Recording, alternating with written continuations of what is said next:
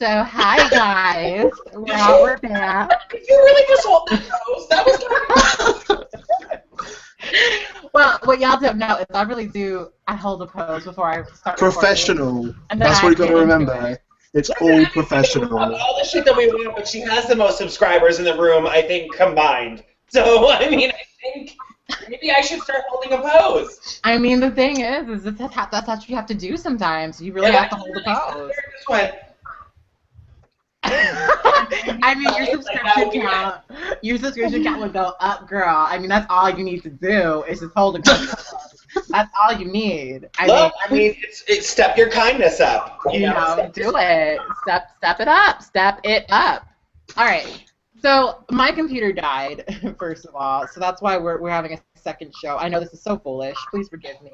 I know that I've sinned, I've done wrong, and that's why, because we were just talking about blaspheming and talking about going against God and speaking ill will of our Lord Jesus Christ, and that's why that happened. I know it to be true. Did you see Matthew Daniels' comment? What did he say? Like the supervillain Chloe, also known as Transphobia, has with her cis privilege and dark white oppression powers. Will the teasing gang survive this assault? Will Kat finish packing? Will Dakota ever get Beyonce glazed skin? Will AJ never stay on cam? Will the coloreds have their revenge? Find out 45 minutes late on Tease and Kikis. Oh, Matthew Daniel, you slay me with your comments. You do. Also, I really wish that you would have put a trigger warning that it said coloreds, because you just got me to, say more shit. Now we're going to have more angry chicken. Because I said... So here's what I want to know. Are we really going to let Dakota slide for saying that? Are we really going to let it slide? See, why is it okay for Dakota to say it, but isn't it okay for other white people to say it? How dare you? How dare you? You are so racist. You are racist, bitch.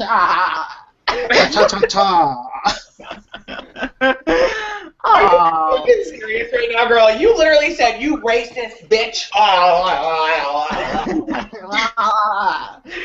mean, you know how it starts. It starts real normal, and then it just, slowly gets more silly. This is how that goes. Real normal adjacent. Real normal adjacent. Passable normal. Passable, normal, adjacent. Man, I bypass normal. I missed that stop completely. Yeah, you know what it is that I was trying to get to normal, but then the train went express and just completely went to bullshit crazy. So I just got up and made a home. You know, you do what you can. You gotta do what you gotta do. Hi, Maggie. You work with what you've got. Hi. We were just talking about you. I was talking about you. Let's be more clear. You were very well, I want to be on the show. Oh, I have to take care of kids. I'm just going to let you know that you have officially spoiled what was a very diverse show with your sister.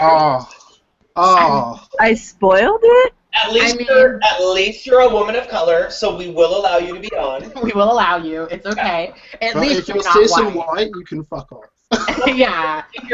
Or if you're binary anything and you're white, you are not allowed on the show in our tab, because all the white people here are non-binary, and that is the only way you're allowed in now. Thank you so much. Non-binary and translucent, that's it. That's it, yep. Yeah, we're the non-binary jellyfish quadruple group of everything. I don't know, those bitches are shady. That's the working name. I mean, it's really queer in here right now, and I don't know how I feel about that, honestly. I'm a woman of God, and I like those people sometimes, but they need to stay in their lane. Sometimes they just ask. If you want to talk about people who can be generalized and should stay in their lane, maybe you need to have a conversation with your good girlfriend over there, Miss AJ, who hasn't been able to get her shit together more than 37 seconds this entire fucking day. Okay, that's where you want to go. All right, because right now, Miss AJ is the reason that a lot of us white folks don't want to go to movie theaters anymore. You know what? That's true. Shut it up. I mean, so loud. Actually, it's funny because AJ's muted right now, so whoever has that reverb, that is not AJ. No, I know. We've already taken care of the reverb. I'm not talking about that. I'm talking about yet another class with a screaming child. That's what I'm talking about. You can't say that, Dakota. You can't say Look, that. it's not that I want to say it. It's that I just really want to break the record. We're going to break a couple different records today. This will be the first ever televised event of a non-binary person acquiring shaken baby syndrome. So I'm going to make sure that that happens. That's part of your job today. It's just what's gonna happen. It's just how that's gonna go. You're just going to sit there and act like I didn't just say that, right? That's what you're I doing? like well it was shaken BB syndrome. It wasn't shaken baby. That's too much. That's too far. Shaken BB. Did you just say shaken baby syndrome? Yeah, that's what I thought. That's what it was. That's what it was. That's It was shaken baby syndrome. Better work. Open cat scan, BB. That's why I was like, ooh, that is so dark. That's too much. But it's way too much. But Oh, so you want us to be translucent? Okay, right. I mean, I'm okay with the transgenders every once in a while. Every once in a while. Just not too many of them. Not too many of those type. Not too I'm okay many. with the transgenders. The transgenders. Anyway, so we were talking about Thanksgiving, and since I guess we have some new people up in here right now, who I guess I should have introduced because this is your first time. Actually, let's have all the people that have not been on this channel before introduce themselves. So that's Ray as well, even though Ray is a, an established member with a lot of pedigree behind their name. We just, we have to introduce you because this is the first time on the channel. So, Robbie, introduce yourself first. Who are you? What house do you represent? What category do you want? Like all that. I'm part of that non-binary crew, I guess. Is that what we're calling it? Like the translucent crew? I guess that's your house. I guess. And we don't celebrate Thanksgiving because I'm in the UK. So, but we do for some reason now have Black Friday sales, and people are dying and shit over here, and we don't even have Thanksgiving. Same here. That's like a count. Like I know that there's like a Black Friday death count. I haven't looked at it, but Oh my god. it's kind of sad that that's like a thing where it's like they're actually It's counting. like, oh, we'll just have the sale and kill people rather than the racist holiday that everyone else is celebrating. So. Well, I think it's more like people kill each other trying to like get, really oh yeah, getting that new plasma TV that's on sale. Yeah. Girl, Yeah, like, ooh. So I went to my first Black Friday thing last year at that. I'm sorry, I have to clock something. Hold on. I just want to point out the fact that the person from the UK just poked fun at us for being I know, right? colonial assholes. I just feel like maybe... Well, I'm sorry I'm really sorry that my dad built the Mayflower and everything. The porcelain saint calling the toilet white. I just feel like maybe we should take a moment for that. Yeah, take a step back, get back in my own lane, I know. Stay in your lane. Stay in your lane. Stay Ma'am, Like this ma'am, stay in your lane, ma'am. We actually do have 2 white Europeans on the show tonight, so... It's true. Holy it's shit. true. I mean, and that's enough, really. That's really That's enough. diversity right there. That's Yeah. enough. That enough is one. Now we have Because, white Europeans are the people that are saying that diversity is a code word for white. white genocide. That's the truth. Yeah.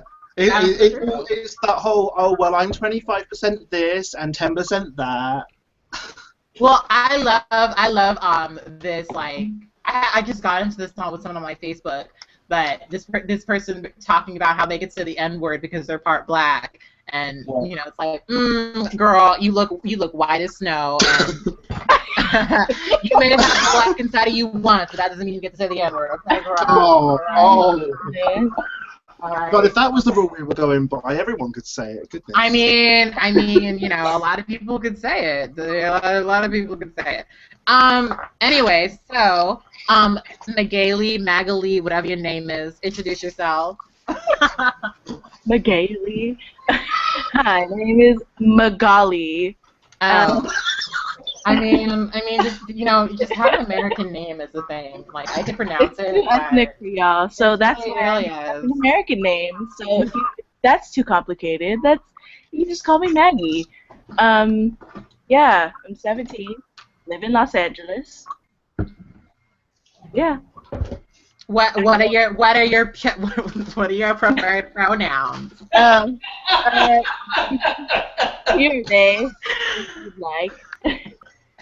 I'm Yeah. sorry, that sounded so mean, but it's just for backstory. Like I think the first time that Maggie was on the show, she was like, "And my preferred pronouns are," and I'm like, "Bitch, what? Your preferred pronouns? You're cisgender." But then like she like told us that that's like a thing that she does, which I guess thinking about it is a good thing that there's a conversation about pronouns and all that, even if you're cis. So. Well, I mean, it's definitely great that we are having a conversation so that it's not assumed. But it Yeah. was very, you know what it was? The way that you brought up your PGPs, as you call them, is pretty much the way that, someone who identifies as an earthy queer teen would probably bring them up. It's exactly that. It's exactly I guess so. I mean, I'm just so used to it because I go to school at the LGBT center, so it's like part of my vocabulary. No, I understand. I just, when you started saying it, all I thought about was little 17-year-old me who was very militantly earthy queer teen, and this is who it is, this is what gender is, and blah blah blah. That's what I heard. You know how they go. You know how they go. Yeah, basically. Anyway, Ray, welcome back to the show. Now, are we gonna be calling you Ray, or what is the nickname? Is it? Well, I'll just let you. So I'm trying on Ezekiel right now. I only have a few close friends in my life who are actually using that in real life. Most people are still calling me Ray. I have a few people still calling me by my birth name. It's kind of all over the place right now, and I'm feeling a little fractured. But if you can make any effort for Ezekiel, or I don't like Zeke. I have an ex with a dog called Zeke, and it will forever be a dog name to me. So I'd prefer Ezekiel, or if you're going to shorten it, I think I'd like Ezzy as the abbreviated form, but I haven't really tried that yet, so, whatever. At this point, I'm not really policing it, because I'm kind of all over the place, like, mentally, so...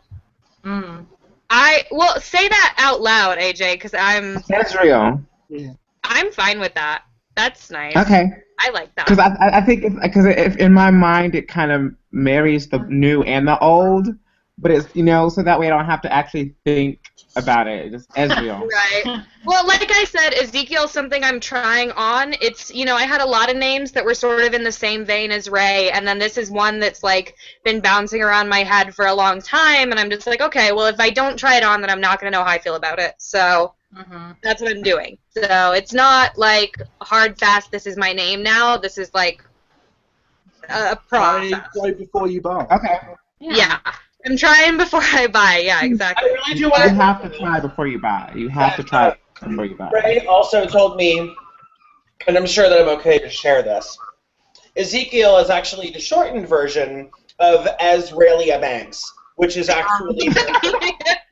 I mean, that's I support your name now. I mean, I was on the fence, but now I support. Well, I'm glad I have your blessing. That's nice now. What's the origin Anyway, of that so Ezekiel, Ray, whatever, it's fine right now. I am non-binary, non-binary queer. My pronouns are they, them, their, and yeah. I don't know what else to say about that. It's been a while since I had to do an intro, so. Yeah. I mean, you're just so used to being like, I'm here all the time, so. I've been so annoyed. I've been, like, watching the show back and just sulking, like, Friday after I get home from work. It's such a bummer. We've By the way, missed you. that I shouted you out in my video. I did see that. Thank you. Did you watch last week with my very clumsy, well, here's Seal, the I did see that. I was a little hurt. I was a little... No, I got no, because it's right at the beginning of the show, too, because it's right during intros. It's like the first 10 minutes, and I was just like, all right, Kat, that's fine. You can tell me how you really feel. That's okay. It was just kind of like... I was trying to be cunty, but then it came out sounding like, because I watched it back, so I was like, ooh, that sounds mean, and that's not. I feel like you were trying to be like fun about it, but it sounded like an official statement. Yeah, it did. I know. No, it's like I was watching it, and it's like I wonder how many Teasing Kikis viewers think I did something really shady to get like I know. you know what I mean? Yeah, like I got it it to like your last episode and was like, at what point did they mute Cat? I mean, that's a surefire way. That is a surefire way. You know. I mean, everyone who's ever muted me has been not on the show. You know. You talk more than 50% of the time, you're going to get booted off. Exactly. What's really important here is that we should talk about like a send-off song. So like, I think me and Kat are going to record a cover of Jolene entitled Faylene. And we're going to play that, and that will be your outro that you are no longer welcome on the show. Yes. I'm actually completely okay with that, and I love that idea. Mostly because I like the song, but also because, it's comfy. And that's just my view. Because you love being a shady bitch. This is for Ezekiel. Check this out.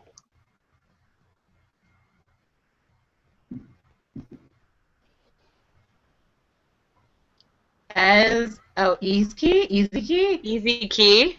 Easy. I don't like there being easy potentially in my nickname. I'm sorry, Tori. You're gonna have to go back to the drawing board. Easy key? Your ideas are usually really good, but Well, the thing about that nickname is it's not really a nickname when it's like just about to say the whole thing. Right? It's like, you're not exactly cutting off a whole lot of syllables there. Right. You might as well just say Ezekiel.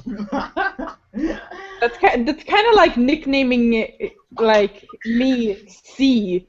It's not gonna do anything. Or like eel, like that's like you might as well say seal.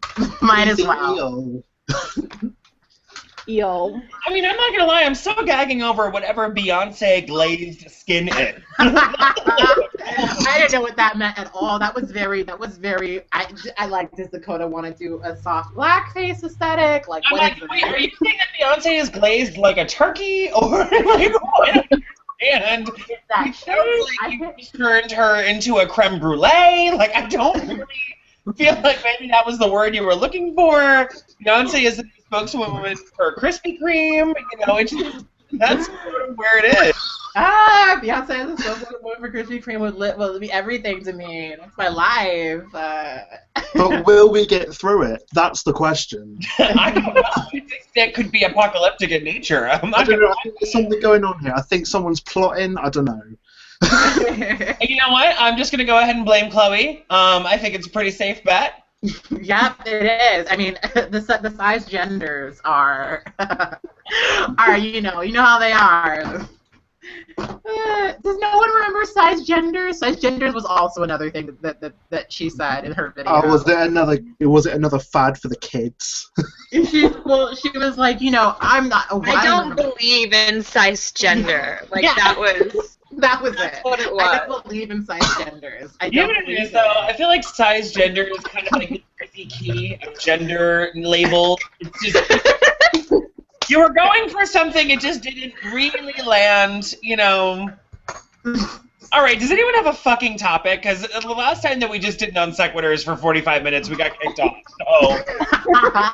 Because the YouTube gods were like, this is wasting our time. So, but so I had a soft topic, not really soft. I have a lot to say, but I'm actually curious how. I want to know how people. For me, the past couple of days, I've had a lot of really sobering moments in terms of the people that I had on my Facebook page, where I saw them post just some really racist shit about the whole Darren Wilson situation. And for me, at least, it was very shocking because there are people that I never expected to feel that way. It's like the lid's come off now. Yeah, it's oh, okay, all right, that's how you feel. But there's also been a lot of in the social media community, on Tumblr, that have really been calling people out on it. Oh yeah, I mean, and I being love. successful. There's a Tumblr at the minute that's going around called "Racist Being Fired." Yep, race is getting fired. Getting That's fired, right, yeah. And there was someone that was saying, "Oh my God, why are you getting all these people fired? They've done nothing." I was like, "Really? You compared like this to that?" And and then Tumblr staff has gone Oh out my of God. their way to remove photos of people like doxing members of the KKK and shit. Like, you know why Tumblr that is, has don't been you? actively removing these, and it's like, why are you protecting them so hard? Do you know why? Like, do you know what why is that your is problem? though?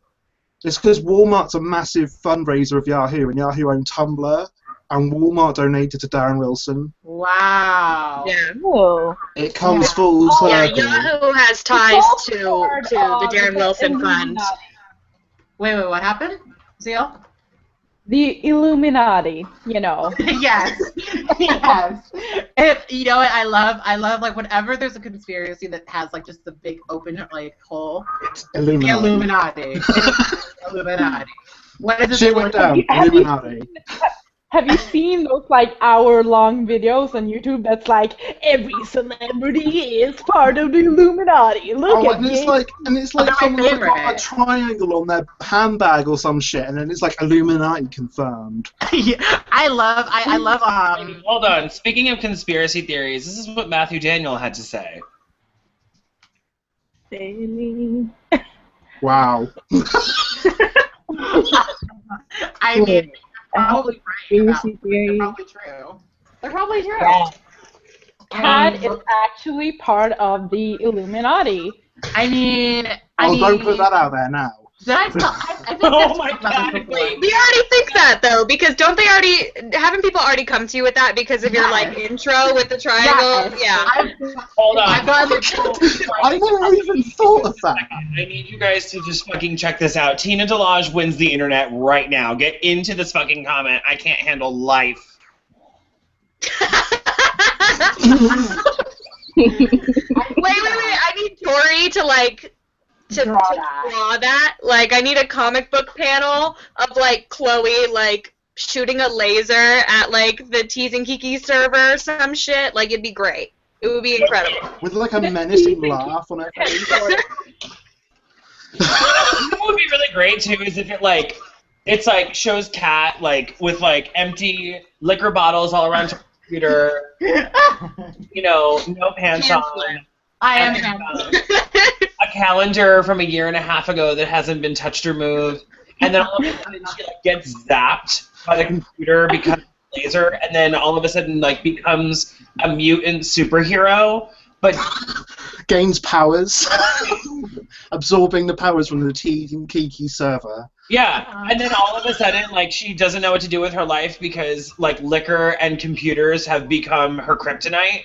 So It's just a crack. ways of it. Like that would be really. I feel like that's someone illustrate this. I mean, get to it, Tori. We know you're free. Okay. You're available. Oh God. Speaking of the Illuminati, though. Addressing Ferguson and sort of like where we were going. Do you want me to read it? Yeah, no, I do Sure. want to because it's a very serious thing. Because it was gag worthy to me, very gag worthy. So here's the comment. Hi guys, I love you all. I have 2 questions for y'all when you have a chance. One is about Ferguson and the other is about privilege. Number 1, I am personally livid that Darren Wilson is not getting indicted. But when I try to defend the black community, I've gotten responses basically asking why people were looting and destroying the neighborhood. I don't know how to argue with that. What can I do? That's actually really easy to address. We'll do that in a second. Number 2, do you have any tips for a Cuban-American trans man trying to determine if he has white privilege? I've noticed male privilege, but I don't know about the racial variety. Please tell me if I need to clarify anything. Number 1, I just want to thank you for coming with these topics and talking to us and asking about it. It's definitely something that, is not done lightly, and it seems like you've thought about it quite a lot. Also, there's very few trans men that I know that go around asking groups of queer people whether or not they need to check their privilege. That's a pretty rare occurrence, so I think that's cool as well. At least they got the decency to ask. Yeah, I'll throw out what I can really quickly, and then whatever everybody jump in. I'm sure Kat's gonna have something to say. So I think the biggest thing about the whole looting and destroying the neighborhood aspect of this whole conversation is that what I would point out to them is how much it's taken over the conversation and how much that is the only thing that the media has been trying to report on is they get these like 30-second snippets and that's all they continue to play over and over again. Meanwhile, there have been protests going on for days and different political actions from Seattle to New York, all over the country and internationally in support of what we're going through here. And honestly, those are not getting covered. So that says something right there. Because like I kind of described this in a previous show, and I've said it before, it's the new media blackout. Instead of not talking about it at all, they completely over-talk about it, but never actually address anything of substance or have constructive conversations. And that's what's happening here. They're trying to just blind everyone with it, throw it at them until they don't want to talk about it anymore, and then it just seems so easily dismissible. So the biggest thing that I would tell them is that, number one, you know, anyone who sits there, and these are white people, I'm sure, and, you know, well, why is there rioting and looting? And it's like, first of all, if this is a gay person, you need to immediately point out the Stonewall riots or the White Night riots. If this is someone who is American, I would say to them, do you really think that you would have America without a riot? Because I'm pretty sure that the fucking Tea Party qualifies as a riot. I'm pretty sure that civil revolutions qualify as riots. And so I think that it's really interesting how this whole, like, really enforced pacifist, you should just turn the other cheek attitude only really comes up when we're talking about people of color who were obviously over-stereotyping and typifying as hyper-aggressive and destructive. So that's all that I have to say about that. As far as the Cuban-American heritage that you have and whether or not you have white privilege, I would just examine if you're white passing. I think that's really the key to having white privilege. If you're white passing. You know, I think if people automatically know that you're of Cuban ancestry and heritage, that's going to definitely put you in a Hispanic and Latino category where you'll be treated as such. If it's a gray area, the chances are you probably have some form of white privilege. But it's going to really take you looking at your own life objectively to see what that means in a context for you. So yeah, actually, yeah, there's actually, it's so funny that, I mean, it's not funny, but it's interesting that you say that you're Cuban American because there is a trans guy named Mark Angelo Cummings who is Cuban American, but very white passing, and he has entire blogs on his website where he's basically denying the existence of white privilege. And I've had disagreements with him in the past about that because it just, you know, it's a very clear not understanding white privilege. And because he's Cuban American, there's a lot of conversations about, well, my family came from another country and we, you know, basically, you know, built ourselves from the ground up. And, you know, there's a lot of, like, not acknowledging the fact that, you know, because you were white passing, you know, it was easier for you as opposed to someone who was, you know, darker, maybe especially from India or from Africa who came into this country. Like, it's very different. So there's that. I think that white privilege is definitely something, like, my boyfriend is technically mixed race, technically, you know, mixed with a lot of things. But he is very white. You know, he looks white, therefore white privilege. That's how that happens. You know, you may very well have, you know, something else in your, you know, your lineage, but if it's not, like, visible or obvious, you're probably not going to get judged for it. I never have to explain to people that I'm black. I guess the question that I'd have is if you have to actually explain to people that you're Cuban, then that's something that, you know, is probably not as visible as maybe you think it is. So there's that. I also feel like saying that, you know, like, when we talk about white privilege, I specifically talk about it in the context of countries that are specifically mostly white dominated. There are certain situations where, you know, that gets a little dicey, where maybe, you know, being white is not a privilege in certain areas, but I would say in most places in the world it is. But anyway, to me, the looting conversation, it just, every time someone says something about it, it just feels really derailing. Yeah, I feel like the looting is something to talk about, but I feel like people are looking at the looting and not really asking why, you know, like why this is happening. There's a lot of situations where people who are being portrayed as looting are not looting, there is also proof that there are white people on the ground who have been, you know, inciting a lot of this shit.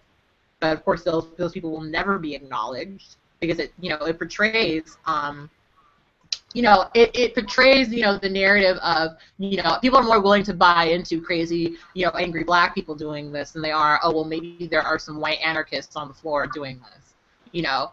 And a lot of people that are there, a lot of people that are actually in these riots, these, you know, looting, you know, situations right now are actually talking about how many white anarchist people are trying to just start shit, you know, and then of course all the blame's being put onto black people. To me, again, it's derailing, and I feel like we need to acknowledge the fact that, you know, these are people that have like military grade, you know, things walking into their neighborhood. Like, I think something to acknowledge is that a lot of situations where things like this happen, you know, it's hysteria. You know, I don't know how I would feel if I had a tank coming down my street. There are so many people that, like, from, you know, that are speaking from the safety of their computers, who are in situations where they would never have, you know, people literally walking down the street with military, you know, grade armor and things like that, who are saying, well, maybe you should just, you know, maybe this is not happening. They're judging a situation that they're not part of, you know. It's like, it's been proven that in situations like this, in war, in situations, you know, where you have all of these like forces around you with big fucking guns pointing at your face, that it causes fucking hysteria. Like, I would probably go insane too. I would probably run around and just, you know, I don't know if I would be looting, you know, I don't really necessarily agree with property damage and things like that, but at the same time, it's like, I'm not in that situation. Like, you know, I don't know how I would respond, and I think a lot of people don't know how they would respond, really. You know, it's very easy to say, well, why can't you guys just, you know, be quiet and be respectful and, you know, just not do all of that, you know? But we don't know. We don't know if, when we're not there. But I think it's also really important to point out, I just want to quote someone that I saw them tweet this, which was, actually, hold on, I have the screenshot. I forgot I took a screenshot of it. One sec. It is right here. Sorry, where is it? Here it is. Come on. Someone tweeted, "White people, stop mentioning Martin Luther King Jr. He was peaceful and y'all shot him too." And I think it's really important to point out is that there is precedence in this country, not even just of Martin Luther King, but also of other people who have been figures of peace and who have called for a pacifist and nonviolent resistance to government and like societal oppression, and still fucking got killed. So at the end of the day, what you're talking about is proven to not work. So the fact that you're going to sit there and you're going to tone police people who are literally being completely pushed aside and having their oppression thrown in their face by the government of all people, like, those are not the people that you tell, like, well, if you were just being nice about it, maybe it would get better. Like, it's not going to get better. So obviously, and people have been quoting Martin Luther King a lot in his quote that says, was either rioting or protesting is the language of the unheard. That is the only way that these people can get their voices heard, and it's still not getting heard because the media is doing a really biased portrayal. So, you know. And also, like, I made a video, like, last night before I went to bed and put it up on Tumblr, and it got a lot of reblogs, which I was really surprised by. And it was the very, like, I was just calmly talking about how shocking it is for me to see so many white people just, you know, show their asses in this situation and expose themselves as just terrible racists. And it wasn't angry. I wasn't like crazy mad. I wasn't, you know, giving you, you know, a clap back type situation. I was just talking about, you know, this, you know, dissecting a couple of the things that I've seen white people say about this, right? I posted it on my Facebook page, and one of the comments that I got was, "Oh, you made some good points, but it's too bad that you're not, you know, educated enough, like, you know, say this, or you're not, you know, talking about this calmly, and it's too bad that you lack." They said that I lack the class to be able to be able to educate people, you know, in the way that, you know, they need to be educated. And I actually, like, what so I were they actually meaning something else then, instead of just coming out and saying it? Well, the thing is, and this is the point I made in that, because I was actually trying to record a video about it today, but it's just, you know, it's hard for me to talk about that, but it's, people don't understand, like, I put a lot of energy and time into educating people. And the thing I always hear is you need to, if you calm down, if you speak more respectfully, then maybe we'll hear you. Meanwhile, I'm making these cutesy-bootsy videos where I'm just smiling and bouncing around, being really polite, being very calm, and being really non-confrontational about a lot of things. But these people watch these videos, they hear me say something about white people, and then suddenly, oh my goodness, you're just so angry, you're just so mad, why don't you just calm down? And I've seen I've seen loads of comments coming through on the video sometimes when you've been really calm and all poised and eloquent, and people are like, oh, you mentioned white people, you're a fucking racist. Like, yeah, people just what go the crazy. hell? And the thing I was gonna say it was like, you know, it doesn't matter. Like, this is the thing I keep saying, this thing I said in the video that got reblogged a bunch, is it doesn't matter how polite you are, or how, you know, well spoken you are, how well you dress, how educated you are, you're always gonna be a nigger. And that's how people look at you, and that's how people need to understand that when they sit around and they talk about, oh my goodness, you just need to do this, do that. You know, basically what they're saying is you need to assimilate to whiteness a little bit more. It was what you said about there was in one of your videos when you were saying, oh, when we're not around other people, when we're not around people of color and we're all on our own, like, you know that people say stuff. Oh yeah, my boyfriend. Like, you know they do. My boyfriend always comes back and tells me about things that people say, racist shit people say in his presence. And, you know, when no people of color are around. And that's the thing that's really coming to the forefront for me, is realizing that there are a lot of white people who do sit around and do say this shit, and they go unchecked for it.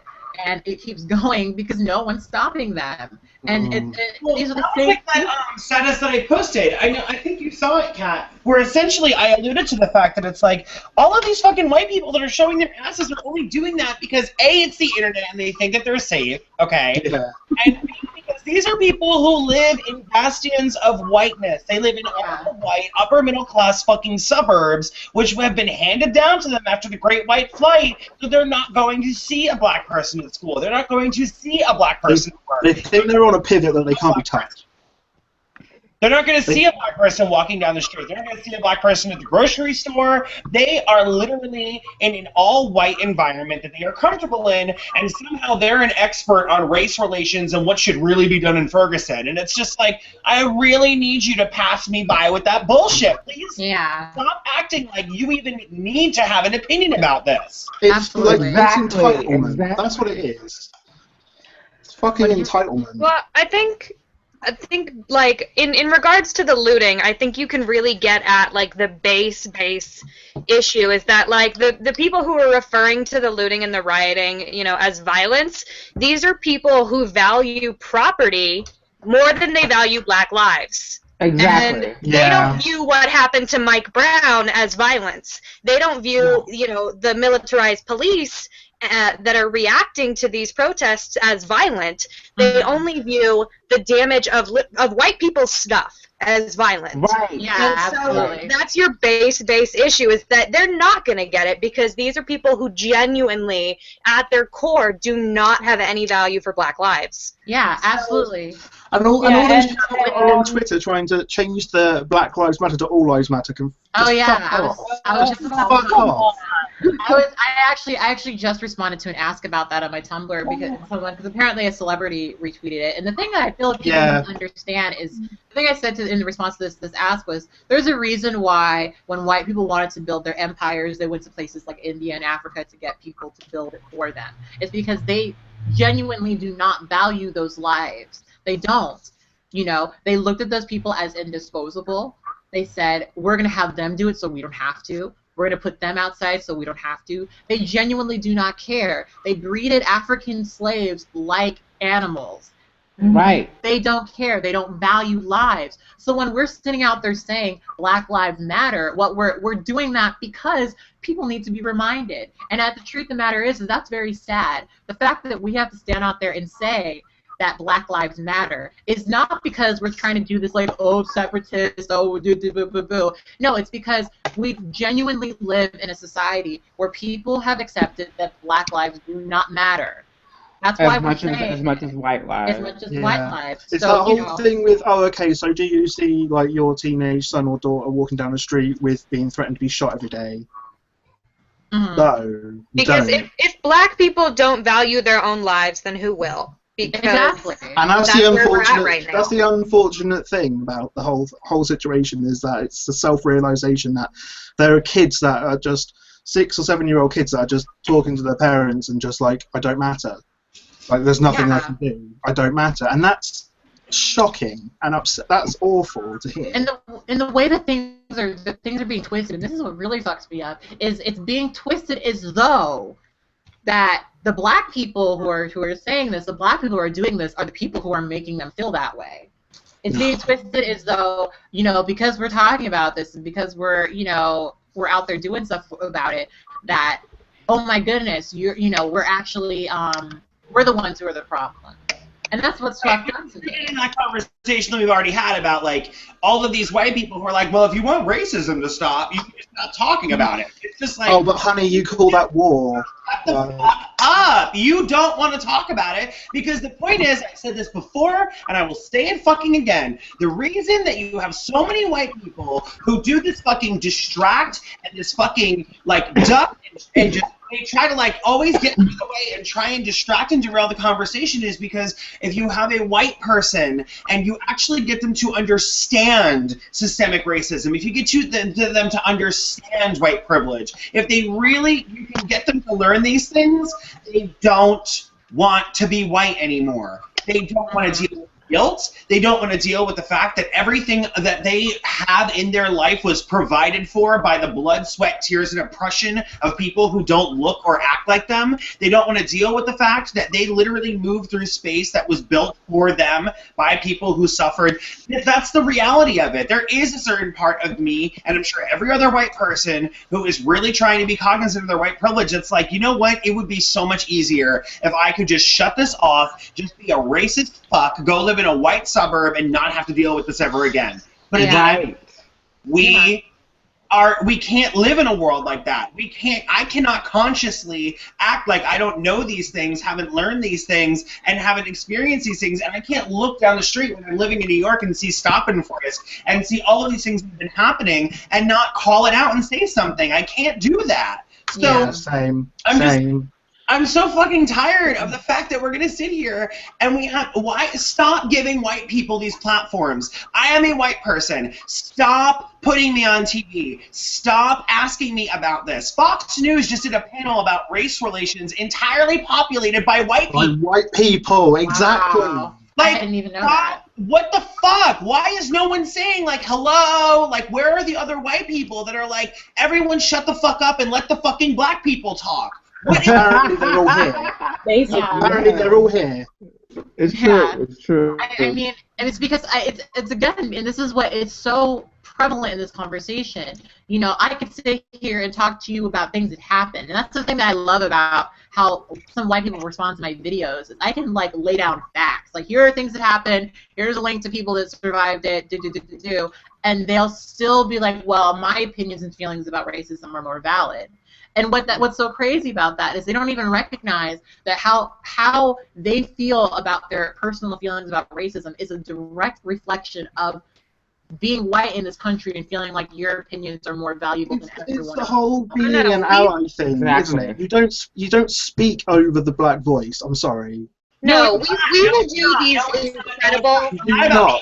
Ally. It's not about being a fucking ally. It's about being in Western civilization and being the coddled, spoiled, rich bitch little fucking child that all of us white people are, whether you are at the fucking upper echelon of a billion-dollar status or in a fucking trailer park, you are still put in the front of the line of over every single person of color in our societies and in our cultures. And you develop this fucking complex where everything that you say is supposed to be meaningful and should be respected, and you deserve to be heard, and your opinion is valid, and this, that, and the other. You know what? What you say doesn't fucking matter. When it comes to things that affect black people, their opinions mean more than anything you could ever fucking cook up. So shut your fucking mouth, because the only person that you're saying this for is your own benefit. It's the whole. It's for people who are selfish and just want their own shit, and they just want their White House to be privileged. To a whole new level. When white people in these conversations are not even listening to the black people they are talking to. What they're doing is they are using you as a brick wall that they can shout at and only hear what they want coming back. They don't see you as another sentient, valuable human fucking life. They see you as a caricature, as an idea, as a fucking stereotype. They don't see you as in any way having the same value that they have. And that's so evident when you get into these conversations and these fucking white people can hear all of the facts, can hear all of the evidence, can hear everything, and then someone like fucking Darren Wilson doesn't even get indicted. People walking around acting like he got let off because there wasn't enough evidence. The point is that he never even... This was something where the actual fucking judicial branch of the government, coupled with law enforcement, said it's not even worth looking into. Right. Yeah, that's what people need to understand. He didn't just not get indicted. He got a six-figure salary out of this, tax-free as well. You know what I mean? Like, this is not just that he didn't have to go to trial. He got paid. He went on 5 weeks of vacation. He got married. The $500,000 for that fucking interview and those like $400,000. And the continuing ad revenue for every person who watches the interview that he was in. Oh, and don't forget the fundraising pages from the KKK as well. He has turned killing a black child into a six-figure career. Yeah. And, you know, the non-indictment on top of that set precedent for this being a legitimate path. Yeah. And that's what people need to understand about this. Is it's like it sets a precedent about, you know, there's a reason why, first of all, like, this is kind of tying back into what I said about the looting and things. It's like, I feel like white people don't know, like, what it feels like to continuously see, you know, every time you log on to Facebook, a new story about a black kid that was shot. Every time. Every fucking time. I don't want to interrupt, Kat, but I do need to interject this really quickly. The biggest evidence of what you're saying is the amount of fucking white people who have the unmitigated fucking gall to post when you didn't see us rioting in the streets after the O.J. Simpson verdict. Yeah, I had that comment. I shared it on my page. No, but I saw y'all rioting after Pumpkin Fest and every major NHL loss and... you know, the World Series and other bullshit. Yeah. Oh, wait, military police. Oh, wait, white people. It's insane to me that in your mind is equitable. You actually looked at that and said, yeah, that makes sense. I should say that. That's a great... Right. I'm going to prove everyone wrong with this point. You need to go and drink bleach and lay down and not ever get up again. That's what you need to do. Right. Okay. Right. Yeah, and it's be as disgusting and bleached white as you are on the outside. There it is for you. I don't understand it. I'm sorry, Kat. I didn't want to interrupt. Please go ahead. I partially lost what I was gonna say, but it was again, like, okay, so like as a black person, right? Like, I live in fucking California, right? I live in California, so in a lot of ways there are a lot of things in this conversation that are like probably not really going to impact me. But that being said, I live in California and I still feel a certain way when I'm walking through the street. Like, we went to Walmart the other day and people were like staring at me, right? And this is like the first time I've ever noticed it, because of course I'm paranoid already, like wondering about, you know, whether or not, you know, people are looking at me. Of course, usually they never are, but this is one of those weird situations where every corner I looked at, someone was looking at me. And it was a time, like, I had gone to get like some bobby pins and so like some rubber bands, and I guess I was holding it and I had like my like hoodie on or whatever, and I guess like maybe they thought that I was going to shoplift these things, and they just kept staring at me. Now I know that this probably is me just making connections where they don't exist, but the truth of the matter is that this precedent, this whole entire environment that's being created by the fact that we know now that there are more than one situation of black people being shot, unarmed black people just being shot down, and the people who do it getting, acquitted or not even going to trial. We know now that that is something that can happen. And so for black people, it's scary. For a lot of black people, it's really especially scary. because every single time it comes from some racist white person who calls the cops and says a bunch of really inflammatory scare tactic shit to get the cops to show up, and then the cops show up guns blazing like, you told us somebody had a fucking gun, what's going on? Like, it's like, obviously they need to do their jobs as well, but the root of it is coming from some asshole who's calling the cops being like, everyone's lives are in danger, get here. And meanwhile, it's just Cat with some fucking bobby pins. That's terrifying. Yeah, I mean, it's scary. And, like, the fact that it's going through my mind should say something. It's like, and I hate this, like, it's kind of similar to conversations we were having about street harassment. It's like, people like to think that, like, oh, we want to sit around feeling this way. Oh, we want to sit around, being paranoid and, like, being worried about actually getting shot. But the truth of the matter is that it's now a legitimate fear, right? It's now a legitimate fear. And, I'm just saying, like, people need to understand that it's less about, like, this is something I've said a lot in my comments. This is less about what actually happened with Darren Wilson and Michael Brown. It's more about what this is saying about us as a society and what this is saying about how society values black life. Because even if even if Mike Brown had a gun, was charging him, was threatening him, whatever, even if he did that, the comments around it all, the comments around how people are, like, talking about Mike Brown, how people are talking about black people, that's enough to make a black person feel a certain type of way. Well, yeah, because the thing that I keep trying to fucking reinforce and make sure that it stays on the forefront of everyone's mind is that right now, in America, the definition of white privilege, and I really feel like Ray's going to know what I'm talking about here, is that, sorry, I was looking at the chat. So the point is that right now the definition of white privilege is that instead of, like, where I actually have the privilege to feel disappointed or upset or frustrated about what's going on in Ferguson and the rest of the country, or I could just, like, completely ignore it instead of being absolutely fucking terrified for my life.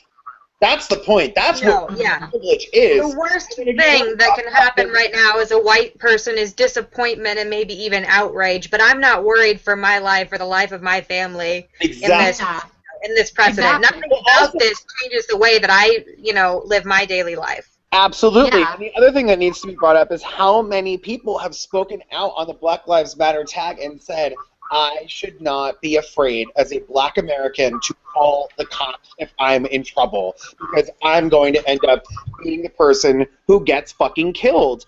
And you know what would really scare me is that all of these people keep doing shit where they're like, Darren Wilson stole. Or, Mike Brown stole, Mike Brown was violent, Mike Brown was this blah, blah, blah, blah, blah, and he was this, that, and the other. And I look at them and all I can think of is that little shit who shot up that fucking Aurora movie theater. He went in and I think he killed 6 people and wounded over 70 people. Killed 12. He killed 12 people, yeah. Wounded over 70 people, had heavy-grade fucking artillery on him, and was still able to be subdued, arrested, and put into custody. Somehow that was able to happen, but an unarmed black guy is so fucking dangerous that a fucking cop who is literally the same height as him and almost the same weight just felt so threatened that he had to gun him down in cold blood. Are you fucking kidding me? There's another part of this conversation that I think, in terms of white privilege surrounding this issue that I don't think gets brought up enough, and that there's a reproductive justice aspect of this as well. That if you as a black person are afraid to have children, are afraid to reproduce because of the likelihood that they won't live to see adulthood in this society, this is a reproductive justice issue. This is an issue where black folks aren't having the same access in terms of having and raising children and having a family. That's an issue that I'm never going to have to deal with. No white person is reconsidering whether or not they want to bring up a child in this society because they're going to get gunned down by police. That's not a thing that we have to deal with. But I've seen in this Black Lives Matter tag a lot, too, a lot of black folks talking about, I don't know that I even want to have children anymore if this is the world I'm bringing them into. And there's a huge aspect of this that I think is getting sort of brushed over, and that, like, this is a reproductive justice issue as well as it is just along with all the other things that we've been saying about it. Yeah, it absolutely is. And the thing is like, I think people don't get, like, as a black kid, I was raised, if you ever come into contact with the police, do exactly what they say. Like, that's something that we're taught from a very young age. And I think most black kids are, because even before this happened, we all knew that we all kind of were raised to fear the police in a lot of ways, because there's just so many situations where, yeah, black people do call the police and end up getting arrested or shot, even before this. So it's like, I don't think that many white people are raised in a situation like that, where it's literally like, hey, you always have to be careful about what you're doing at all times in front of somebody, because you might get killed, right? Like, actually genuinely fearing death. I don't know if you guys remember, but I think it came out about 10 years ago. It was that Chris Rock skit. Remember? And he was like, how not to get your ass beat by the police. And it was like everything from traffic stops to like anything else where you would have interaction with the police as a person of color. And it was like, ha ha ha, because this was before all of this shit started really going down. And it's really sad to look at it now, because it's like, holy shit, this is not even, like, what? Oh my God, it's just a lot. Yeah, it's like it's part of the real world. It's like, these are actually things that you have to be careful of. Like when comedians joke about being, pulled over because you're black, like, that's real. That's real. And of course, when white people hear this, it's, oh no, you're not getting pulled over because you're black. You clearly were doing something wrong. I had somebody just now in my comment section, and I wanted to drag his ass, and I didn't because I was on here. Say that Tamir Rice.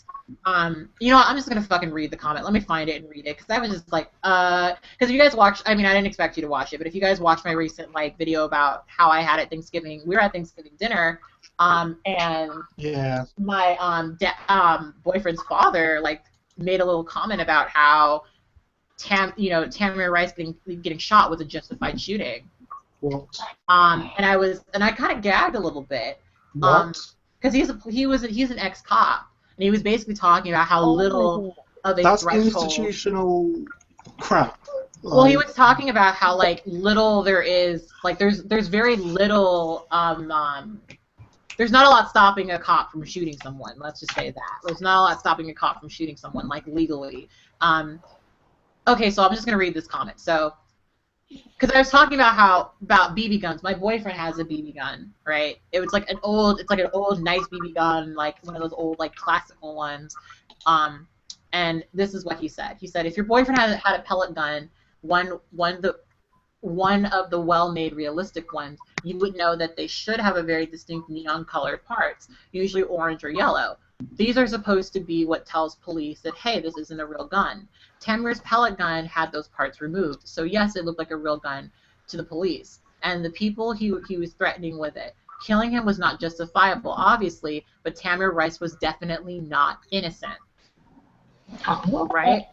And the thing to understand about this entire situation, too, especially with Tamir Rice, is they're putting out in the media that Tamir Rice's father apparently was abusive. Oh my God, the domestic violence bullshit. Yeah, and it's like, you know what? It's not even related. It's not related. It's not even easily mentioned. But people are calling him a young man. Yeah, he's 12. He's 12. I even said, yeah, and my first Ferguson Decisions video, I was reading a comment where this white woman was calling Darren Wilson a young man. Darren Wilson is 28 years old. Darren Wilson's almost fucking 30. He's a young man, and this 18-year-old is a young man as well.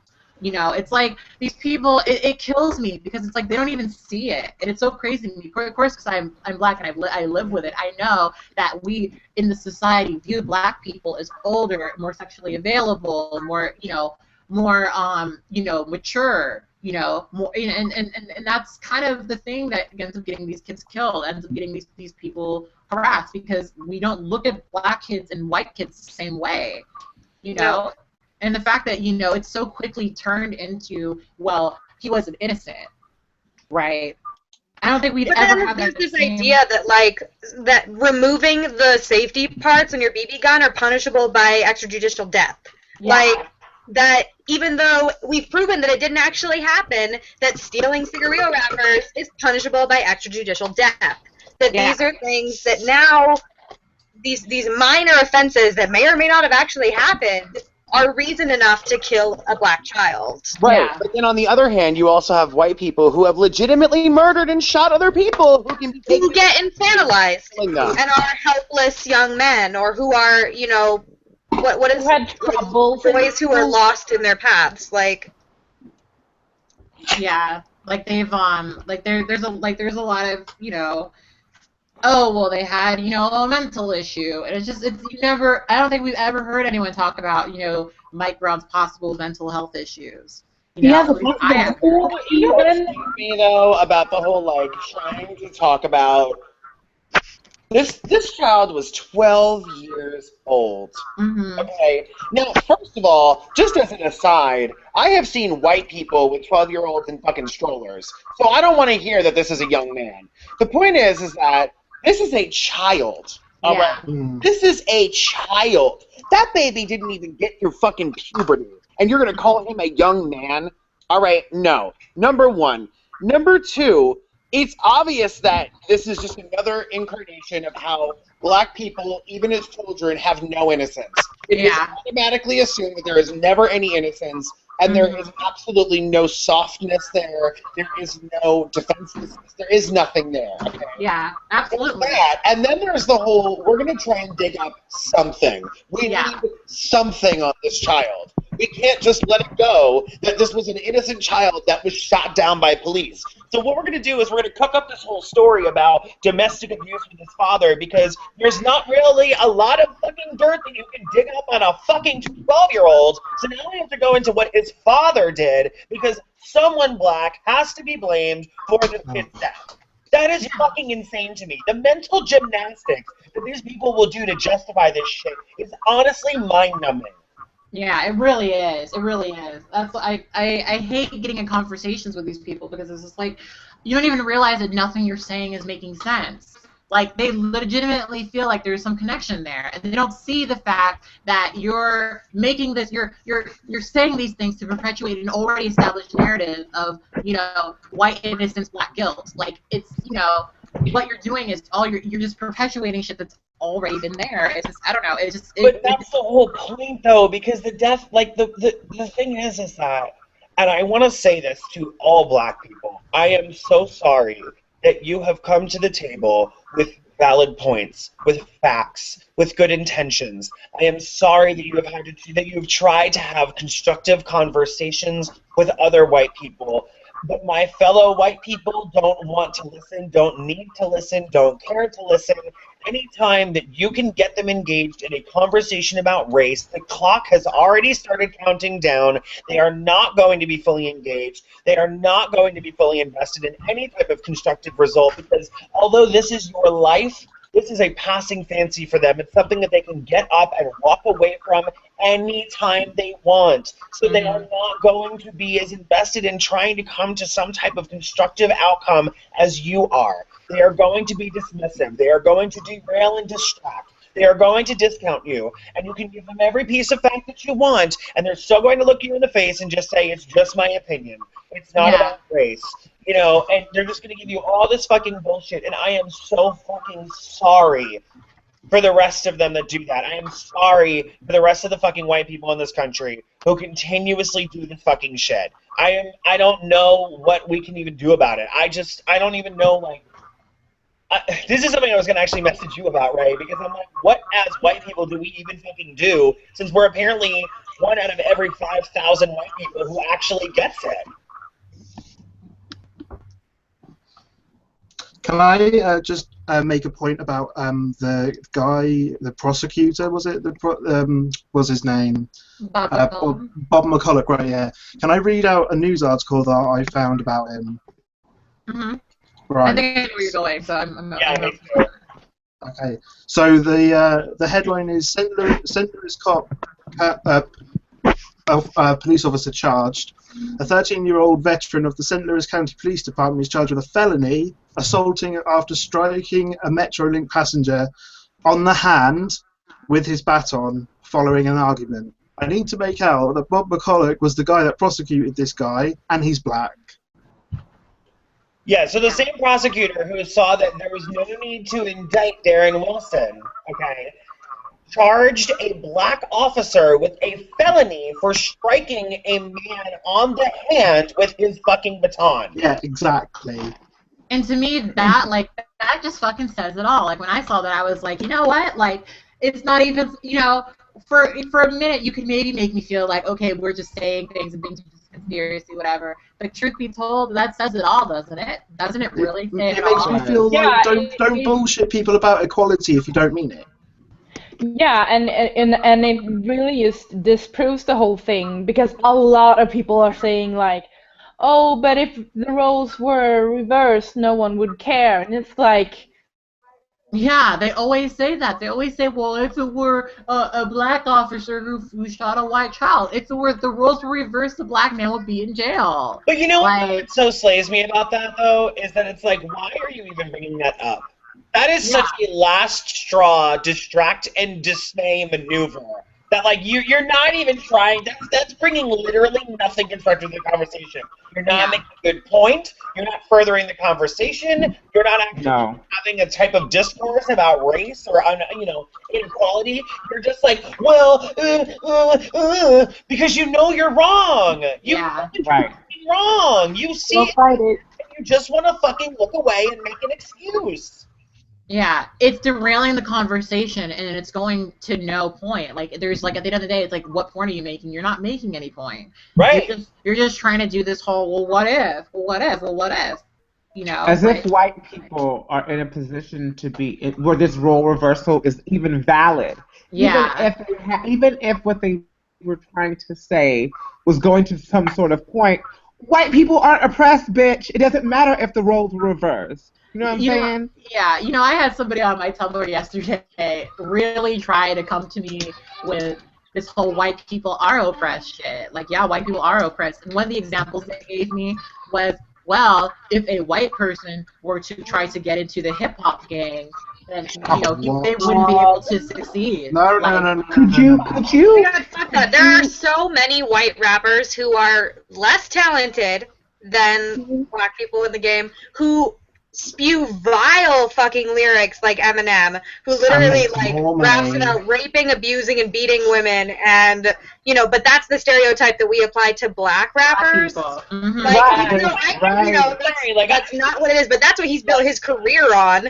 And then they make more money in sales at shows and things like that than their black counterparts. So that's bullshit. Not even from a following though. Like literally starting pay and out the gate, their fucking shit is already sold out. They're already doing better. They already get the contract. How are you gonna sit there and tell me that somehow that's indicative of reverse racism, that a white person couldn't be successful in a black person's musical genre? First of all, white people stole jazz, hip-hop, R&B, rock. Pick something, we stole it from fucking black people and made it marketable to other people, number one. Number two, have you not met Macklemore? Have you not met Iggy Azalea? Have you not met fucking Robin Thicke? Have you not met any other people? Robin Thicke is basically the white R. Kelly at this point, and is still not being demonized. He's just sort of laughed off. Mm-hmm. Yeah. And Macklemore is shielded from his homophobia and his racism, and Iggy Azalea is using verbal blackface to sell her records. But it's okay because she has black friends. Come on. Well, she has two guys. Some of the videos that have been dedicated to T.I. just reading him for blood because he's responsible for Iggy Azalea and the mess that she is. No, but I that sounds like something I would love to see. Girl. Exactly. There's a lot of shit about that. There was one video that I saw from this one girl. I'm trying to remember her name. She's a queer woman of color. And she fucking posted this whole video going off on T.I. Like, you couldn't fucking pick up Azalea Banks? You couldn't pick up any of these other girls that are trying to get in the game who are super talented? You had to go all the way to Australia to go find some white bitch who can't even fucking rap. You had to go through all that to find your fucking protege? Are you kidding? Yeah. And he also said something like I know that women can rap. I found out when I met Iggy Azalea, and it's like, what are you saying? What are you even Let's not saying? forget that this is someone who has been in songs with Nicki multiple times. You didn't know that women could rap? I'm sorry. I seem to remember you getting super success with your song Bottoms Up only after you added Nicki's verse in. Oh, I'm sorry. That didn't happen? Yeah, it's foolish. But there's a whole other conversation to be had there about black men and their lack of support of black women in certain situations. Oh, but- I'm sorry. Are we talking about T.I.'s song No Mediocre? In which he continuously says he doesn't want any mediocre. Meanwhile, have you seen his wife? Have you seen him? Don't come for her. Don't come Do for not her. come for Tiny like that. Do not come for Tiny like that. Don't do that. Don't do that. But You I know don't she know. looks like a pit bull. Or a snapping turtle. That- She looks yeah, like a you I don't snapping think she turtle. looks like a fucking pit bull. I think she looks. I'm not going to compare a black woman to an animal, but I'm going to say Kelly Clarkson looks like a pit bull. If you've ever really looked at Kelly Clarkson, she really does look like a fucking pit bull. I love Kelly Clarkson. She's my aesthetic. I mean, I liked her too until she fucking pawed over and slobbered on me. Oh. Okay. So I've tried to be really problematic tonight, and I haven't gotten one good head shake out of Ray. And I'm starting to get exhausted. I'm not giving it to you. I'm starting to holding feel like really, really shame. guilty. I'm out of practice. It's not as, instinctive anymore. It's not as reactionary. I'm going to have to work on it. I'm sorry. You haven't been on the show for a while. I'm not going to, obviously, I know we can't talk about your job the same way we can't talk about mine, but I feel like maybe because you work there now, you become a little bit desensitized to problematic shit, because you're probably surrounded by it all day. Oh, God. I have so many things, and I was kind of tempted to bring it up as a topic later, but, there's a few things, especially because I work on Pueblo land. Right. On, a 55-person staff, I have all of, 4 Native employees. So, it's been... First of all, please do not ever act like you could talk too much on the one show you're going to fucking be on for the foreseeable future. Please talk all that you want, Ray. Mm-hmm. Well, I mean, are we still... I don't want to wash over Ferguson. I think that the non-indictment is huge, and I think that we should spend time with it. Honest, knowing this group, I think we're probably going to refer back to this conversation in different facets as we unpack it. Yeah. My topic. If we move on to another topic, we're not done talking about it. We're going to go back to it. Yeah. My topic is basically going to tie into this conversation, but go ahead. Okay, well, the thing that's been a common occurrence, and this is going to be hard to sort of get into without revealing a lot about my job, but I'm not doing the same shit that I did with Target and putting it on blast out there. I just don't think that that's wise. So, I will say that the store that I work at is on Pueblo land here in northern New Mexico, and it's technically within the county limits of Santa Fe, right? And if you're not from this region of the country, then you don't know that Santa Fe has one of the highest minimum wages in the country. Santa Fe minimum wage is, I think, now at $10.50 or $10.75 an hour, something in that realm. Potentially even over 11, but as far as I knew, it was around $10.50. Compared to the state minimum wage, which is still at $7.25. But so my store is technically within the limits of Santa Fe, but we're on Pueblo land. So we our employees make Pueblo minimum wage, which is $7.75. Meanwhile, a stone's throw from us is another store that does the same kind of work, that are on the other side of town, literally a minute walk, and they make Santa Fe minimum wage, right? Okay. They're less busy as a store. They're older. They're not getting as much traffic since we opened because my store is new. Right. We have. I'm part of a national chain, right? And our stores vary between location. Our store prices, vary between location. The item pricing is different at every store. And so I've been having this occurrence where people come into my store and they are getting their stuff, and then they get their total and they're like, what the fuck, that's too high. And you explain, well, you know, prices vary between location, they vary according to region, you know, I'm sorry, that's just, our prices are here, you can see that. And, like, I've gotten so many comments in the last week to the effect of, it's those fucking natives hiking up the prices. Whoa. Well, That's the comment from people coming in my store all the time. And they're just like, oh, it's those cheap-ass fucking natives. Like, that's the thing that we hear all the time. And I'm just like, and I've had, like, strife with one of my other managers because I've canceled multiple transactions. And I've just been like, okay, you can leave the store now. Like, you can leave. Like, we're not going to continue your business right now. Right. And I've had people get upset with me. And I had an employee of mine who's expressed on a number of occasions some pretty anti-native sentiments. And I've been trying to have conversations with this person, but I got so pissed that it happened again this one day, and I was venting to one of my other employees, and this kid goes off and starts talking about shit. And I was like, you want to talk about cheap-ass people, all right? Let's talk about the white guy who owns this store, who built this store a whole, 500 yards away from where he could have, because there was other leasing space available and other land that he could have built this on, so that he could pay y'all $3 an hour less than you should be making. Why don't we talk about that? Like, why don't we talk about cheap-ass people who hike up the menu prices and who are in cooperation with the Pueblo specifically so they can pay you less money? And this is the white guy who owns this store, and you want to talk about the cheap-ass natives. And I'm just, like, experiencing a lot of weird dynamics that are very present in northern New Mexico, that we have this, like, tri-cultural thing that, New Mexico greatly benefits from. They greatly benefit from their proximity to indigeneity and, like, the aesthetics of all that and the tourism that comes along with attracting people to the Pueblos and to native lands here and native artistry. But, like, this weird sort of friction between, like, you have a large Mexican population here, and you have a lot of mixed status families. You have people who are original to New Mexico who have bloodlines back to, like, the Spaniards, and so they have, like, this weird conquistador, like, affiliation that they're like, I'm not Mexican, I'm Hispanic, and there's this distancing that's happening between, like, these two populations that are very closely linked in a lot of ways.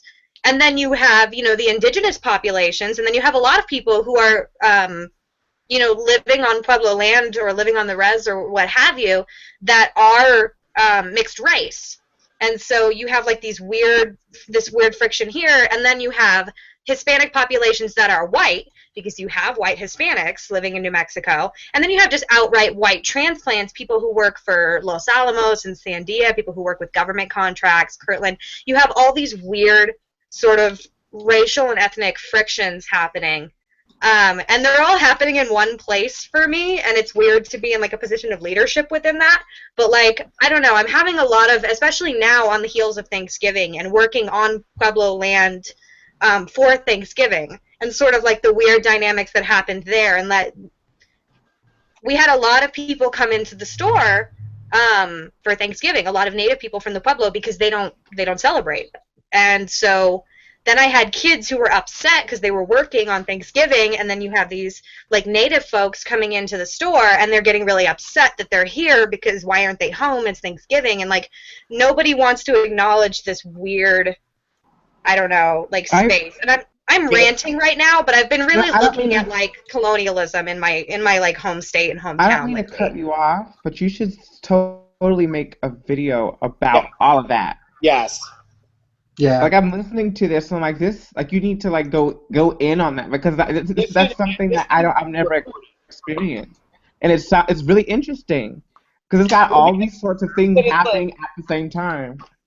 There's a really big difference, as you and I both know, between Arizona culture and New Mexico culture. And the thing that always kind of slayed me about Arizonan culture when it came to people who are native, it was like, I've heard in New Mexico that there's a lot of issues with outright racism towards Native people. The way that it was handled in Arizona is so weird, because there's this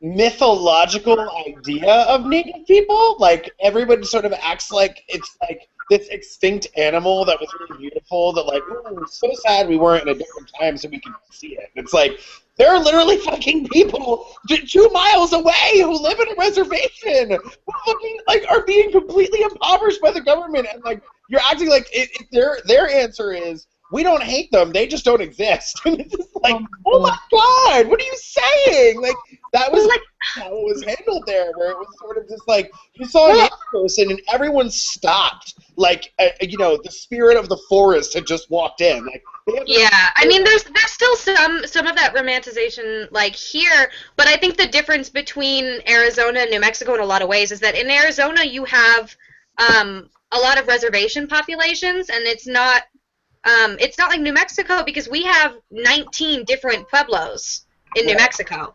And there's strife between pueblos. You know, there's a lot of long-standing disagreements and you know, discomfort between different pueblo populations, as well as people who live, you know, in Gallup and out on the res, and their sort of feelings towards, like, your pueblo natives. And there's a lot of, like, discord, I think. I don't know if that's the word I'm looking for, but there's dissonance here in the way that, you know, I don't think you have up north that same sort of, well, you do in, like, Taos, and Taos is very, like, an artsy, rich, sort of transplanty community right next to the Taos Pueblo. And so you have this, like, weird wealth gap there, and, like, there's a lot of, like, native art, you know what I mean? Like, a lot of, like, native-inspired art in the same way that there is in Arizona. And you have that in Santa Fe and Albuquerque, but once you get into the more rural communities, like, I work in Pojoaque, which is technically Santa Fe, because it's within Santa Fe city limits. Like, our address is in Santa Fe, but we're in the Pojoaque, like, city limits. There's you know, you have, on the highway that I work off of, you have a number of different, like, native communities directly off the highway that don't really get acknowledged. You have Pojoaque, Tesuque, Cayamunghe, where else do we have? There's Santo Domingo, there's a lot just between Santa Fe and Albuquerque, a bunch of different, like this whole area is, like, checkerboarded, like, federal native land, and so there's a lot of different stuff happening all throughout the, you know, running north to south through New Mexico, and it's a really weird dynamic. And I don't know, just coming off the heels of Thanksgiving, I'm spending a lot of time with the idea of, like, my role in ongoing colonialism, and then, like, especially in this job now, my role as a white person in leadership on native land, employing really not a lot of natives, and, like, yeah, please make a video about this. Goes into that. So I don't know. I'm ranting, but I don't know. I'm curious, and this is something that I ask a lot of people. Like, I think it's important for us. We talk about racial issues a lot, but I think that indigenous issues are distinct in the way that they are not only racial issues, but there's an active colonial aspect to what's happening here. And I'm just like, you know, in where you live in this country, what land are you actively currently dispossessing? What tribes are native to the region that you live in? And what languages did they speak? Like, these, I feel like these are things that we should know about the place that we live. It's a lot of the issue is that people don't realize, like you were mentioning earlier, colonialism is still something that goes on today, and largely it manifests through the whitewashing of history. It manifests through the erasure of the existence, let alone the history, of Native peoples. It exists in the whitewashing of Native history into all one conglomerate, monolithic idea of a person in a feather headdress. You know, there's just you know, and of course you still have the fact that there are still sports teams with slurs as their names. There's still the fact that people wear these fucking costumes for Halloween. There's still, like, there's actually been, there was a really, really great article that I read that I would love to bring up in this realm as well, which was by a native shaman from the, I want to say Blackfoot tribe. I don't quote me on that. I want to say that's it. I'm going to try and find it. But this person is also identifies as Two-Spirit, and was saying that they felt that the way that Native Americans are treated racially and historically is also very similar to the way that witchcraft, paganism, shamanism is also treated in terms of religion, because both are primarily discriminated and oppressed through the denial of their existence, and then they're not given the respect that they're due because of the fact that people are still debating on whether or not they even fucking exist. And that's Right. really problematic when you talk about Native people, because people always talk about Native people in a past context, what is that? What am I trying to say? Not like past tense. They always talk about people in past tense who are Native, and it's like, okay, I know that you grew up watching Pocahontas, but that is not actual historical fact. That was not a documentary. That's not what happened. And I think that that is definitely something that is indicative of just how oppressed Native people really can be by white entertainment, by white mindset, and white societal storytelling, you know? I think that's a lot of it. Yeah. I think that that's something that always has to be kind of brought up, in that is, to me, the number one manifestation of colonialism today is the continued distortion and revision of history to make white people not feel bad, you know? Yeah. Well, and I always, like, this has happened twice now since I've been in my job, that I've had a kid who lives on the Pueblo who has asked me to have off work for their feast days, right? Right. And I have no problem doing that. I make the schedules, but then I have, like, some of my managers and, like, my GM and my district manager specifically, who have sort of overrode those decisions. Societal And story. I'm just like, wait, what? What the fuck is going on? Sorry Someone about was that. watching the show. Get it Weird. together, Okay. Haley. But yeah, so like I've had these kids who have requested off for their feast days, and I approve it, and then it's denied, and it's like I'm just like, you realize that like half the people who come through our store, these are people who have traveled to come enjoy the indigeneity and see the mystical wonders of the native population, you know what I mean? Because we're right off the highway of a couple major pueblos that allow visitors. And I'm like, you know, and we're right next to a native art gallery. And it's just like, why do you think they're here? Like, why do you think that you're even getting their business, but you won't let these kids go to their feast days? Like, you won't let these kids access their cultural heritage because they have to be here. Nation, because they should be able to be off for religious holidays? Yeah, and that's been, like, another one of these spots of contention between me and my largely, like, I have a lot of managers who are white-passing Hispanic, who are white Hispanic, who are very, very much, you know, in great proximity to whiteness in this community because that's the dynamic here, and it's very strange. It's very strange.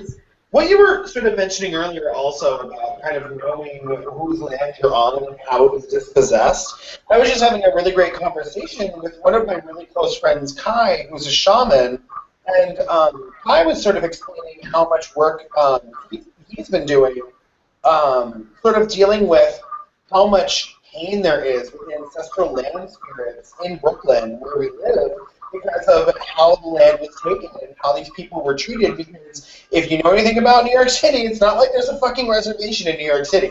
So there's definitely, obviously, real displacement that you can see of like, okay, these people are not even here anymore. So, you know, how did it come about? How did we get this land? You know, I'm just really tired of the fact that like we're still allowing kindergarten classes to dress up like fucking pilgrims and Indians and act out a Thanksgiving feast, and that is the history lesson. How does that work in your fucking mind? Yeah. Yeah, I don't know. It wasn't much of a topic, but I just wanted to bring sort of my dissonance, and maybe if I have the time to pull my thoughts together a little bit better, then I'll talk about it in a video. I don't know how appropriate that is for me, or if it's necessarily my place, but Do it. The thing is that as long as you're not trying to speak for Native people, I think it's completely okay. The point is that I think this is also a quiet conversation, because you and me are really, I think, the only two people who live in areas or lived in areas that have a really big Native influence or presence. You know what I'm saying? Like Southern California isn't exactly chock full of Native reservations right next to metropolises, and then also Florida doesn't really have as many right next to where AJ lives either, right, AJ? Yeah. Right. So that's what I'm saying is that I think that there's definitely, when you live or lived in the Southwest, I think that there's definitely a much harder time ignoring the existence of Native people. So I feel like you definitely need to help bring, use your voice and your, obviously we know that your privilege helps get you, a couple more views. So maybe doing a video like that is really great because it's just like, from a white person to white people, hey, this is how you can not be terrible to Native people. You know what I mean? Like. Mhm. But then also maybe have a conversation about it with the people that you know or that you work with who are Native. Be like, hey, I was going to say that. Like, if you could get someone to actually about, like, social and political commentary. What do you feel you would like, white people to know about being respectful to you and your culture? Mhm. ask them how they really feel, and just because that's what I would want to hear. Because like I said, I haven't. All of this is new to me. There's like a small Native population. Here in Jacksonville, there's actually a Timucuan reserve here. Apparently. But there's no ethnic or cultural dissonance like the way that you talk about. And like I said, I would like to. You have to remember, when you're on the East Coast, it's a much longer history of the state being in existence. Whereas when you're from like New Mexico and Arizona, that still has a lot of presence today of like repercussions of the Old West and how the West was won and how it was established. And like that's something that is still, you can see that today.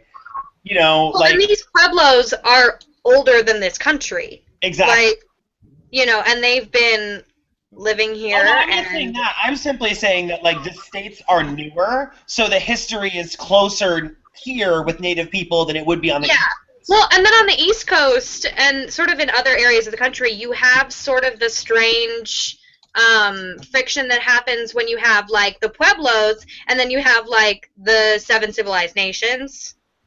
Right? And you have, like, the nations that were deemed appropriate or civilized enough to maintain their sovereignty by the United States government, and sort of how that allowed them some kind of proximity to whiteness, how a lot of Native tribes on the East Coast, Native communities were allowed to own slaves because they were deemed as civilized by the United States government. And that's why you have a large, like, black population within the Cherokee Nation, because they were granted Cherokee, tribal access after they were freed. And so you have, like, weird Native affiliations and tribal customs and stuff between the Pueblos and, like, the civilized nations. Right? Okay. So, like, but that's a huge thing that I think is brushed over a lot of times, is, like, people aren't aware of which tribes were allowed to keep slaves, which tribes had their sovereignty and which didn't, which tribes, we talk about, like, the Dawes Roll, like, how many people know what the Dawes Roll was, which is basically, like, the United States lined up people, and then by looking at them decided whether or not they were actually Native. And today, your tribal affiliation, based on how they looked, they decided this, and in a lot of places, your tribal affiliation is decided as to whether or not you can trace an ancestor back to the Dawes Roll. So you have to have access to that bloodline paperwork. You have to hope that one of your ancestors is actually on the Dawes Roll with a lot of tribal affiliation stuff. Like, it's weird how many Native people in this country don't have access to their tribal sovereignty or their tribal rights and affiliations, and a lot of people who aren't of Native ancestry who do. And just because of this Dawes Wall. The Dawes Roll. Dawes Well, Roll. yeah, I've never heard of this. Like we were saying, is that, the fact that history has been taken away from these people. AJ. Bro, you better get your kids, those babies, kids. You better get your badass little baby in check. There's, you know. He's. Well, I'm not gonna say anything. I'm sorry. I'll apologize and then mute myself and let Ezreal continue talking. Go ahead. But I think I'm just ranting again. But yeah, that's where I've been at for the last few days. In the mindset of like trying to deal with Thanksgiving as it exists currently and sort of all the shit that goes into it. I've been spending a lot of time considering my role and my place as an active like colonial settler. Yeah, I mean, I think it's really hard to deal with because I've been going through that, and I end up going through that usually about this time of year anyway, but it's been really hard compounded with Ferguson, where I'm just sort of like having this really terrible dissonance of like, I do not want to live in America anymore.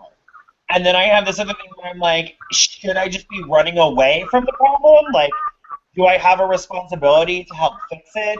Have I done enough? Will I ever do enough? Is there a solution? Will it ever get better?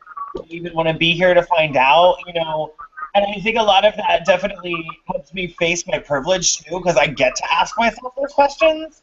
And so I don't know. It's fucking tough. But yeah, I'm definitely going through one of those periods right now where I'm like, why do I live in America? I don't need to live here. This is not the end all be all of civilization. Do I only want to live here the whole fucking entirety of my life? Like, I need to get the fuck out of here. Like, I don't know. Basically, what I'm saying is that I'm going to move to Sweden, and me and Steele are going to get married, and that's going to be that. Great, good to know. Did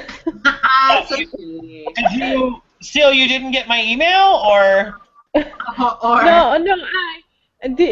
which email did you send it to? I don't know.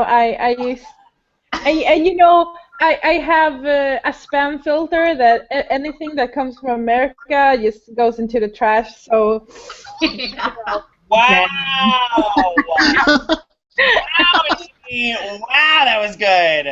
So it's The truth comes out. Like that. Hold on. I need to figure out a way that we can get Tori's illustration onto the screen. Tori, can you please comment with your? Did you comment with that? Is that where you got it from? Hang on. I can do it. Hang on. What is the Yeah, Yeah, I can't click out of the Hangout or my shit will shut down. Hang on. I'll so- try and share the screen I've got. Hang on. Yeah, do the screen share thing. I loved it. It was amazing. Oh, I can. Yeah. Everyone get on there. Tori just did it. It's so good. That's incredible. I love it. Oh, the size gender agenda. It's pretty good, isn't it? Someone has to send that to her. I feel like she's probably watching. She's watching. She's watching from a little, like an empty conference room in Boeing right now. She's in her cubicle, shaking her head at all the cisphobia. So much size phobia. I just thought it would be a nice, Phobia. happy change from the general conversation so far. Oh, by the way, Chainsaw Santa, thank you for watching. I'm really glad that I got your email. I'm going to email you back, I promise. Chainsaw Santa is somebody who watches my channel and who I think is really great. And they just commented, colonialism is taught in school as being so great and how America was founded. I look back on these tragic experiences and want to stand outside of schools with bullhorns and have people yell actual history. And it's like, yeah, that's really what it is, because there was, what is that quote? Something about how, like, the real winner of any war is the person who gets to write down what happened.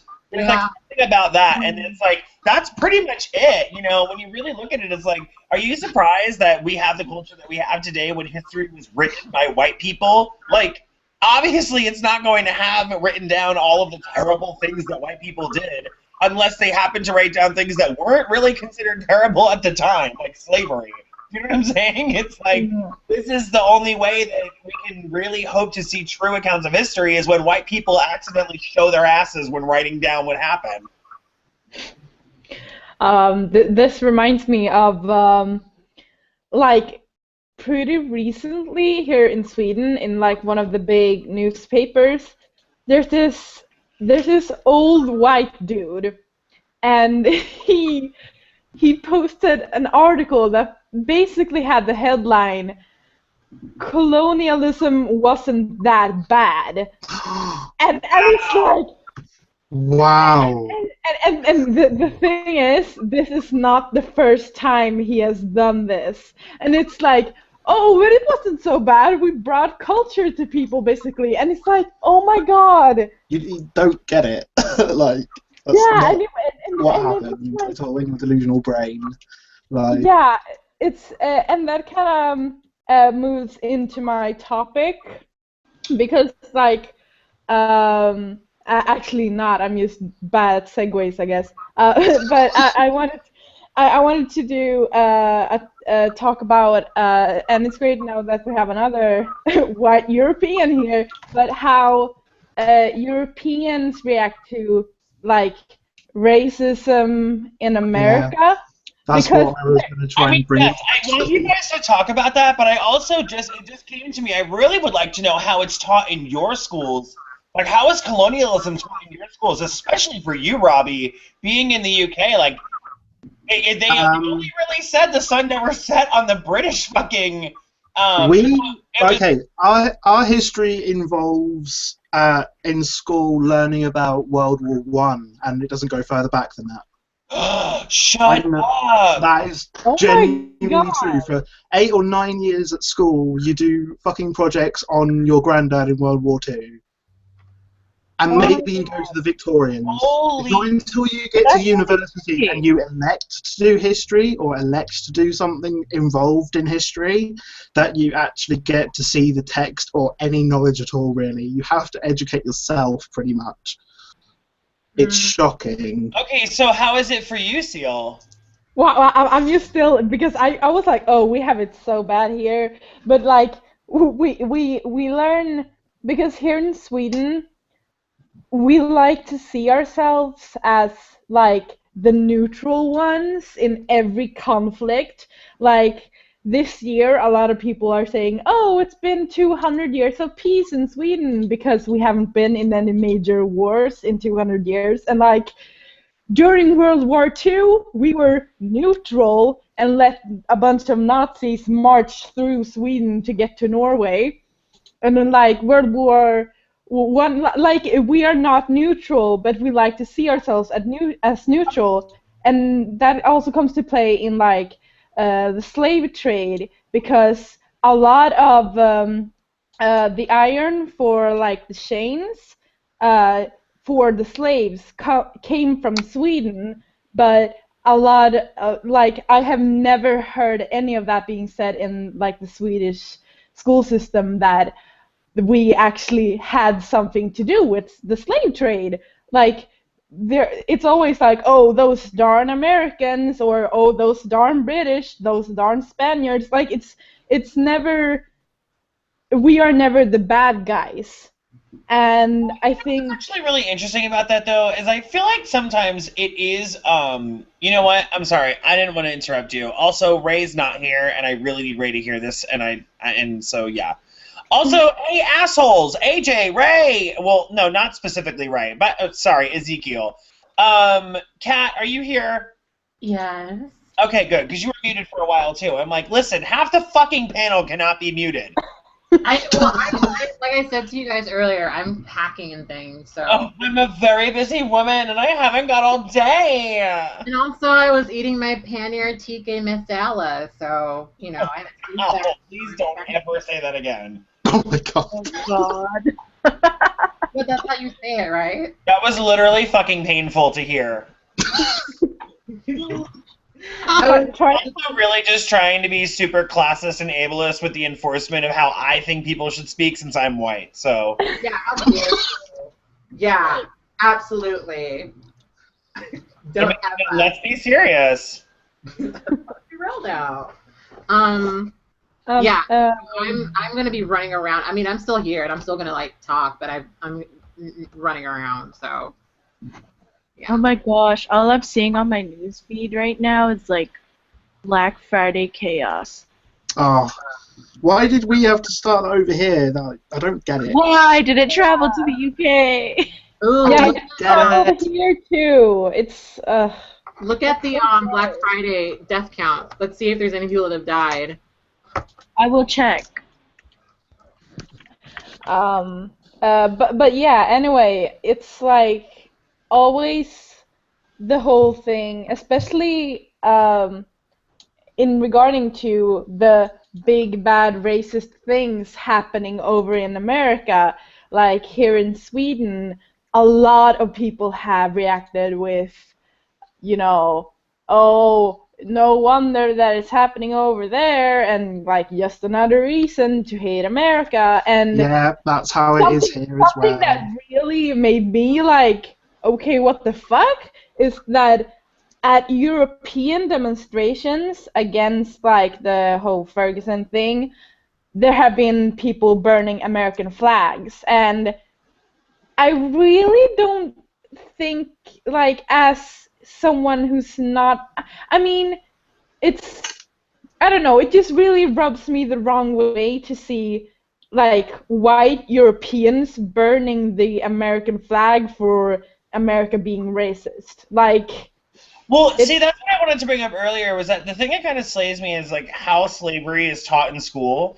And this is so weird because you're talking about curriculum that is literally written, and it's written by white people, okay, to preach whiteness. But the thing that slays me is that for some reason the Atlantic slave trade is never talked about beyond America. No, That's such a that's the thing. Like, yeah, the Atlantic slave trade literally was North and South America, like all over the place. The number one country that imported slaves was actually Brazil, not even America.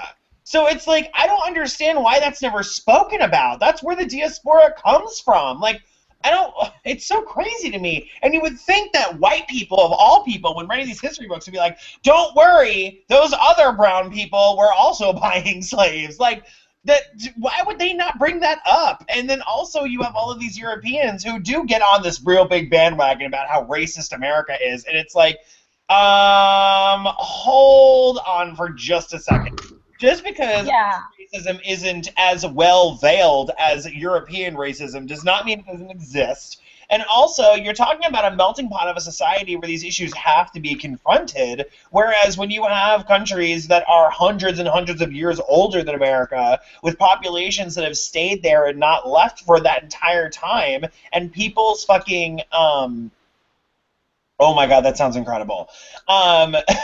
So, you have people who have stayed there who are, like, getting very, you are not allowed in our country, you don't look like me, my family has been here for 1,000 years. That shit is very specific to Europe. That doesn't happen here. So it's a totally different conversation. But that doesn't mean that racism doesn't fucking exist. By the way, we were just talking about Ray. I wanted to bring this up to you earlier. Isn't it such a gag that the white people who write history books don't bring up that the number one importer of slaves during the Atlantic slave trade was Brazil? Like, it's so crazy to me that they act like America was the only country that was importing slaves. Meanwhile, it was North and South America all over the place.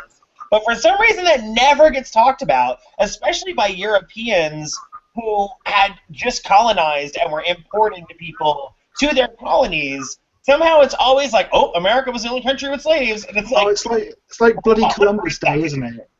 Like when people celebrate Columbus Day, it's like, actually, hold on, not quite what happened. Oh, not the bootstraps. Oh, no, I'm not here for that. But how do you feel about that? Like, to me, that's such a missed opportunity from white apologists and white racists that they wouldn't, like, literally write down, like, oh, hey, there was brown people buying slaves too. Like, look, it wasn't just us. Like, how would they miss that fucking opportunity to bring up actual historical fact to back up that, like, America wasn't the only people buying slaves? Because white people are ignorant.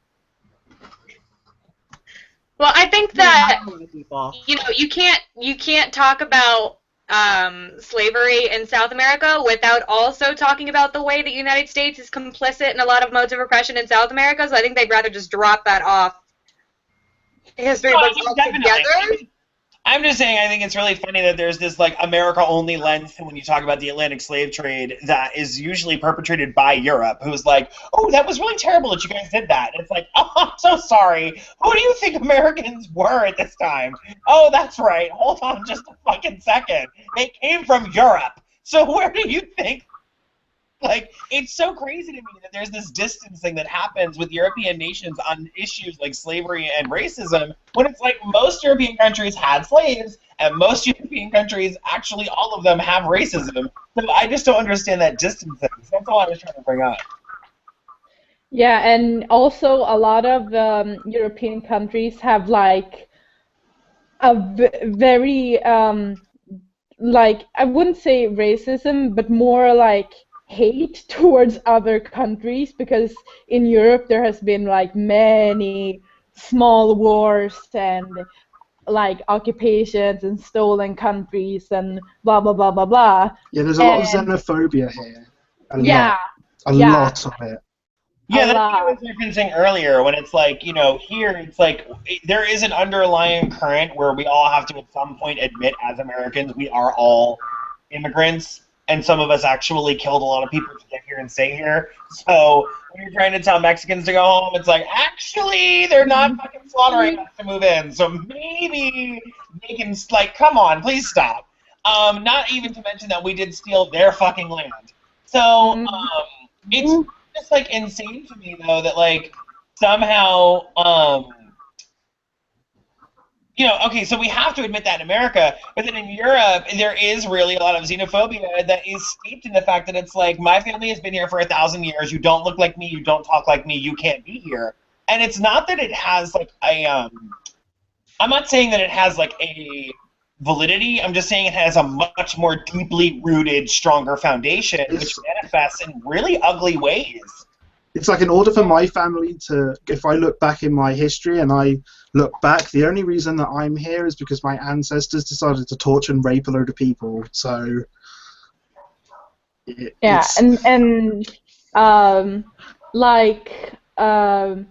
there are a lot of people who like this is such a non-issue here in Sweden, but my dad is a Finn Swede, and he's basically born in Finland, but his like first language is Swedish, and he has lived in Sweden most of his life, and like that's a minority of people in Finland, and a lot of racist people in Finland also hate Finn Swedes. And like that's something that a lot of people don't talk about because it's not serious racism or whatever, but it just like proves how silly our reasons for hating people are. Like, oh, you learned another language when you were born than me, you're not a real Hold on, Finnish. I'm so sorry. I don't want to interrupt, but Kat, we need you to take care of a comment in the comment section that needs to be like destroyed. Oh gosh. I heard you. Okay, she's gonna take care of it. Sorry, keep going. I kind of dropped where I was going. I don't know. So sorry. No, oh my god. No, I also. Well, you were talking about Finn Sweden. But yeah. Yeah, and it's like I can't really talk about it because it's not like Finn Swedes are real oppressed people, but it's just like we have a lot more like xenophobia and just very small-minded things about minorities, and yeah, like there's I don't really know the words to use to talk about the things I want to talk about, so I'm gonna drop it for now, but maybe come back to it because it's like I don't know how to talk about the Swedish, the native like Swedish or Scandinavian people. I don't know which English word to use, so I'm gonna get back to that because that's a really interesting thing, especially since you were talking about Native Americans and how the whole thing about them and like the native Scandinavians. Like there's a whole thing around that too. So. I mean, if you go back to it in Europe, the whole reason that colonialism and stuff over here happened was when Roman empires invaded as well.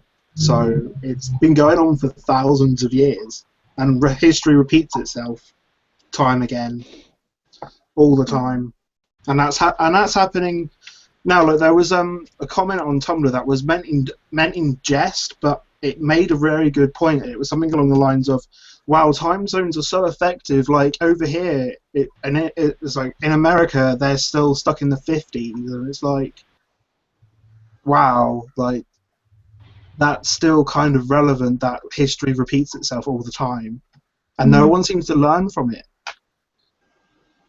Yeah, and it's like especially that comment, like, oh, they're back in the 20s or 50s or whatever, Yeah, exactly.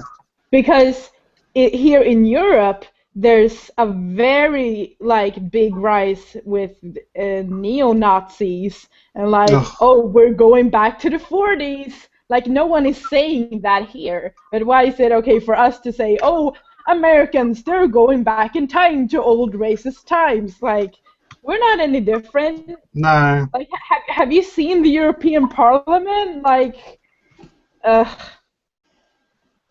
Oh yeah, there's like over here. There's like a law being passed that there's going to be a number of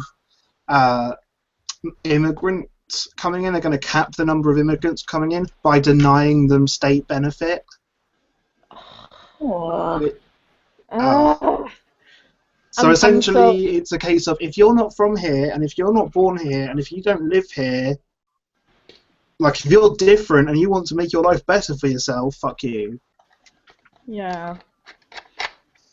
Like here, there's been a lot of people are starting to suggest that we should like make it illegal to beg for money on the streets, and it's like that's not gonna help people, because the only reason people are reacting to that is because most of the people who are homeless or beggars are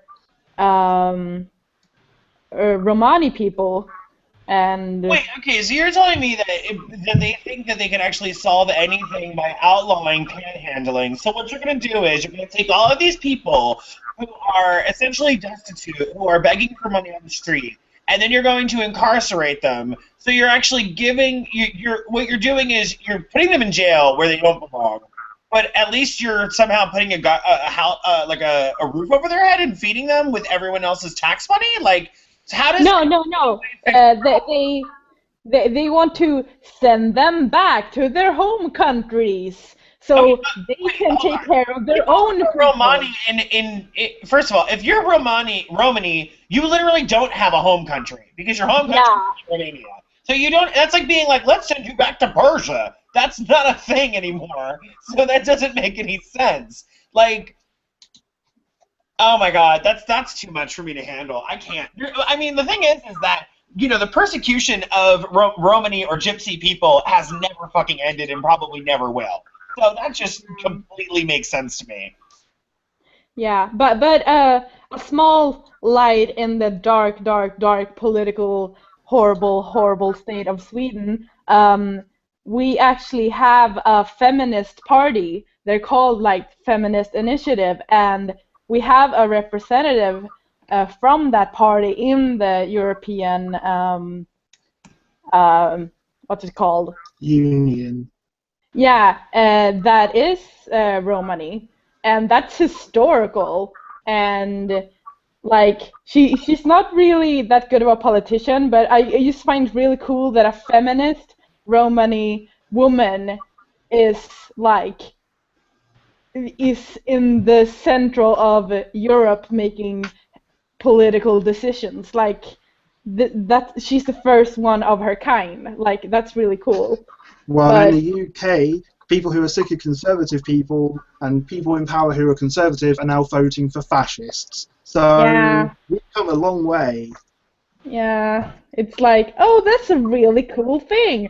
Oh, wait, we have a lot of neo-Nazis and racists and conservatives. Never mind. Like literally, one of the fascist party. Well, it's not called. I'm not going to call them out because it's ridiculous. I'm not going to give them the time. But essentially, they went into London, which is 8 million people, as much racial diversity as anywhere in the UK has, and they had a billboard on the side of a van that said, if you're here and you're not born here, you should pack up and go home. Okay. And that got votes. That was the shocking thing. Is that Apparently, really? I live in the land of fascists. Europe is a mess. Can we just take a moment? I just want to share something with you. I just think that it's really important that we take a second and we just really enjoy this beautiful piece of wisdom that a friend of mine posted. Let's just get into it.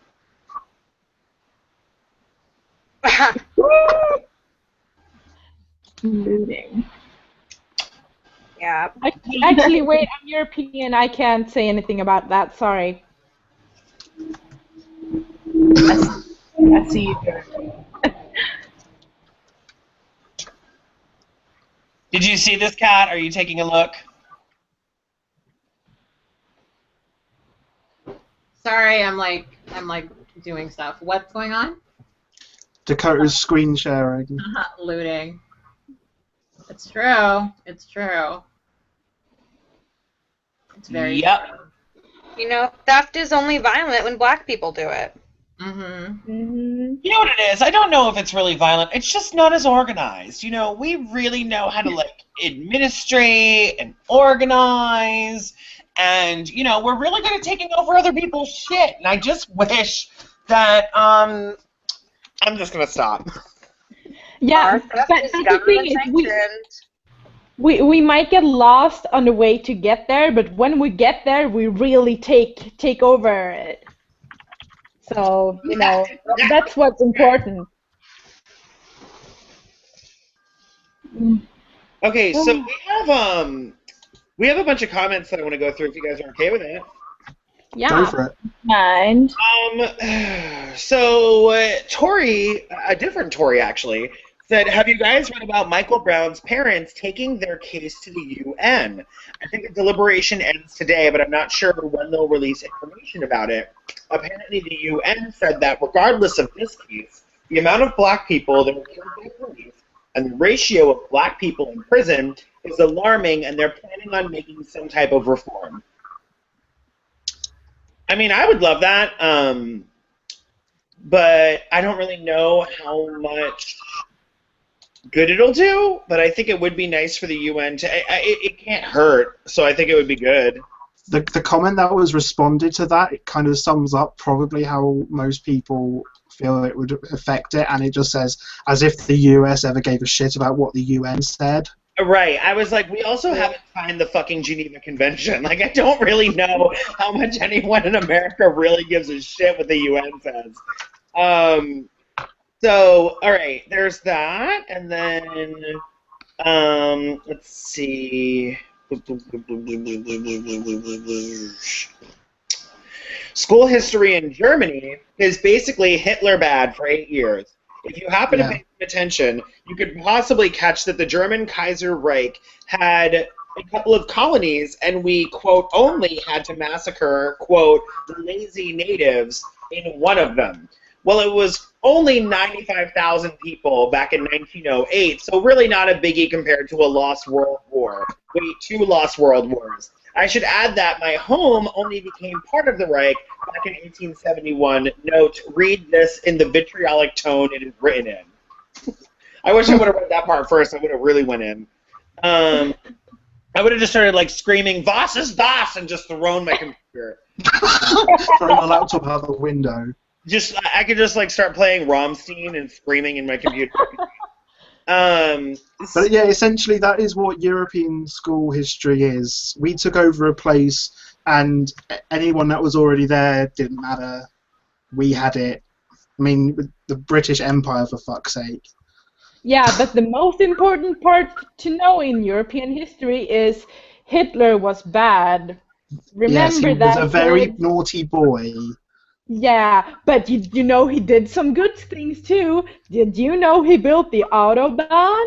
Did you Oh, know he invented a car? He was kind of bad, that Hitler, but at least he did but a couple but of don't. good. It was like, but we just tend to ignore this thing that he did called genocide and the Holocaust, and we'll just forget about that because he provided motorways to our grand society. Girl, that's a gag. That's really how they teach about Hitler. Like, Yeah, a lot of people. yeah. Yeah, I'm like telling every you, like, book don't has, forget like, Hitler was a bad, but little- don't forget he Sorry, that's provided how some I very was taught useful about stuff. Hitler. Like, Yeah. that's how I was taught about Hitler, that, like, oh, yeah, this is the Holocaust, but also Volkswagen. Like, Yeah, exactly. Are you serious? We were taught that he was basically the devil incarnate. Yeah, no, Well, me that I is was true. totally taught that, like, you know, he was, the Nazi party was the party of the people, and blah, blah, blah, blah, blah. I'm like, yeah, that's definitely a thing that If came you were along with my blonde, World War II white, Holocaust and had education. blue eyes, The you one were. thing that they would teach us in school was that, like, the biggest lesson that they taught us, and I can actually really, the thing is, too, the school system that I grew up in, though, like, we were on, like, the Planned Parenthood sex education system where, like, you start in, like, kindergarten, so I definitely think that, like, maybe I went to a more progressive school system, because most of my schooling was actually in South Jersey, and the thing is about Jersey is that it's actually got some of the best schools in America. And one of the things that's really cool is it is a hardcore blue state. So there is some really good stuff there. The way that we were taught about him was that he was one of the most impressive speakers, like public speakers in human history, because he was able to convince an entire country to slaughter people. That's like literally the way that they taught us about him. Was And basically make it You legal. can Google New Mexico's public education system and just see what I was, you know, what I was schooled in. But yeah, we were very much taught that, you know, party of the people, like Hitler was an artist, like, you know, that very apologetic sort of rhetoric. But the whole thing, the rhetoric of he was a very misunderstood person. Yeah, yeah. mad because of his like failure in Vienna or whatever. So he was like, I'm gonna blame the Jews. So Yeah, And then in World War and- One, it's and- even worse how we're taught about it. It was a case of, oh, some Serb shot this guy who was kind of a big deal, and that's it. That's yeah, literally it. and it's like they do the whole, like here in Sweden, I remember in 4th grade we got to read read a book and watch the movie, and it was basically about two cute Jewish girls going to Sweden and being saved from the Holocaust, and that was like my first introduction to Welcome to Holocaust. genocide. Yeah, and then the last thing I like, we always in 9th grade we got to listen to a Holocaust survivor talk, and you know that's a really important experience. And I have seen 3 different Holocaust survivors talk, and it's a really powerful thing. But it's like, I remember so clearly that at one of the events we were going to, one of my classmates, 2 of my classmates made a joke. Like, they made jokes about asking about, asking, oh, if or standing up and doing a Heil or whatever. Like, they joked around about doing that, and someone asked one of the Holocaust survivors, would you consider Hitler to be a bad man or something? And it's like, these are people who lost their entire family due to this horrible, horrible thing, and you're going to ask them if the person who started the whole thing, is he really a bad guy? Like, what are you fucking thinking? I think that we're in a weird position right now, like time-wise, that we are likely the last generation that will ever actually have face-to-face contact with Holocaust survivors. Yeah, I know that I've heard Holocaust survivors speak before, and I'm just like, Yeah. I think we have a unique responsibility in this generation to like preserve so much of the truth of that, and to like make sure that that stays in the forefront of people's minds for generations to come, because it had such an incredible impact. But I think that we're also the last generation that's going to have that intimate contact with it. Well, yeah, and I mean, like, that happens with certain things. Like, it's kind of scary to me that there are kids who can, like, that are on cell phones walking around that are having real conversations. These are, like, small people who were not alive when 9/11 happened.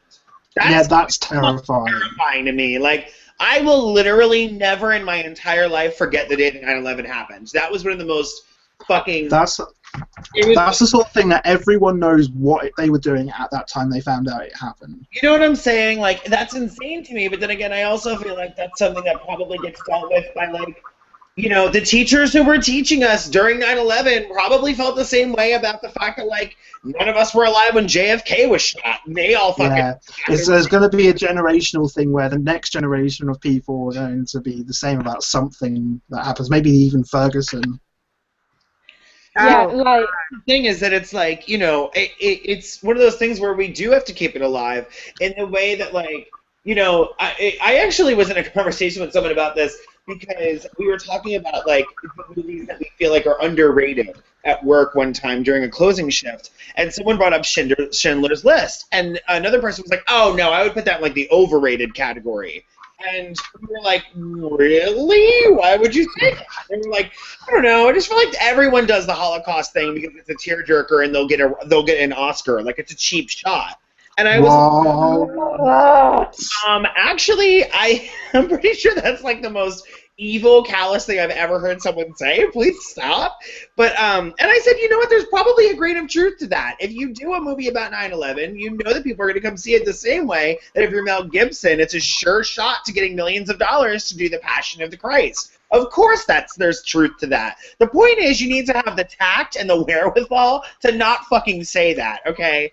Of course, there's some, like, spineless, no morals having Hollywood producer that's like, absolutely, let's do this, we'll get money. But we don't need to really, you know, that doesn't mean that the movie is not meaningful. You're acting like that takes away all meaning away from it. You're acting like that makes it, now it's this, like, superficial enterprise, when it is the telling of a story that needs to be told. Because if we don't keep it alive, the problem is not only that people will forget, but then history fucking repeats itself.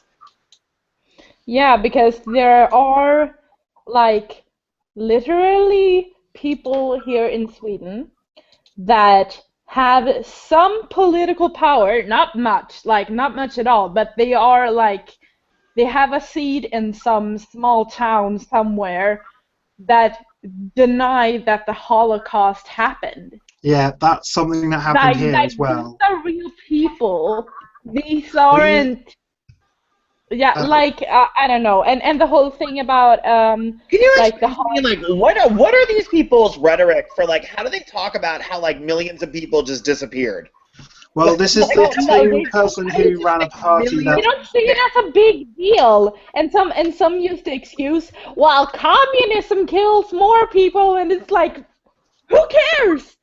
The Holocaust still killed a lot of people, and it still left a huge mark on history and a lot of minorities. Right.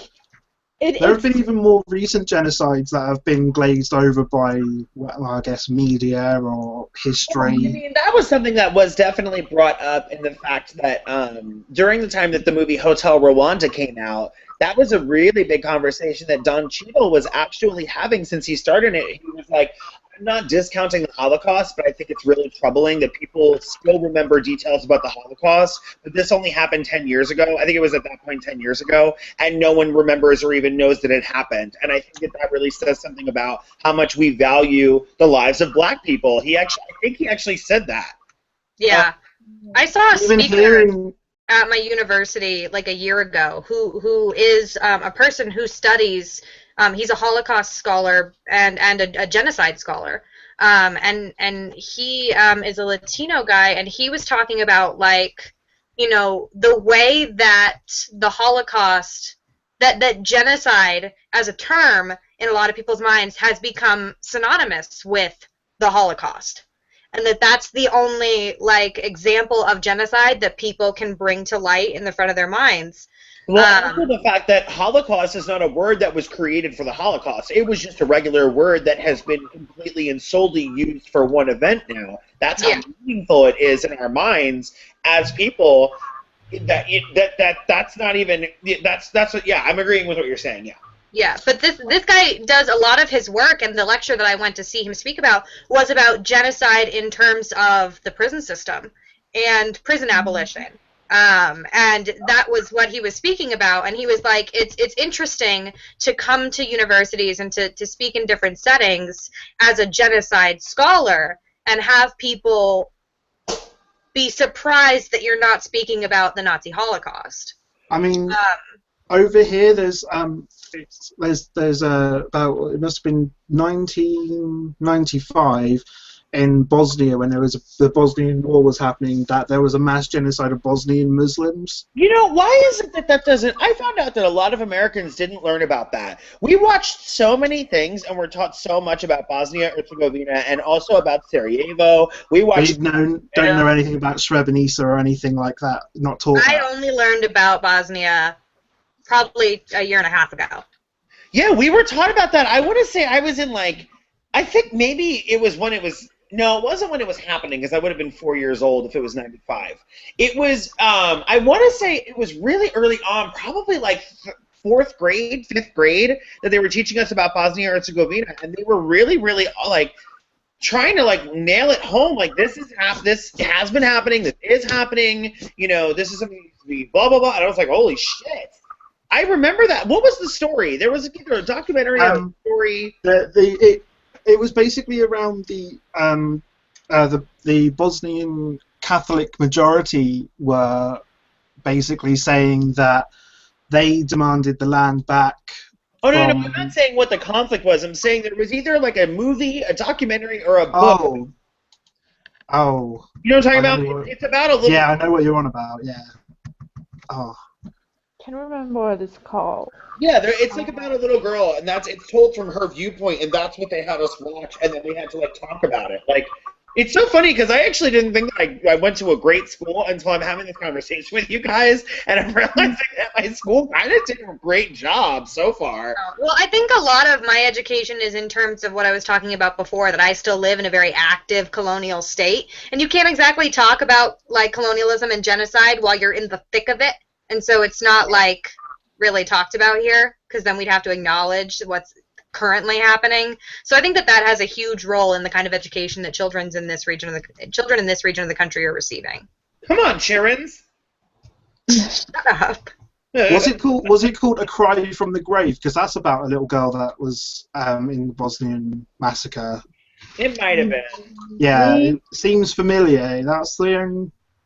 about a little girl who was talking about being taken away from her family.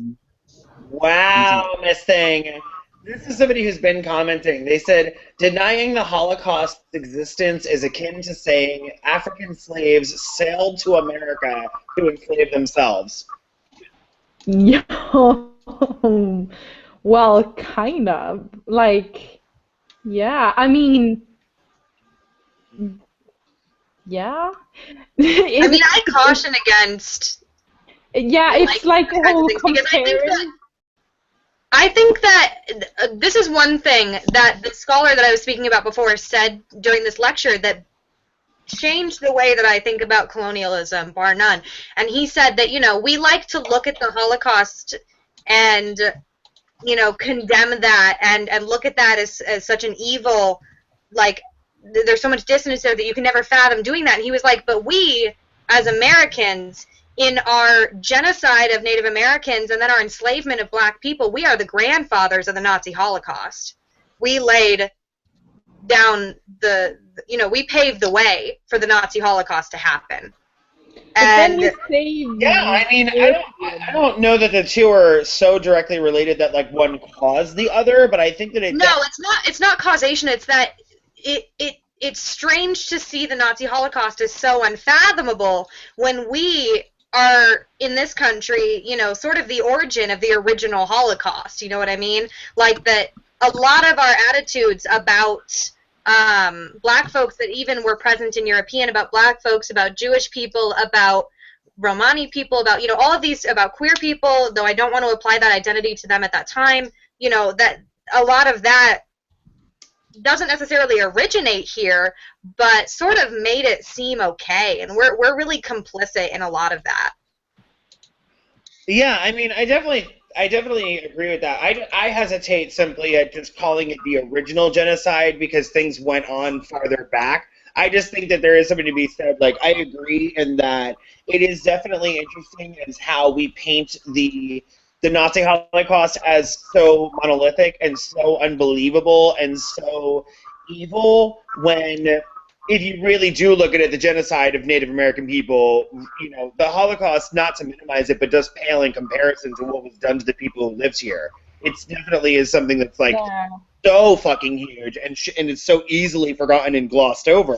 So I completely agree with that. I just think that there's a lot of instances of genocide that go farther back that I just don't want to also discount.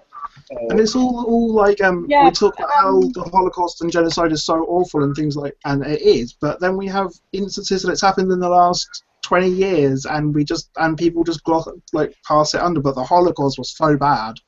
well, I think it's also Right. easier for people who were not alive at that time to make the Holocaust seem worse than it. Wow, I don't want to say worse than it was. But I'm thinking it's so easy to make it sound so fucking terrible. It's easy to really- kind of. I hate the fact I'm going to say this, like romanticizing the Holocaust. It's like that. Yeah, it's like it's easy to like sensationalize it. Like so many people died, and it's like it's like a lot of people have or had like older relatives who were alive at that time and could be like my grandmother tells me like when she was a child she could see like German like warplanes flying over her house sometimes, and no, like a lot of us have like more, oh, they were there and it was so weird and blah blah blah, and it's like I don't know, and the whole thing that just the Holocaust is often known as the Holocaust. I think has a lot. I think I don't want to minimize it. What I'm not trying to say that it's over. yeah. I think there's no way to like overdo it. All I was saying was I think it's really easy to pay it that much attention, and I think it's really easy to paint it as so terrible when you weren't alive during it, so you don't have any accountability. It's harder to talk about things that happened while you were alive that you did nothing in the face of or were not aware of happening. That's kind of hard to point at and say that was just as horrible, because the thing is, it's like, well, where were you when this was happening?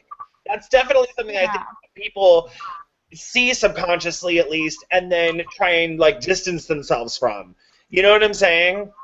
Yeah, and this is probably going to be like really probably going to upset some people, but I have noticed that when I talked to a guy who he wasn't a Nazi, but he was kind of like he saw the Holocaust as like a big deal and thought it should be more focused on and stuff, and he said like and I think I said something like, well, there are thousands of people all over the world who have died in similar ways, and he said something like, well, the Holocaust just involved more important people or more important minorities. I don't remember exactly what he said, and like I think part of it, like why some people don't care at all about Native Americans but care a lot about the Holocaust, is because in the Holocaust a lot of white people were killed. Like, Well, also, I think there's something to be said for the fact that these people, the way that it's always been painted is that these were people who were just living there peacefully, coexisting with the people who ended up killing them. I think that that's something that's very different than coming to an entire new continent and wiping out all the people that were there while simultaneously painting them as primitive savages who were never going to contribute anything anyway. You know, there's definitely a really, really terrible intrinsic devaluing of Native people because it's like, well, they weren't doing anything with the land anyway. It's like, oh, really? They didn't have like hundreds of tribes and full-fledged societies and treaties and civilization and everything else. It's just that when white people came, well, you really just kind of were in the wrong place at the wrong time. It's something personal. It's like, are you fucking kidding me? So I think that the reason that in white people's minds the Holocaust is such a big deal is that this was not only white people killing other white people, but that they had inhabited the same spaces apparently peacefully beforehand, and then this whole thing happened. And people oftentimes paint the Holocaust as like mass hysteria, and I'm like, you know, that's a stretch for me. I don't really know, you know, yeah, but like, I think it's definitely tough, but I'm trying to find this fucking comment. Where did it go? Somebody from Poland just commented about what's like how it is in Poland. Oh yeah, yeah. yeah, I have it here. In Poland, it is against the law or talk or show positive things to Hitler or Stalin that they did. Not like we learned things like this. I use such a term regarding what you were talking about. You can go to jail for that, or even drawing Nazi or communist signs in public. Yeah, in Germany,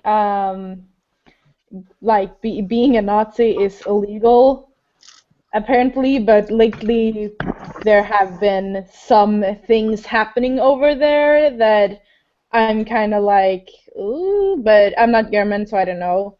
But like that's a thing that, like, here in Sweden, outlawing Nazi imagery or like Nazi ideologies have never been like done, and now that those like opinions are coming through to like everyday life here, and a lot of people are like, this should be illegal, and they discover that it is illegal in other countries. They are like, why isn't it illegal here? And people are like, oh, well, freedom of speech, blah, blah, blah. And it's like, they're Nazis.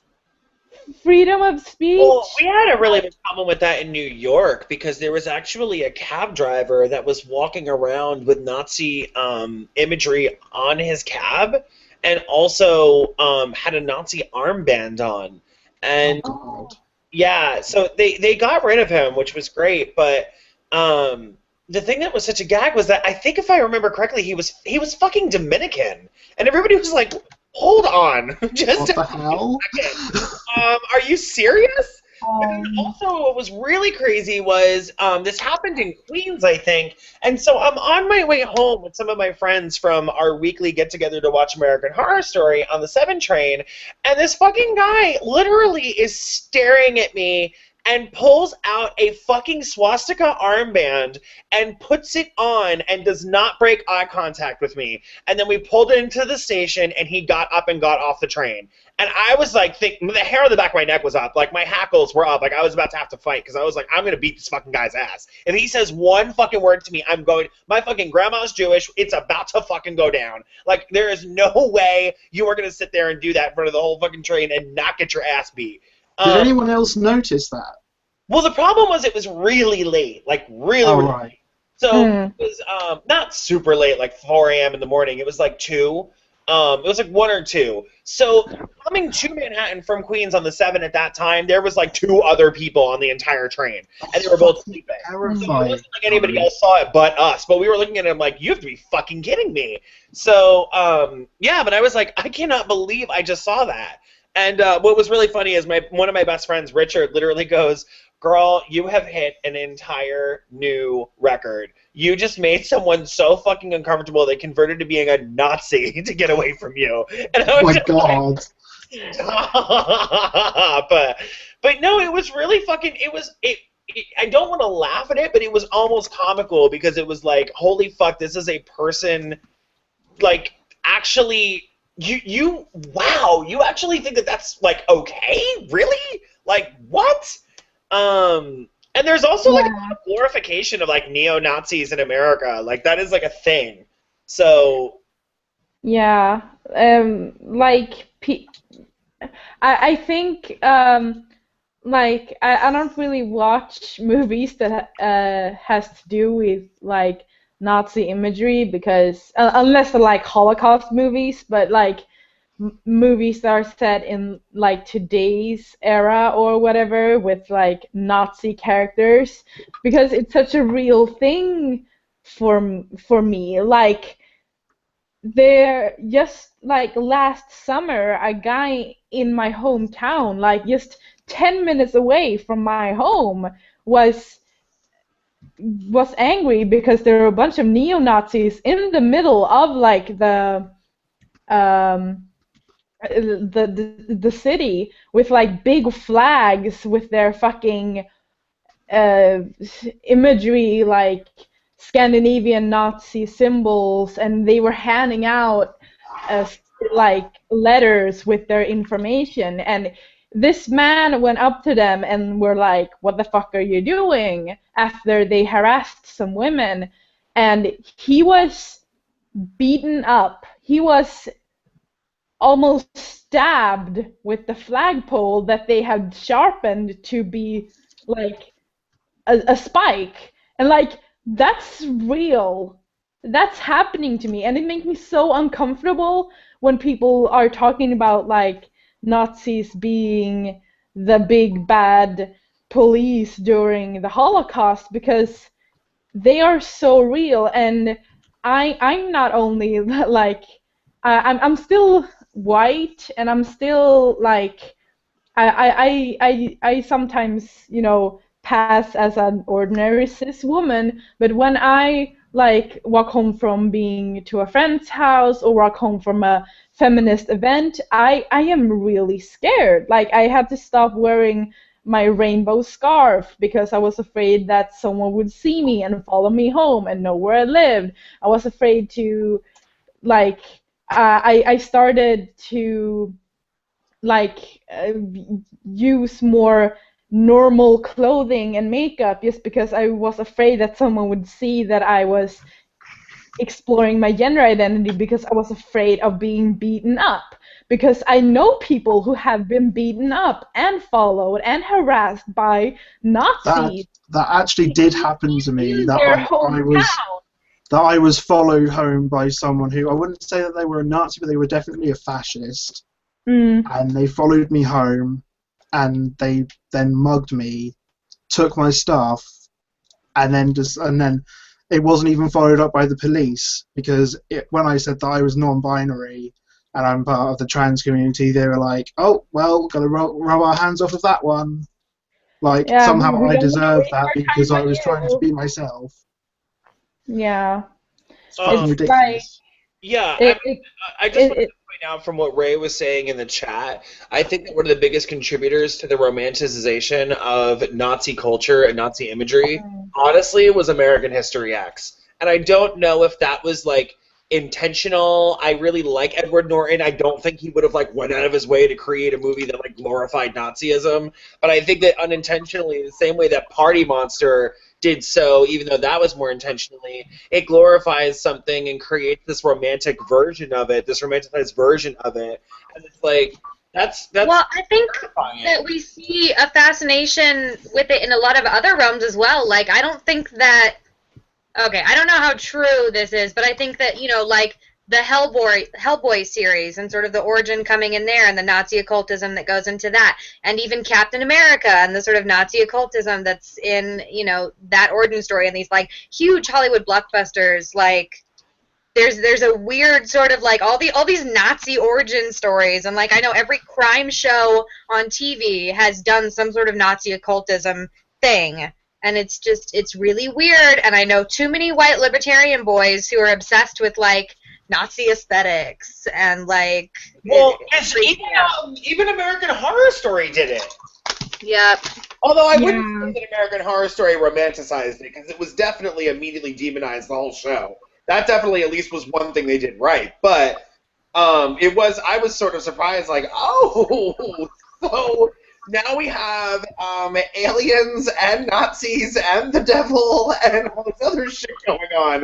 Like, how many more things are we going to throw in? But yeah, it was definitely one of those things where, like, I think that there's a time and a place for it where you can add it in because it is of historical context. Like when they did like Raiders of the Lost Ark, and they definitely did not do a positive portrayal of Nazis. But that whole the Nazi occult searches and investigations were very big and did travel the world and did have, you know, a lot of consequences. So, but the problem is that yes, now that we've gotten distanced enough to where we are now, things like Hellboy do happen, where they're like, whoops, it was Nazis, now we have this cool character, and it's like, what? Like, that's a little much for me to digest. Like, what are you saying?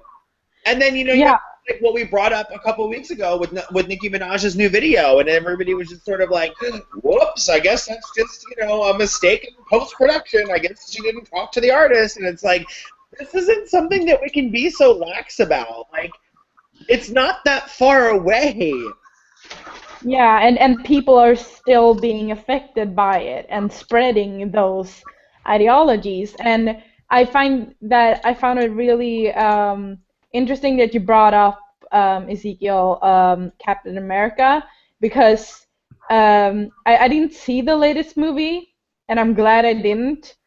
But after that, a lot of people went around and said, Hail Hydra, and that's kind of like saying Heil Hitler. Like, what are you doing? They were treating it like some little secret fandom cute thing because they said it in a movie or something, and it just upset me so much. It's like the whole Boy London logo. Like, that's not the imagery, and people are like, oh, cute fashion, haha. No, that is literally a Nazi symbol.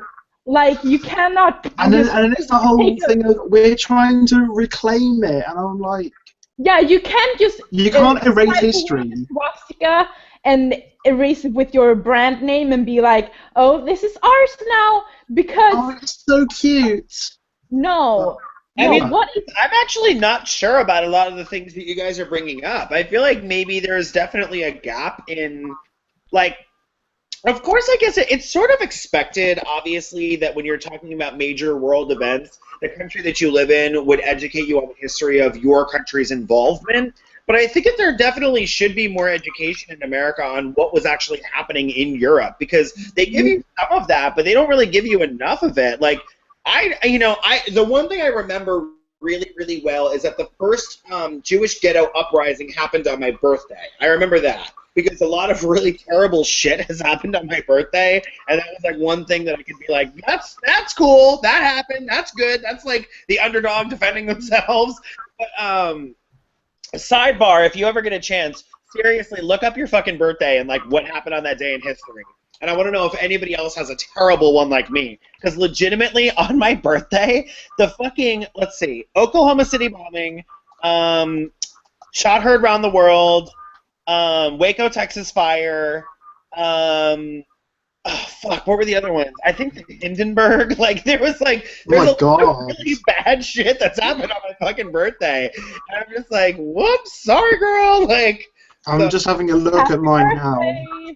Yeah, look, you know what? Wait, we should all do it. That way we can, like... I'm doing it right now. Yeah, I'm doing it. Because we can do, like, historical talk, but we can segue away from the Holocaust, because we've been talking about it. There's so many of that. Yeah.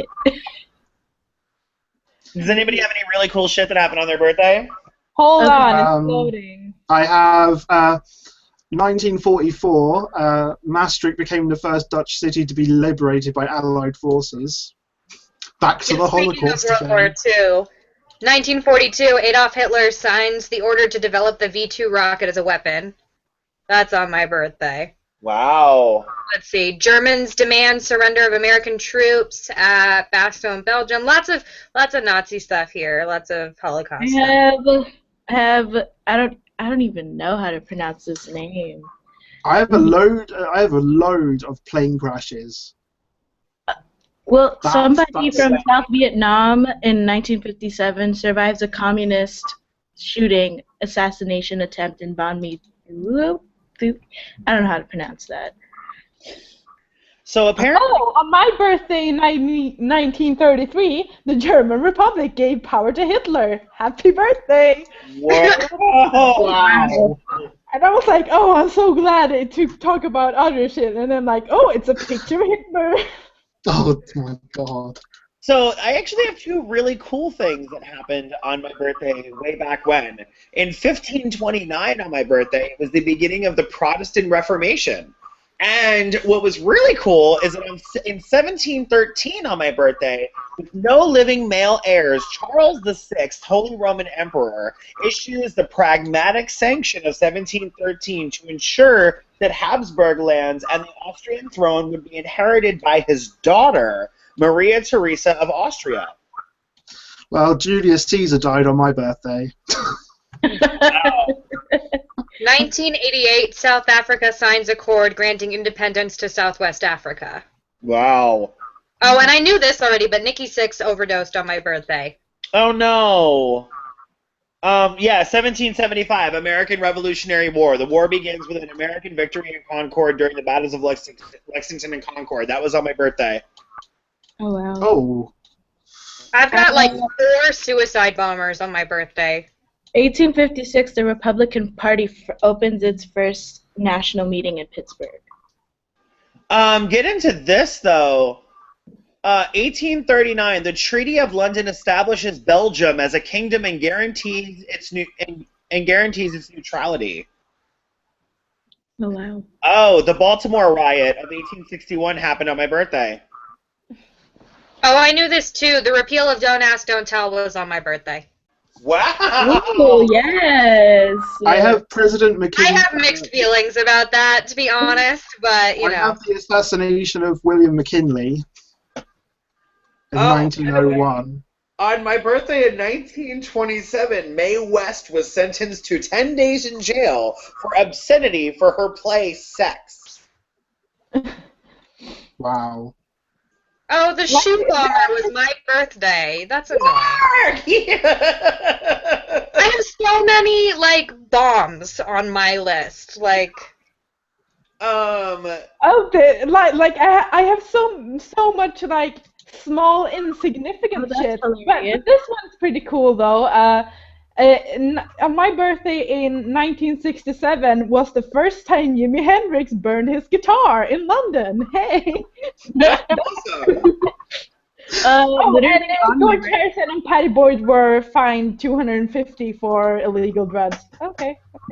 Literally on my birthday, though, this one's not all that interesting, but in 1997, in Roslyn, Scotland, scientists announced that an adult sheep named Dolly has been successful. Oh, Dolly the sheep! Yeah. Wow! Like, Oh, yeah, that's hilarious. Super excited actually about hearing that again. That was massive over here. Grace Kelly married Prince Rainier of Monaco on my birthday.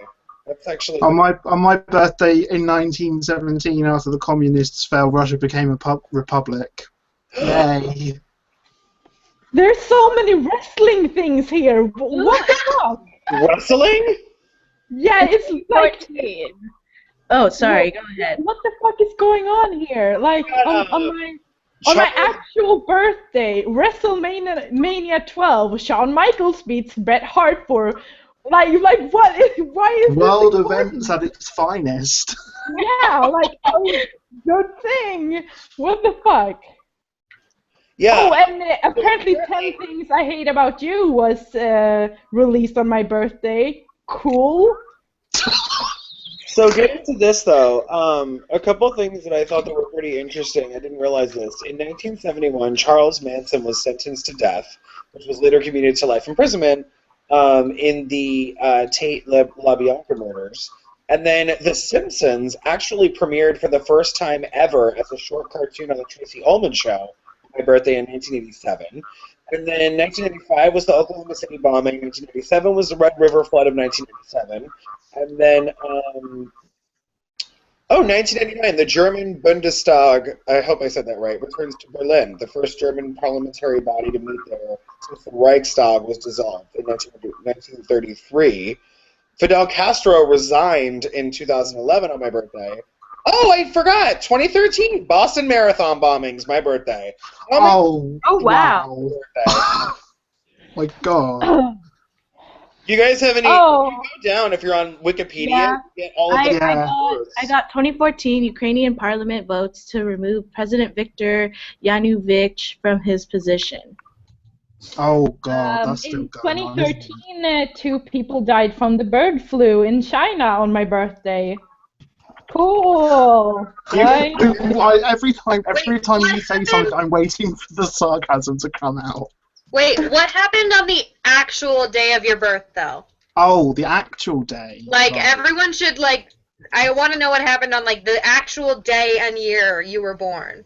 I've got a The great first one I was one. looking at didn't have anything. I've got, okay, right. On the 14th of September 1989 in Louisville, Kentucky, Joseph T. Wesbaker, a pressman on disability for mental illness, went in and shot 8 people in a school. Okay, just so you know. Wait, Robbie, we have the same birthday? If you ever. Yeah, you knew this. Oh yeah, I think you did tell me about that. I'm sorry. We have the same birthday. I mean, there's just so many people in my inbox. It's hard. Wait. So Cat Black, Catherine, racist bitch, Black, comes back into the conversation after hearing that one little factoid and realizes that you two have the same birthday. That's my birthday! Oh my God! You guys are talking about me? You're talking about me and my birthday? Oh, I can. You guys stop. On the day that I was born, since that's what you were asking, Ray, I was born in '89. Apparently, a gun turret exploded on the USS Iowa and killed 47 sailors. Oh wow. Also, if you ever want to come to America, Robbie, it's Louisville. The S is silent. Oh, I'm sorry, but yeah, fair enough. But you take letters out of things, so. What did you say? You take letters out of words, and then say it's American English. I mean, you guys add them, so I feel like we're probably. No, because Canadians do the same thing. Yeah, but Canadians have all that French bullshit going on, so. All that French bullshit. Yeah, I mean, like feelings about the French. I have never ever disguised it. Oh, don't know. I'm not going back to this conversation. Really don't. That is. Well, I already said that Dolly was like produced on my actual birthday, but I found another one. Annika Stormstam wins LPGA Cup Noodles Hawaiian Ladies Open. What the hell's that? Like on my birthday, there was a wrestling match. So basically, all we've learned so far about Seal's birthday is that WrestleMania 1 through 37 happened on her birthday. It's like a wrestling match. Some songwriter died, and like this. I'm so upset. I'm really upset about this. I cannot believe that. Well, I guess this means though that I am the best thing about my birthday because I was born. It could be, absolutely. Did you guys check and see if you have the same birthday as anyone famous? Oh, I do think I have. Well, on the actual year as well. Well, no, it doesn't have to be. I'm just saying the same birthday in general. Okay, let's see. Because I have the same birthday. Amy Winehouse. Yes. That's the one I remember. Steamroller. Oh. Okay, that's cool. I have the same birthday as George Washington. I had the same birthday as Jordan Sparks, Lady Bird Johnson, Diane Sawyer, and I have the same birthday as Cat Black. Megan Trainor. Boom. Wow. That was well fucking played. Very well played. I appreciate that. It's true. These are just a bunch of boring people I don't know. And Ewan McGregor. Oh, and you. Oh my god. And Al Gore? What the fuck? What is this? What is this? I was born on the same birthday as Drew Barrymore, Mia Michaels, Steve Irwin, Rob Kardashian. Oh. Rob Kardashian, that's an honor. Are we talking like And Tom Higginson. or are we talking non-sexy Ron Kardashian? Well, I mean, whichever one. Sell really expensive socks and couldn't have them stay in the store. Rob Kardashian. I mean, Oh, I don't care about what they do. Oh, look! I just found biography.com will tell you everyone. So here's mine. Oh, here we go. Maria Sharapova. James Franco. Lovely. Tim Curry and me have the same night. Suge Knight, Ooh. same birthday. You're practically besties now. Paloma Picasso, Kate Hudson, Ashley Judd. Jane Mansfield and me have the same birthday. Ooh. Let's see. Anybody else cool? Jesse James, not cool. Then a bunch of politicians. Oh, and Lucretia Garfield. She was the U.S. First Lady from 1832 to 1918. Wow. The only person on my list is Amy Winehouse. I and have the Russian same president- birthday as Chavez, so... Oh, okay. I like all these boring ass people. I've got Dmitry Medvedev, who was president of Russia. Ted Kennedy was born on my birthday. Oh, not on my actual birthday, but you know. Same. Oh no, it's not Hugo Chavez. I'm probably pronouncing this wrong. Cesar Chavez.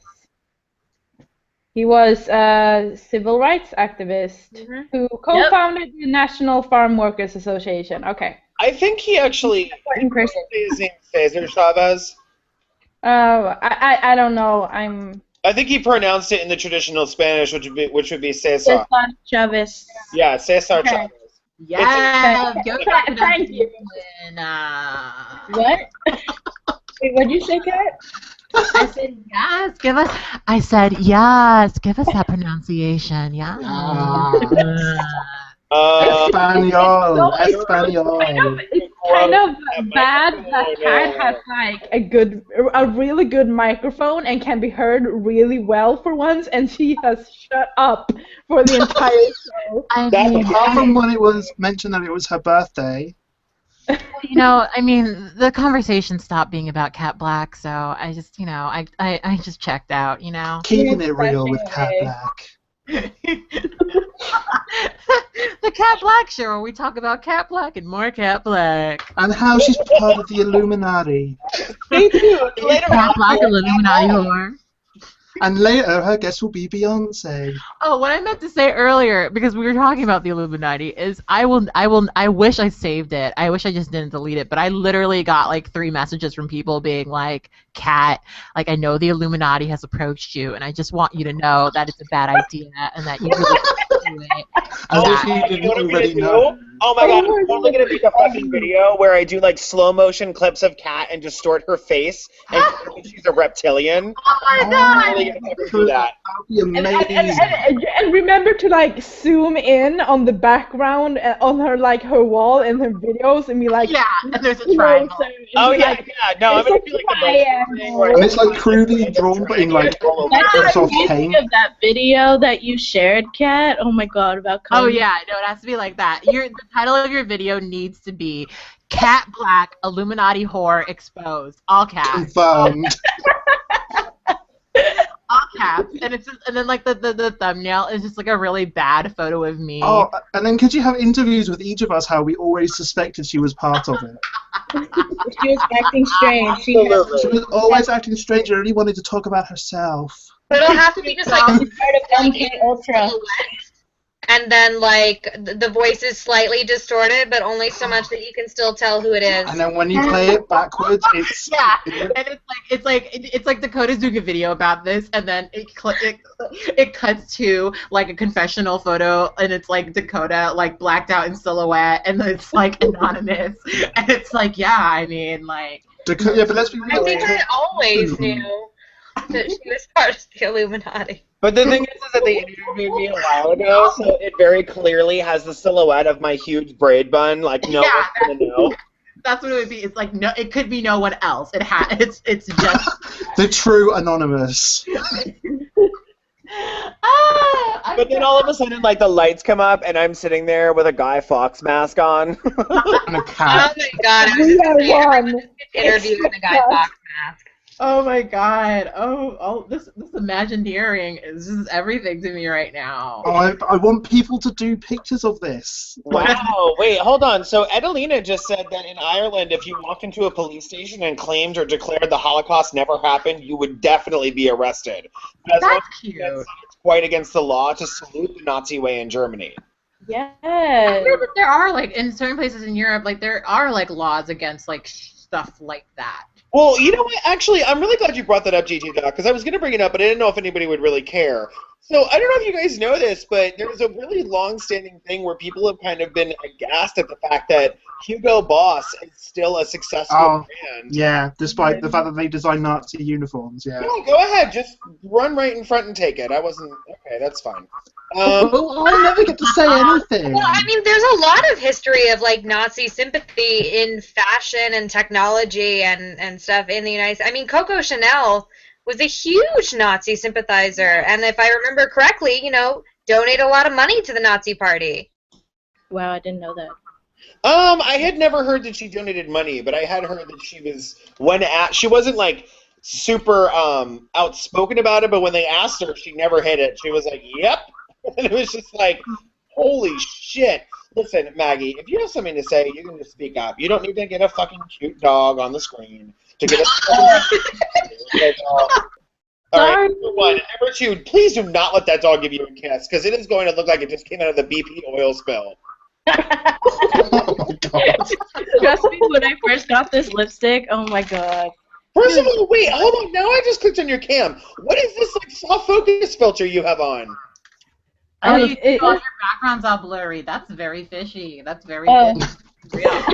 I had it Very left on cisgender. because I had it left over from like when me and Tori. And Don't do that. Don't do that. Don't do the whole. Oh, it was just lying around. Don't do that. No. Everything is focused on me, you guys. Duh. Look at the chat. I'm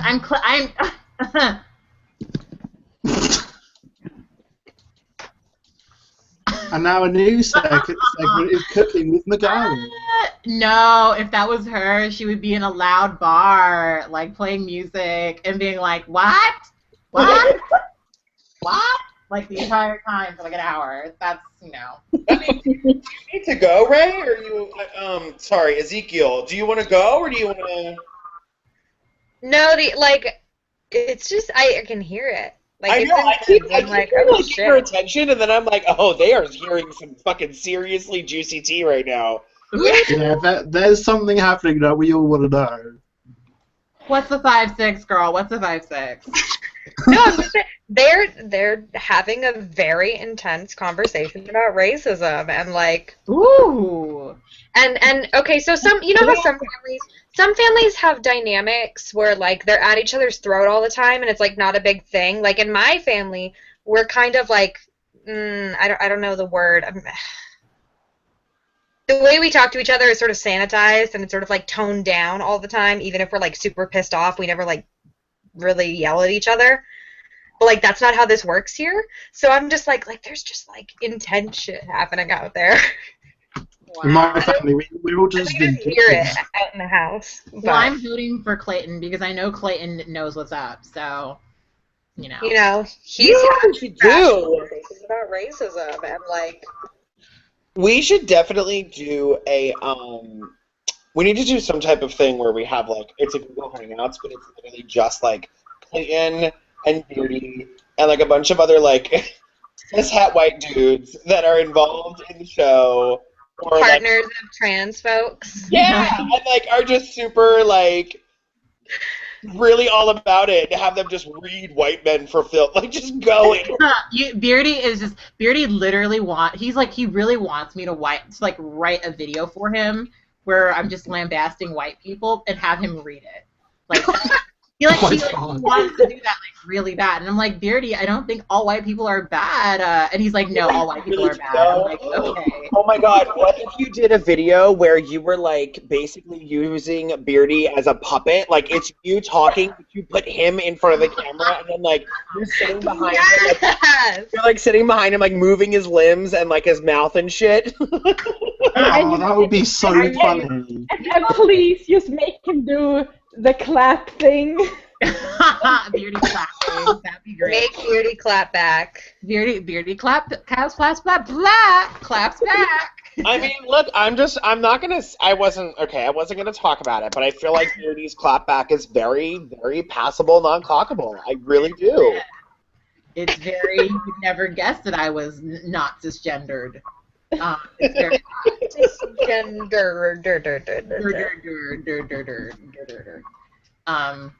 no, but he really wants to do because he's like, people clearly listen to him. Like people never want to listen to me when I don't know if you go on my Facebook page right now, you'll see what just happened. But somebody like sent me this like whiny, oh my God, not all white people, blah blah blah blah blah, and I just posted a picture of me and Beardy that we took last year of us with mugs, smiling at the camera like old people, and being like, "Merry Christmas, white girl," because like. That's wonderful. It's just like, I know that not all white people are fucking terrible. My white boyfriend is evidence of this. Wait, oh my God, you guys are not gonna, oh my God. The Onion apparently already put out an article saying 42 million dead in bloodiest Black Friday weekend on record. Yeah. Oh yeah, I just saw that. Wait, okay, so AJ posted it and goes, come on, y'all, get it together. And somebody that she knows puts, AJ, I hope you know it's a fake article. And she goes, because I've never heard of the Onion.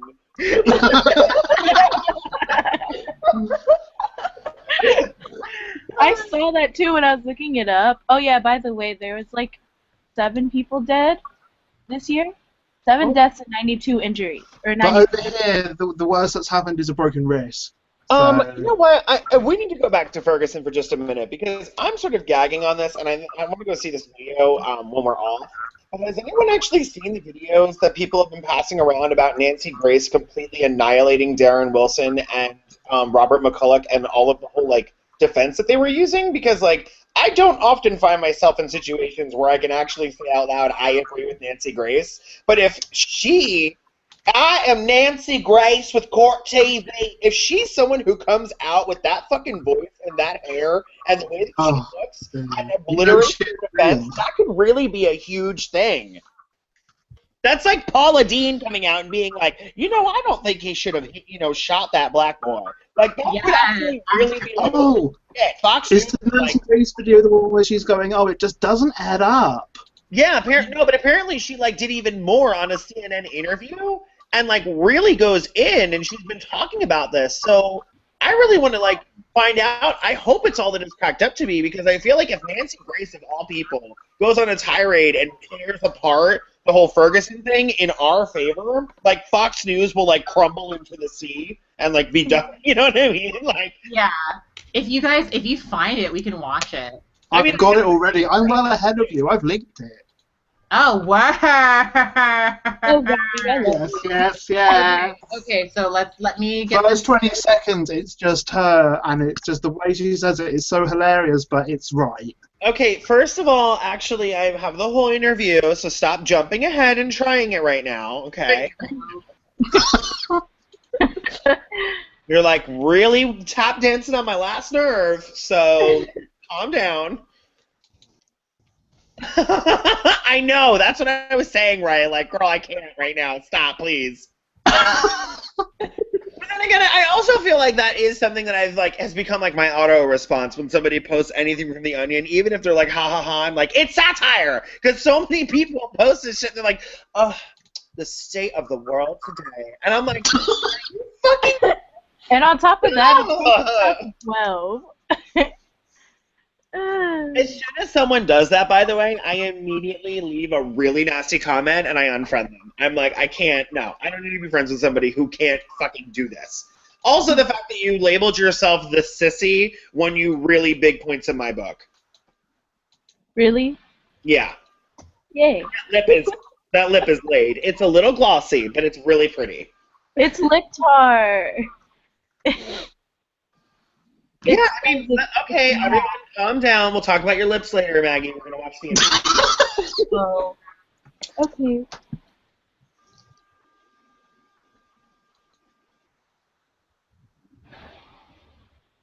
So are we talking about this video? I thought someone was going to screen share it or something. Yeah, me yeah, I assume. Wait, watching that right now is everything that I need in life. Calm the fuck down. Slow down the fuck. I can't with you. I really just loved how everyone sat here all expectantly, like, us soon. Just immediately, all caps, give me a sec! Shit! Well, you know what it is, Cat Black, Catherine Black? You are a racist bitch. Cha cha cha cha cha cha. Shots fired. Oh, Robbie, I hate you. That was really good. Clap Black. That's really It's one of my proudest moments, and that's like, sad. Hello. Can you guys hear me? Yeah, Yes, this is Cat Black. Okay. I'm trying to get my screen share to work, and for some reason it's not working. Would you like someone else to try? Your voice sounds like someone who would be foraging for their internet. Are you sure that it's going to be done in a timely manner? I mean, the thing is I am a black woman from New York, and you would never know what it's like to be a black woman in New York because you have passable privilege, and I just think that you should stop, capitalizing on the struggle of black women because you don't care. And I forage for indigo for my lips. The end. Sorry, that was a DM, Janet. I love how that was like that. That's the kind of shit that I really want. Like, if we ever do like where you can the show, you call in and it's really rude. That is exactly what I want to hear. Just like, you know what, Cat Black, you passable racist bitch. You don't care about black people. You're a liar and you're a goodbye. honestly, that's my dream. Okay, so I actually, we never had to figure out if it was working, but we can technically, because now we figured it out, we can have people call into the show. That's the thing is that the show's supposed to be done in 7 minutes. So maybe what we could do is we could go on. I mean, it seems like we all want to keep going, right? Yeah. I mean, I'm packing, so I'm just gonna be in and out. So we can keep going, but I can stay for another hour. We can technically have people call into the show. We have this feature. So if you're in the comments right now, let me know how you feel about that specific thing, like, because it's a thing we can do, but I will say very clearly that there will be no foolishness nor fucking because when you call us, we know exactly where you are. We know exactly. I was just going to say, it gives us your location in an exact manner, so don't think that we will not send a drone courtesy of Chloe with steampunk glasses on. We know you guys can get up. I mean, but I would love to have you call in. We will call the Tumblr people, and we will get you fired. We will get you fired, is the thing about that. But, seriously. A racist bitch. Yeah, don't be a racist bitch. But no, seriously, like, it is something we can do. It's a little complicado, but I think we can definitely do it. So, it didn't work outside the U.S. Yeah, it does not work outside the U.S. That's the only real racist drawback. Okay, you know what though? I think what we should do, I think a really good way to actually do this is why don't we do the last hour of the show? We'll allow it, a test run, and see how it goes. Yes. Okay. But is it something that because you're going to be packing, Kat, is it something that I can moderate through the toolbox thing?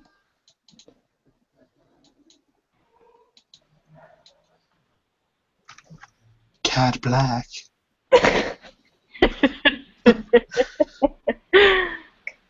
Where are you, Miss Thing?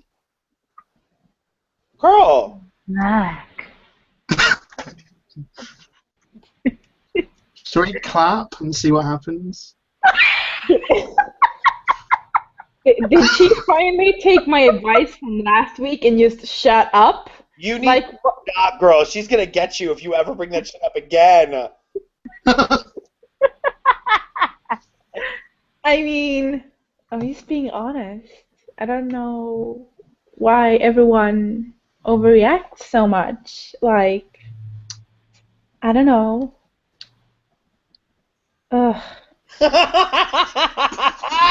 Oh my god, I'm really, really getting into this photo right now of her and Beardy. I know, I just saw that and it was so funny. I mean, I am laughing, but I'm also kind of gagging at how long Beardy's hair was, and I really like him with shorter hair. It looks way better. Okay, so this is what the person said while we wait for her to come back. If we go offline, I'm done for the night. I'm not going to lie. Oh my god. Now we know how you really feel. No, you know what it is? It's just the fact that I have 3 videos to upload, and I have to still edit 2 of them, and, like, just, it's just too much. Poor I you. don't know why it's region restricted. It works through Google Voice, so it's free. It's not actually that you can't do it internationally, it's that it charges you. So we kind of automatically are like, well, it doesn't do it, because we don't want to, expect people to, like, pay to come in and talk to You them. could always ask people to record a question and then send it to someone, and then have it on the show. That's actually, I think that's called a comment, and they can probably do that with a lot less effort. Oh, come on! Oh, damn. Don't be that person. First of all, I don't know why. Right in the heart. Right in the heart. You're acting brand new. Okay, look, I've always been that person. I will always be that person. Oh, I already knew that very much. I'm also, listen, that's part of the role that I fulfill on this show. I am that person. I clock everyone. The bitch in heels, yeah, I know, I get it. It's amazing that I'm not Swiss, because I just clock everyone. I always know what time it is. Who are you talking about, Swiss? That was awful. Because Swiss people make clocks and chocolate, right? That was awful. You Americans into stereotypes about Europeans? Well, the thing is that you can't be racist against white people, so I'm just True. Yeah. Damn it. You got me there. Dang it. Oh shoot! I was gonna give you. You know what? Look, the bottom line is that I am a witch, and white tears, especially from cisgender people, they taste lovely. And I'm just trying to harvest them. That's really all there is to it. So. I love that, the idea of harvesting cis white tears. Yeah, that's what I need. Can we bottle it and like? If you're affluent and cis het, white, and able-bodied and Christian, I want. What would you call it? I want your. I just realized. I also really want your firstborn. That's really what it's all about too. That's so fishy and passable. I was trying to talk this entire time, and I didn't realize that my mic was not working. I was getting very upset. I was starting to get very loud. I was starting to get very, so y'all gonna let me talk? Y'all gonna let me talk? I was getting very that. You were getting on your very cat black. Y'all are always trying to silence a black woman. Uh-huh. Y'all always trying to silence a black woman. Y'all never want a black woman to talk. Anyway, but what I was gonna say was like, so we can do it. What I do is I call Google Voice because it opens up like a room, and you call that room. It's not like a situation where someone calls, you put them on hold, and then you let them go live. It's a conference room. And so what I was doing was calling the number through Google Voice, playing it loudly, and then letting it broadcast through the microphone. Does that make sense? Yeah. Yeah, so we can do that. I can set that up if that's what we want to do. But the only thing is, though, how do we actually moderate it? Like, how do I moderate it on my end? Because you're going to be packing. So I want to make sure, like, should we have a problematic caller, I can immediately kick them. Well, what I was thinking is that you can call. Do you have Google Voice? Yeah. Okay, that's fishy, passable, real. Well, you only have to have Gmail, right? I've used Google Voice before. Well, I feel like you have to set it. I remember setting it up. Like you have to like hook your phone through and blah blah blah. What? Yeah, because it's a real phone, bruh. It's a real phone. No, when I'm like a broke ass and can't fucking afford, like when my phone gets shut off, I use Google Voice. It's like a separate thing. I mean, I don't know. I've never had to go through that, so I don't quite. I don't know. You know what? I wasn't smart enough to marry a white man, so. You know what? Hey. Some of us marry up. You know, that's all I have to say. That's all I have to say. Wow. You know what it is? The problem is that I really try to lure the white men in, but then apparently I show my lack of color, and then they just don't, they're not into it. You're just not into it. Like, I thought you had braids, so I figured you were just black. Like, what is this? Did you get the message? Oh, shit. You lied to me. You misled me. You lied to me. Yeah. You're one of those, what did she say? You're one of those homosexuals. You're trying to give me AIDS. So I just grabbed my purse and jumped out the window. What is that from? What is that from? That's Venus. That Venus Extravaganza says that. When yes! Yes! Yes! See, I knew that was something that I've heard in passing a million times. It's like, I know you know this.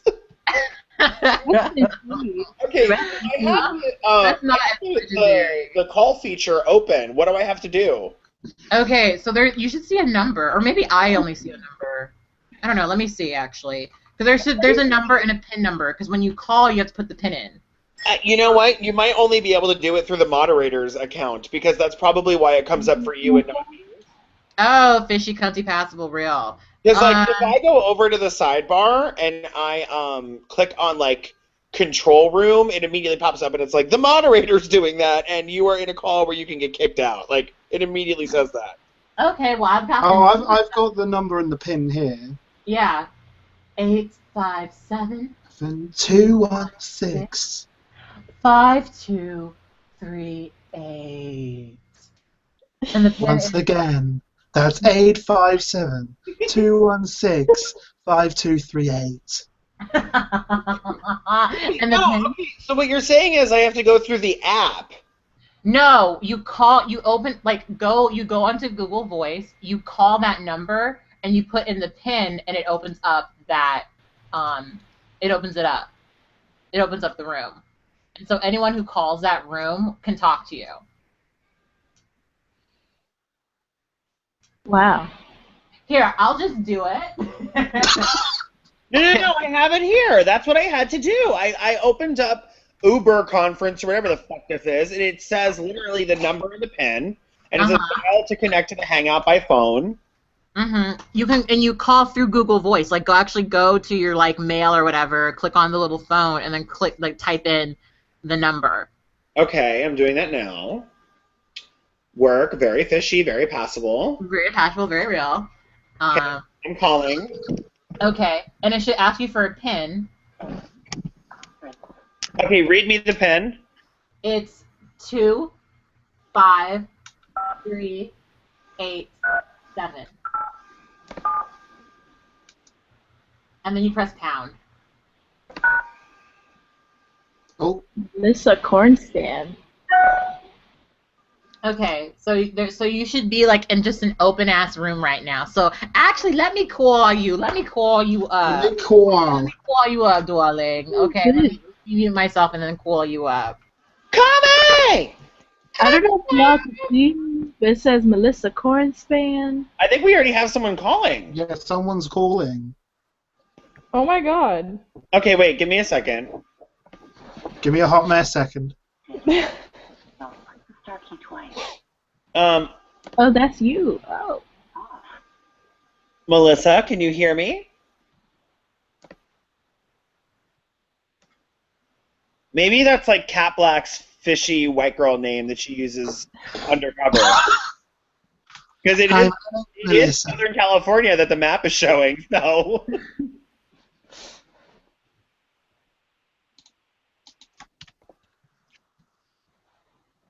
Work! By the way, viewers, if you want to call in, just make sure that you're aware that I can immediately hit the See Social Info tab, and I can immediately connect to your Twitter, Facebook, Instagram, Google+, or LinkedIn. Yeah, it's And very then busy. get you fired. Rob, do you have, because I keep seeing, like, can you actually see the page? Like, can you actually see, because I keep seeing, like, the disconnect thing, and, Should I like, screen share what I can see? yeah. Yeah. Yes, honey. Yes. Yeah, because I keep seeing disconnected on mine, This and is what I see. oh, gag, so you just have full, okay, you're the moderator then. That's I have that too. That's exactly what mine looks like. How come mine says, this is a gag, because I can't actually, like, I'm gonna what I'll do is I'll just copy click the off pin of and the it. number, because I can't click into it. It says disconnected. Your conference line is not connected to the Hangout. Please click to connect, and I click connect, and nothing fucking happens. I mean, the thing is that maybe it's because I called in, because the call on my Gmail is still going, and I have this whole sidebar with, like, a caller and all that, so... Yeah. Well, so copy and paste the number in the pin, and so I can call so we can test it out, since Melissa clearly is not there. Yeah, I'm going to go ahead and disconnect with Melissa. Yeah, disconnect her. Chop her. You've been chopped, Rob. Sorry. No, it's not letting me click on hang up. Yeah, it's not letting me do it. That's so annoying. Okay, so this is maybe something that... Okay, but you know what, though? Maybe, Robbie, why don't you close out of it so we don't have 15 people with the same fucking thing open, because that's probably fucking with it. Yeah, I can't connect, and I can't, like, click on anything. And Okay, I've clicked off it now. Does anyone else have it open? I clicked off. Okay, click out. Everybody click out. Yeah, I still can't connect. Give me 1 second. Somebody copy and paste the pin.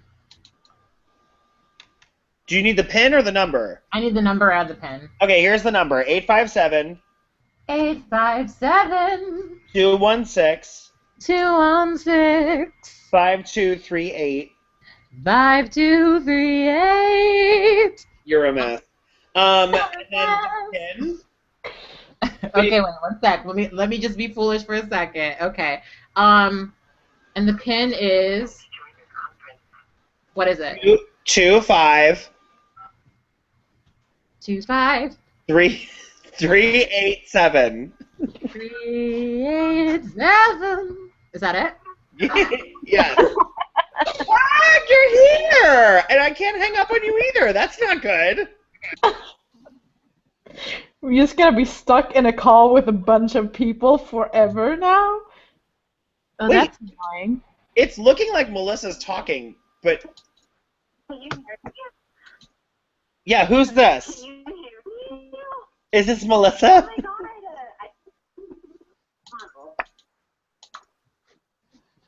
Okay, I'm gonna mute Melissa, because that's looking like there's some fuckery going on. What is going on? I can't even. What Okay, is you guys, I happening? can't hear her because everyone's making noise. Kat, can you hear me?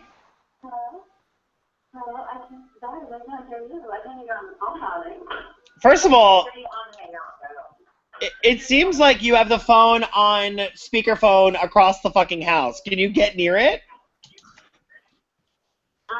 I do have a phone on speakerphone across the house, but that's because that's the only way my phone will work. My phone is cut out.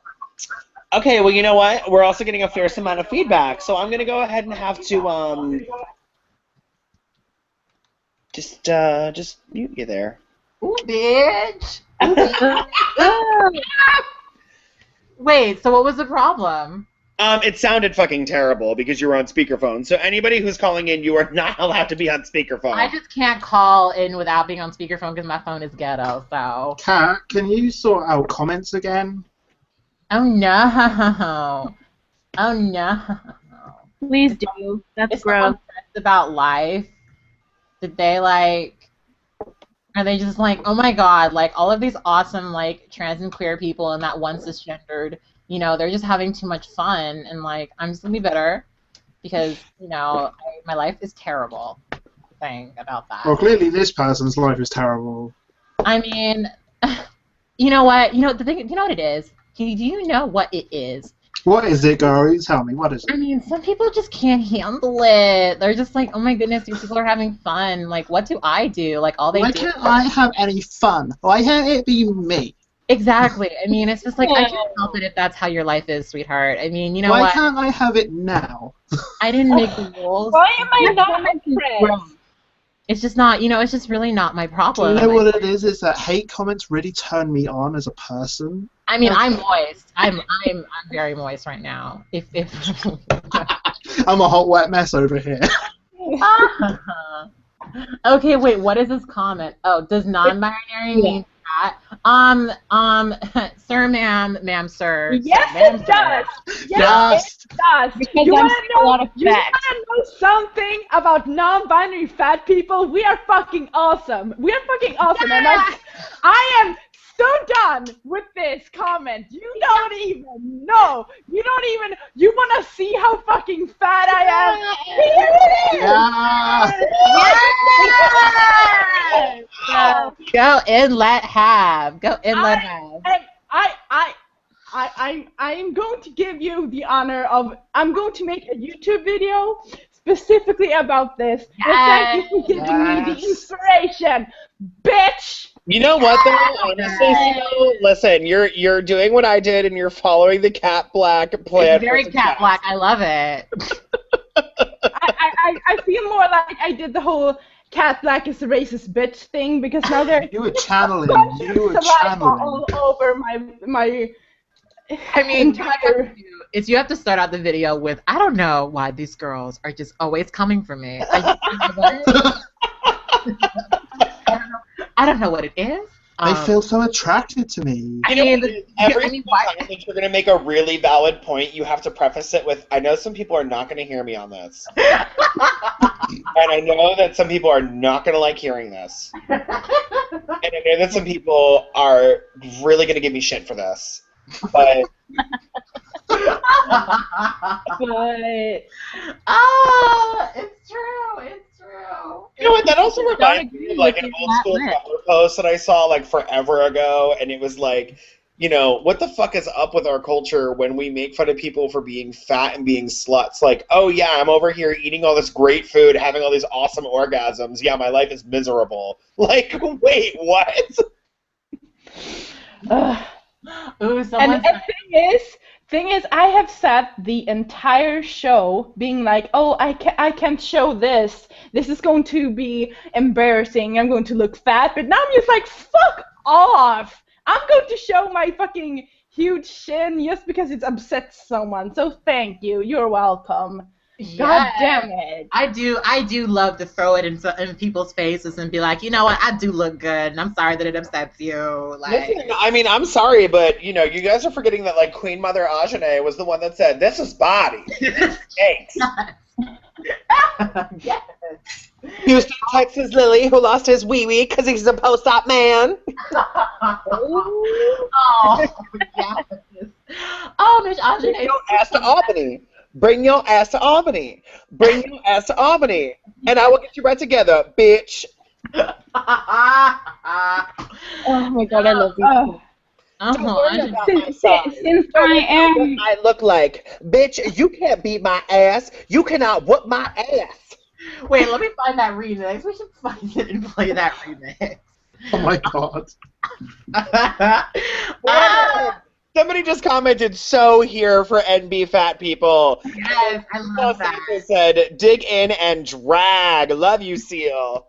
Yes. I'm just saying that now I'm all sweaty and like short of breath. I'm like, ugh. That's my exercise for the day, was standing up and showing you my stomach. I've earned myself something nice now. I'm doing an early morning exercise too because it's 1:17 here, so early morning. It's gone midnight here. I can have my calories reset, man. Yes. Do y'all want to hear this remix? Bitter bitches. You thought you were so cunty and cute with your sunrise yoga? Well, Seal Allen is doing all of the exercise at 1:18 in the morning. You skinny bitch. Yeah.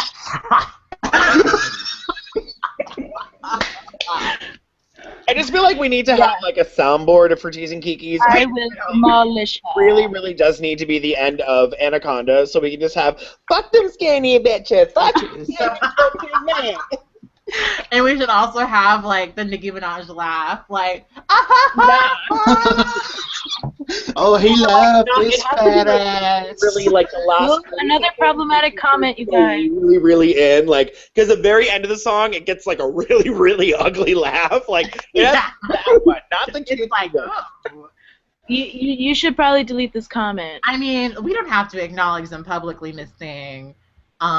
We can just, pay them dust. Let me just. I'll probably just report it. You know what turns me on more than anything else in this entire world? The fact that people, I'm reading it right now. The fact that people, get this upset. Like, I'm actually moist, extremely moist by the song.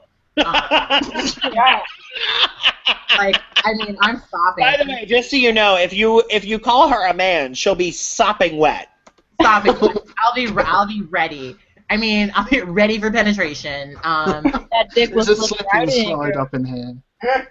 I mean, no, because the thing that I love, honestly, this is me just being 100% real. Like, this is not even me joking. Like, I get a lot of pleasure out of blocking people because it just makes me feel very, like... Empowered as a woman. Yes, I feel very like I rule the world.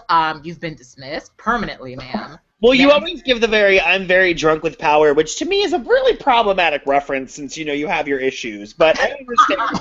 Oh my god. How dare you talk about my substance abuse issues, girl? That's so shady. How dare you? How dare you?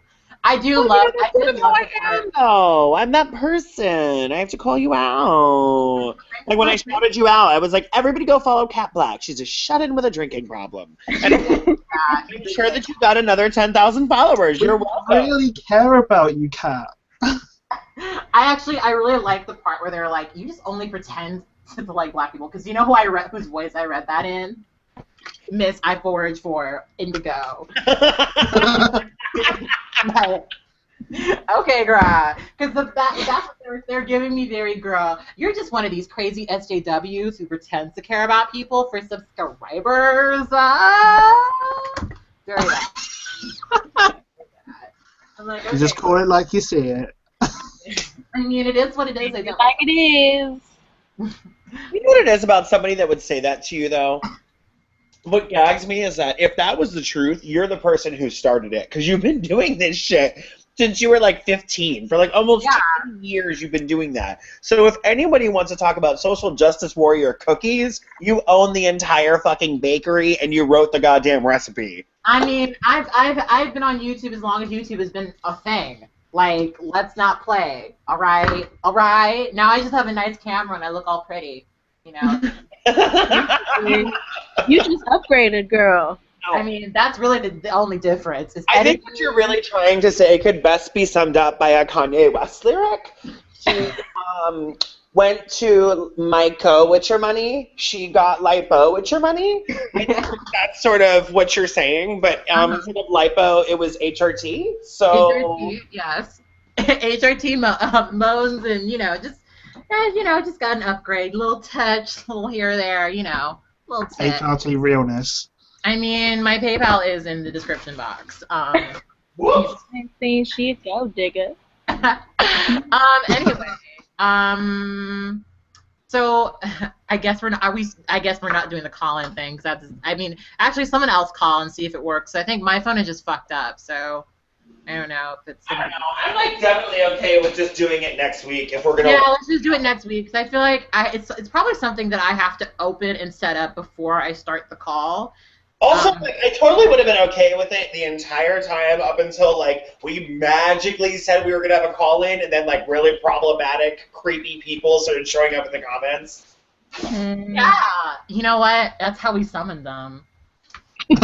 Once they Demon hear slaying, honey. Not that they weren't watching earlier because they don't care. It's just that they had to get the last little bit of sunlight to finish foraging their lip colors. Uh-huh. So they're definitely not going to be able to get on to troll us any earlier than now. You know what's funny is I know that they're watching this. That's the funniest thing to me.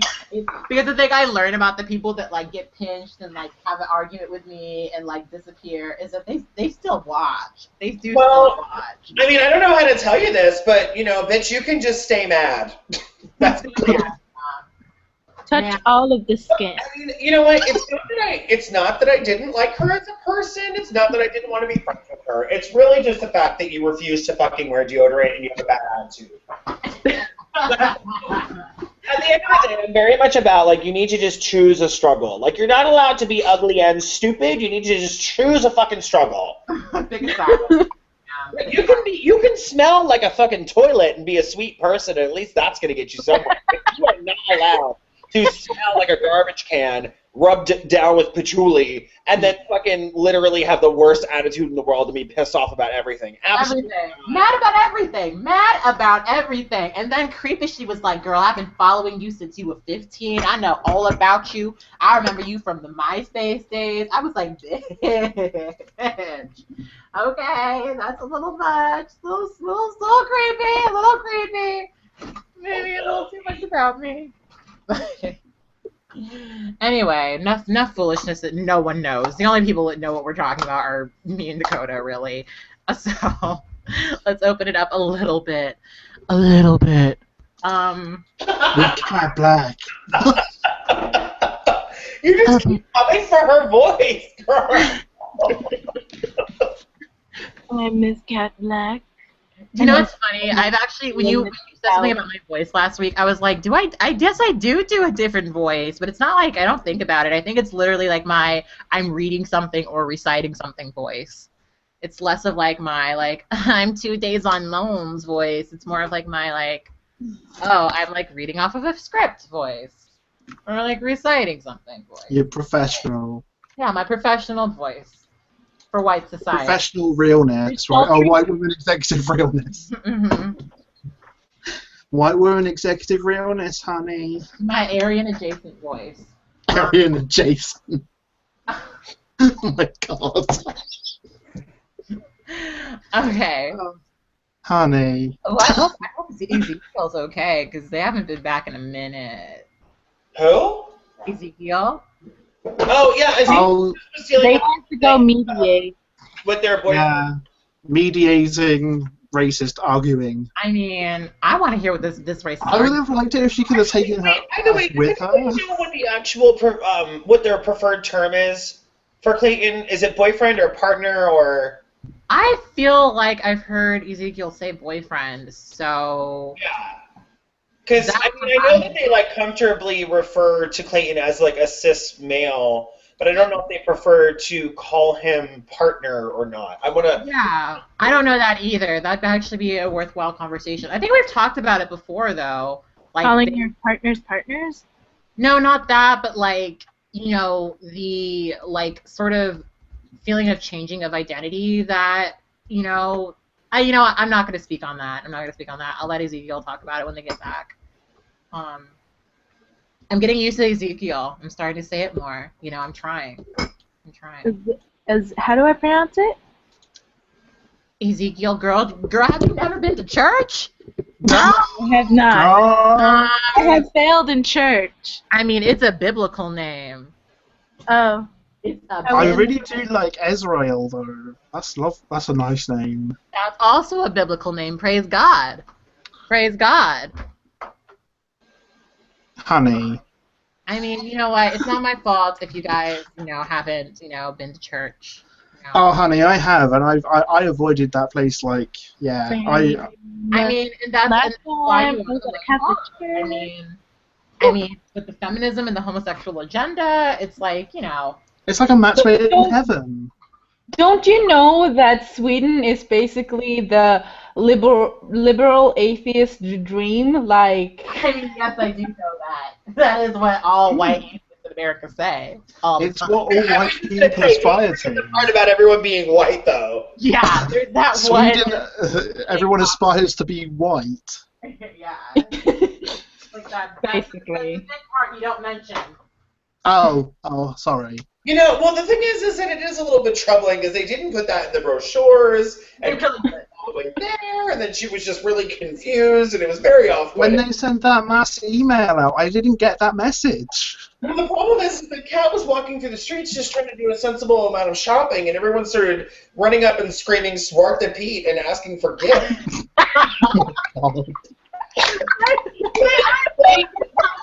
When they explained what would actually, like, where the confusion came from, they actually blamed her and said if you weren't wearing a really big matte red lip, we wouldn't have thought that. You know what I did? You know what I did realize after watching my Black Pink video is that I was wearing a very red matte lip, and that like my hair texture literally looked just like the wigs that they were wearing. Did anyone comment on that?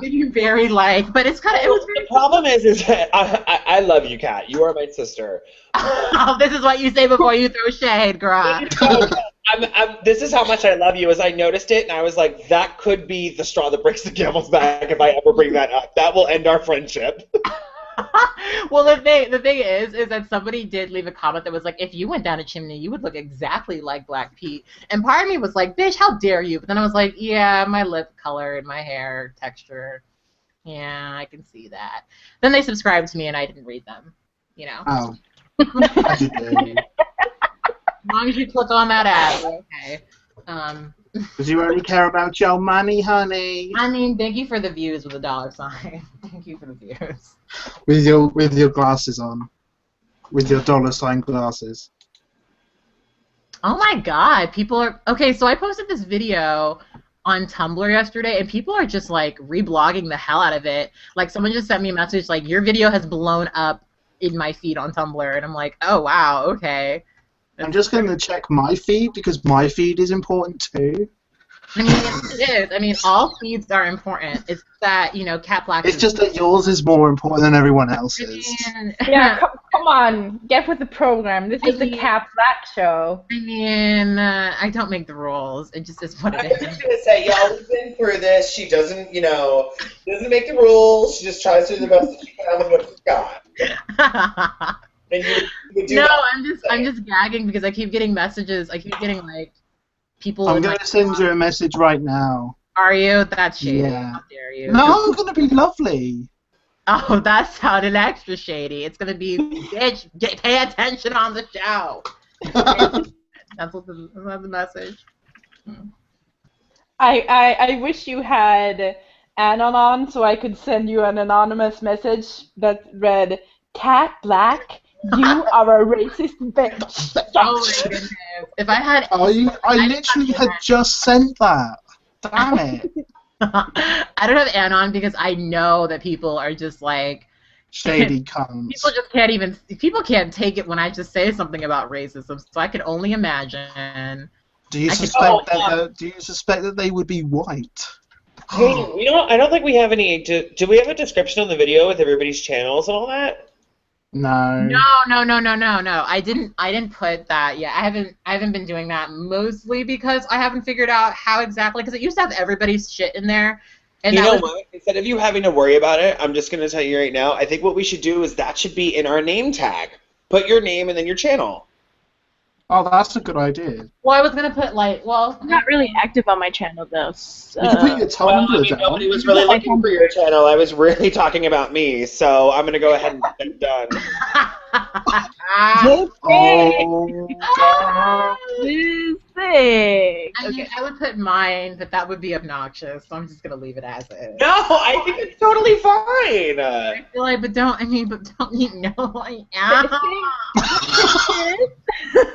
The thing is, I would totally do it, but I think that since I just like really recently started posting videos, I feel like people are going to think that I am only on this show to get like subscribers, and obviously here just to piggyback for the views. Can we just for a minute fall into this comment? Which one? Cat Black is drunk with power. And when Oh, yeah. she's God, she's actually saying she loves herself. Cat Black is a racist. Yeah. With a God complex. Oh, honey, she is God. I mean, that's not a lie. No tea, no shade, honey. I mean, it is the truth. It is. I will not deny it. I will neither conform nor deny. God, how pissed would Jesus be if he came back and he was just like, that's not what I meant. I mean, I feel like Jesus isn't a thing, so I don't know if he's coming back, but I mean, if he's coming back, he's already back. He's already been incarnated, you know? Like, I'm not saying it's me, but someone very me adjacent. That's my favorite thing right now, by the way, is just like trying to come up with descriptors and saying it's adjacent. That's my favorite thing. I've been doing it way more often. I did it like a couple of times in some videos recently too. You know, the thing is that I'm not saying that you're racist, white people. I'm just saying you're racist adjacent. Similar to, across from, next to, nearby. By the way, you know what? I was laughing about it earlier, but it really does make a difference with the mic, because I've realized that in the videos, especially 2 out of the 3 that I'm going to be posting tonight, I recorded with my bloggy, and my voice sounds like a completely different person. Oh, yeah. Yeah, like, with the mics, like, depending on what mic I use, my voice sounds way different. And then, like, when I go and edit my audio, because I've been, like, turning up my audio in my videos, it sounds way different. Like it's like night and day. Like, I feel like my voice sounds a little bit, like, deeper. Maybe it's not deeper, but it just sounds different. It's, like, weird. Like... Oh, wow. That's a great story. No, I'm talking about, bitch, how dare you bring up a topic and then shade me for talking about it? How dare you?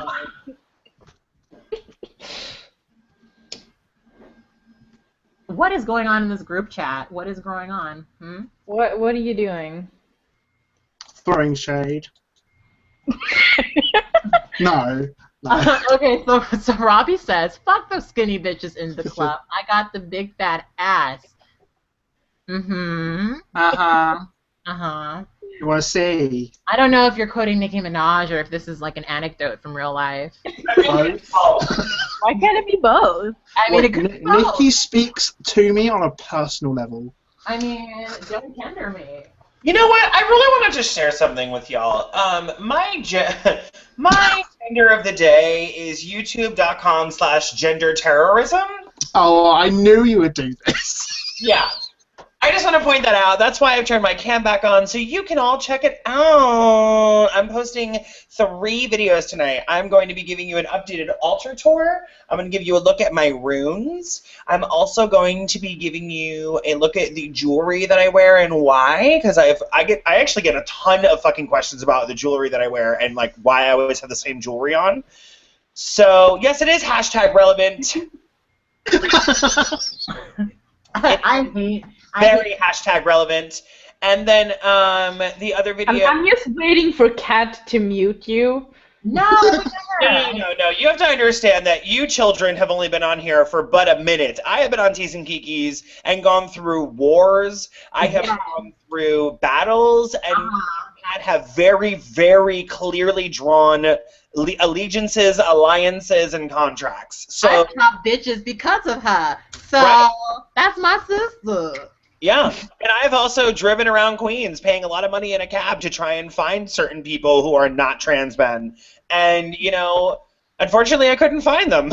But if I had, I would have hopped out and shown them what my real birth Christian name was, which is first name Molly, last name Wop, you know? Oh, you are not telling me that you really did drive around New York looking for his ass. No, I mean, I wanted to. I definitely had feelers out, like, in different bars and shit to be like, yo, if you see this person, you need to let me know. And I sent people his photos and shit and was like, if you find this person, you need to call me immediately and I will be there in moments. Yes! Giving you a very, oh, girl, how dare you. I thought we was friends. You lied to me. No, not even that. It would never even have gotten that far. I literally would have walked in and just beat his ass. That would have been it. Oh, yeah. Yeah, which normally I would feel bad about because I have talked before about how I feel about people who are much larger taking out people who are much smaller. But at the end of the day, if you want to play games, don't be surprised when you get punted across the field. You know, I think that's just fair. The thing is like, I don't believe in violence. You know, I'm very cat black. You know, life is great and all that jazz. But that's one of those situations where I'm like, you know what? Beat his ass. Get him. Get him. Drag That him. just made me think of that song, all about that bass and like how everybody's like saying that's not a body positive song. You know what it makes me think about? It makes me think about I don't fight, I don't argue. I just hit that bitch with a bottle. Yeah, exactly. That's exactly where I'm at. It would not even be a conversation. It wouldn't. I would just literally come up, punch him in the back of his head, and it'd be game over. I would just start laying into him. Because how dare you? How very dare you even exist in the same 3,000-mile radius as me and think you're going to live to tell the tale? Absolutely not. Truth. Don't get loud. Security ain't coming for you, girl. Well, you can say whatever you want, bitch, but I don't know what you thought this was. Maybe you needed to stop shading Susan's place because you're going to need a safe space. But anyway, no, let's not, dig up musty, dead old bodies that don't need to be talked about anymore. I mean, I know he's watching, so. Oh, I'm so sure. Listen, if you're that pathetic, you have nothing else to do. So, no, yeah, but I was going, watch my channel. Yeah, that's what I was saying. Very yeah, because I'm going to be doing those videos, and there's another video that I have coming out tonight. All of these are already shot. I just have to finish editing and exporting them, which I will be doing tonight. And the last one is about ethically honoring deities from other cultures and what constitutes appropriation and what constitutes actual veneration. So, yeah, it's going to be really cool. It's 3 witchy videos because you guys keep asking for them. So I hope that you love it a lot.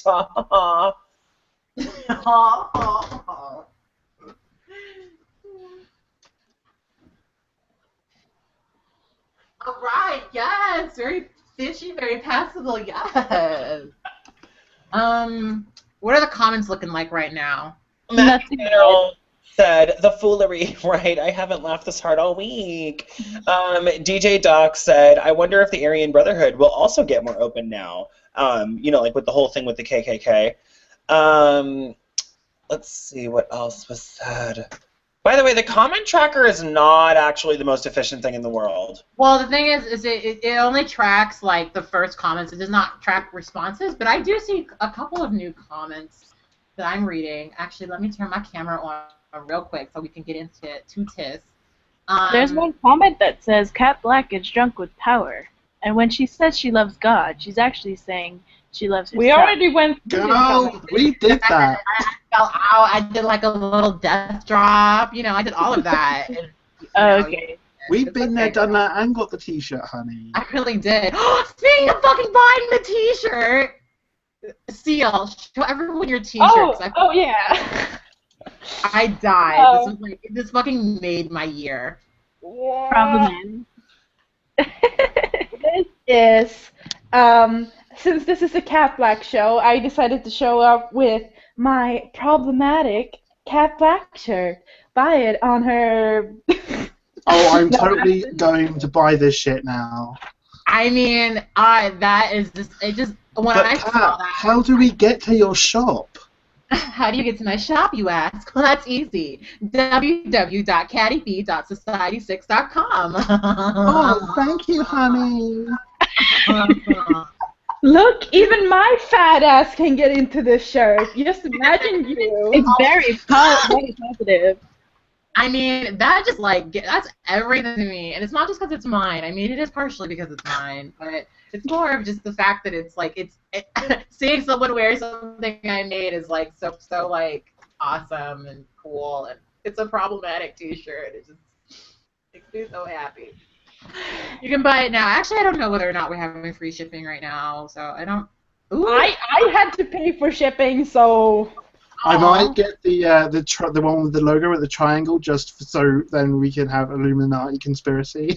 You know, someone actually bought one of the cat black bags. Like I keep telling people, like, if you buy something from my store, like, show me. And I really want to see someone with my cat black bag. That would make my life. Let me turn my camera on since I'm just sitting here. Oh God, I'm so sorry. I always make everything about myself. That's really bad. That's a bad habit of mine. Dakota, are you with us? I am sorry. I'm cooking dinner and I'm also having a staring match with my cat. So sorry. My cat is on, but I'm basically naked in my kitchen, so I really don't need to be turning the camera on me. Sorry about it. I just wanted to know if you were there. I mean, as long as you're alive and you're with us, that's all. That's all I care about. I just want to make sure. That was a really nice way of saying, "Bitch, I didn't ask for all those details. A simple yes or no would have sufficed." That was. You know what? I was trying to be a little bit more delicate about it. I didn't want to shame you. You know. Well, you know, you've always been very delicate, I feel. I do give a You see, the thing is, kids, you need to learn that when you've gotten, because look, we're past the kindergarten coloring book reading stage of life. This is some grown people stuff. And when me and Miss Catherine throw shade, you need to listen up and learn, because real true shade is not stated, it's implied, and it has multiple meanings and multiple layers. Basically, our shade is sort of like a tres leches cake, and yours is like a Twinkie. They might look the same to certain people, but they're just not. Wait, what? Tres leches and Twinkies look the same? So, well, yeah, because, you know, white people try to make things and they don't do it right, so.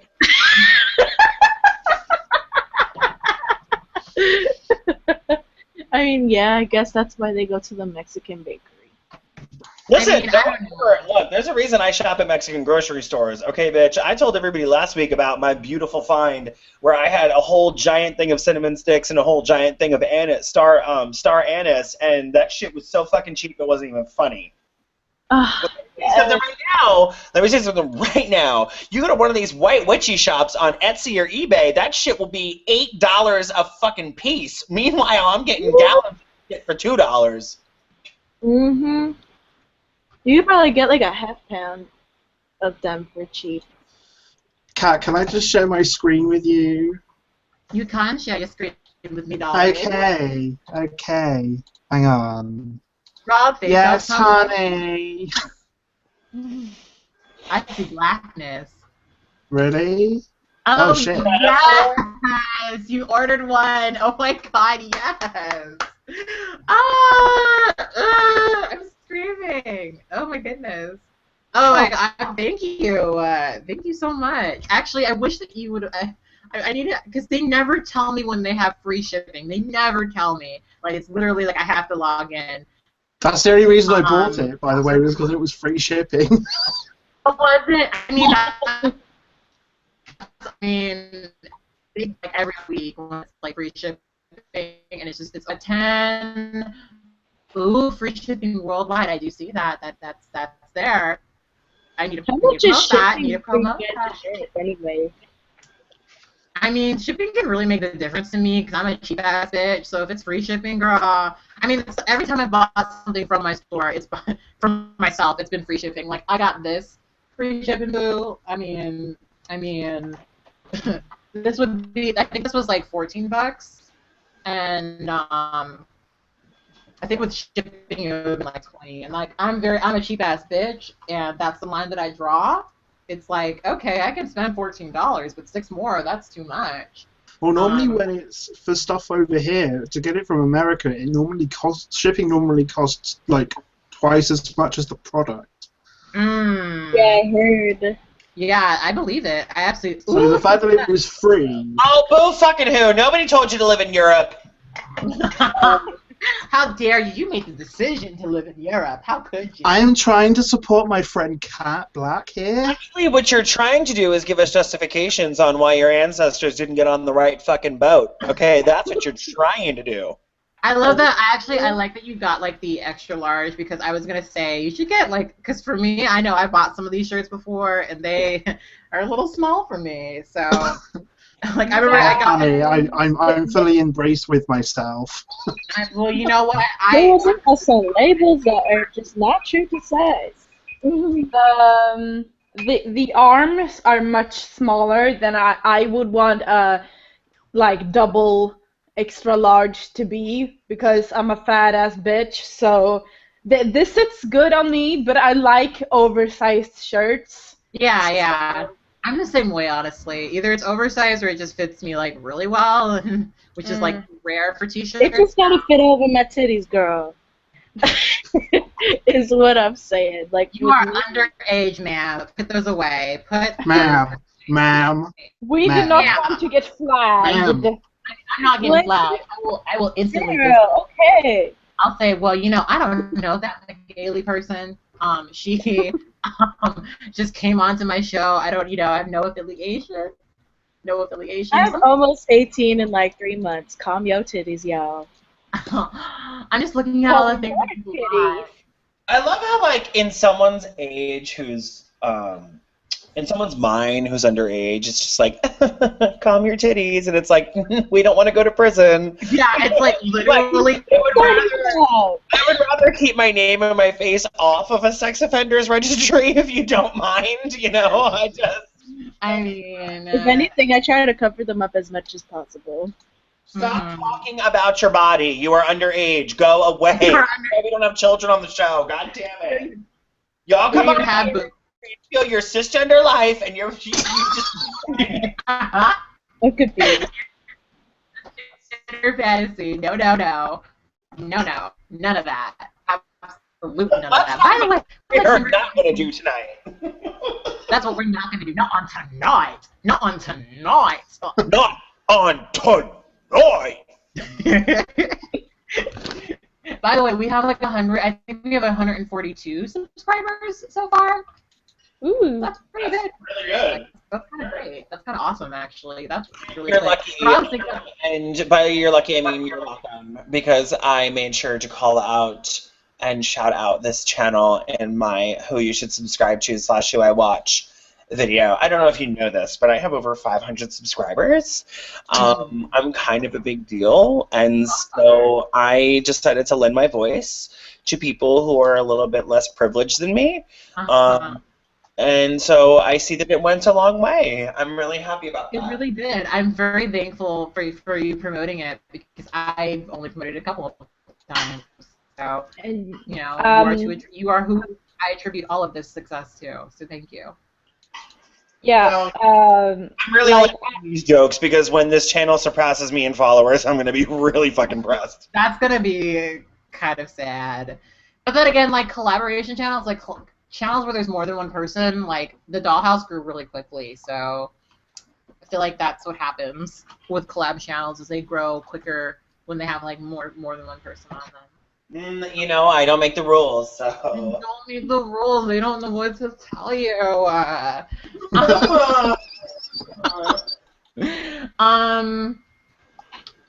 Okay. I was gonna read this comment.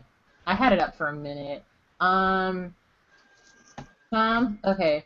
Something that's very common here in Sweden. Something that's very common here in Sweden is definitely the whole freedom of speech argument, where there are a lot of people who are willing to justify racism and Nazi ideology with freedom of speech. This is, of course, bullshit. The one thing you can publicly express without being hated is transphobia. So do you have anything to say about that, Steele? Yeah, because like a lot of because the whole freedom of speech thing is bullshit, of course, and there's a lot of people who say really racist things, and people just ignore it, because since we have a party in our parliament who is very Islamophobic and fascist and shit, a lot of people have seemed to like loosen their um, like like just a couple of years ago when I was in school, we talked about this party, and everyone was in agreement, like, oh, this should not be allowed, they should be silenced, blah blah blah. But now the same people who sat in that classroom with me are like, well, it's freedom of speech, everyone should be able to say what they want, blah blah blah blah blah. But as this person said, the only group who is not like protected under the like hate speech, like trans people, there's no statistics over trans people in Sweden. If someone were to beat me up or kill me just because I am trans, that would not be considered a hate crime. If they beat me up because I am bisexual, it would be a hate crime, but not because I am trans, because we are not protected under that law. So, Wow. That's so crazy. Sweden is so progressive, guys. Come on, just move here. Oh my god. No, but I think it's also really important to point out that that's also the case in many parts of America. Yeah. Yeah. Like, hate crime laws are not universally recognized here, nor are anti-discrimination laws. So I just think it's really important to point out. Yeah, there's like a decent amount of places where you can still technically get fired because you're trans. And it's interesting because in this like whole Ferguson conversation, there are a lot of people that I've seen internationally that are like turning over to America and saying, oh, America's so shitty. Like Lauren, my sister, my Canadian sister, she was talking about how basically, the States is going to shit, right? And it's like, do I agree? Maybe, but I feel like a lot of places are having issues. Like, it's not just an American thing. Like, there may be some places where in certain situations, I would say that, in California, I got my name and gender marker changed for free. That is miles above what a lot of people, even in America, are experiencing. So that's like, okay, that's progressive in some areas. Like in some areas where we're progressive, others we're not. Everyone has issues, and I think that that's something we should all recognize. Because if people want to pretend that like Canada's perfect and that like the UK is perfect and like Sweden's perfect, I think it's it's perfect for some people in some areas, but not all people. So. Yeah. I think it's at the end of the day, like, I just think we should kill all white people. And then everything will work out a lot better. We had a good run. Let somebody else have a chance. I like white men too much to. Oh, I like how you edited that. Wow. Mm-hmm. I guess we're going to be classier on this new channel. Huh? I said, I guess we're going to be classier on this channel, or at least try. Oh, because you clocked like what I was really gonna say, and then I. Yeah. Okay. You clocked me. You caught me. You really did. You caught me. I already talked about this earlier. It's a genetic condition. I'm fucking Swiss. Mm-hmm. Yes, of course. Do you not see all these comments, Dakota, or am I the only one who sees them? Because I'm looking, so leave me alone. But can you guys get into like the council of cats happening in my? Oh, that's so cute. They're just not approving of anything that's going on. They're like, what are you doing? Like your lifestyle. They look so majestic. And my cats are fucking beautiful. You're somehow surprised? I'm not surprised. Bastian is looking very attractive. I want He's not Bastian anymore. He goes by Handsome. Okay, handsome. I'm actually not kidding. You can say Bastian and he doesn't respond at all. But because I call him Handsome so much, he actually responds to Handsome now. So I have Dahlia and Handsome. That's his new gender identity. You can't. Don't Gender of the day. Gender of the day. Handsome. If you look like Bastian, you would be completely in the same boat. I'd be like, yeah, you're only gonna call me Handsome too, motherfucker. I like how he his head up when that happened. He's like, sure. Yes, honey. Don't know. Yeah, see, my dog does not approve of cats, so. Your dog needs to go away then. Your dog is wrong. It's a thing. Aw, okay. Bye. So your dog can't be a guest on the show I again. turned my camera around. The my name tag went away. That doesn't make sense. There was a Probably point clicked. earlier when there was two. Oh yeah, when you came back, Yeah. actually, You it logged out and then you came back in and then your banner went. Oh. your banner went away. So you've lost all that advertisement, honey. No ad revenue for you.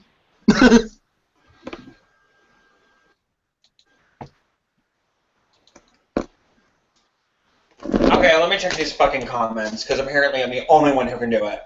I mean, I can do it too, but I'm them also, periodically. I'm also packing. Leave comments, y'all. We here. I mean, I mean, we've been going on for an hour longer, so y'all better, keep this up for us. It's because it's been such a good time. I'm also packing, so, Oh, okay, then that's the reason then. Well, it's like I can, like, multitask, and it's okay. Alright, I'm checking them. God. Alright, Atherton Green said, say something funny. Thank you for calling House of Booty. This is Judy. And then DJ Doc said, the problem is that a lot of EU members aren't doing shit right now, and wait for the anti-discrimination law, I guess, getting sorted out on the EU level. Chainsaw Santa said, the more I learn about the world, the more I want to go to Pluto. How about it? We can put up an Illuminati cat black flag.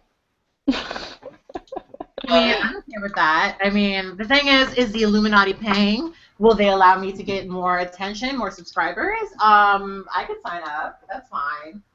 I mean, Sign your soul. I'm willing to sell. I'm ready to sell out. I'm ready. You heard it here first.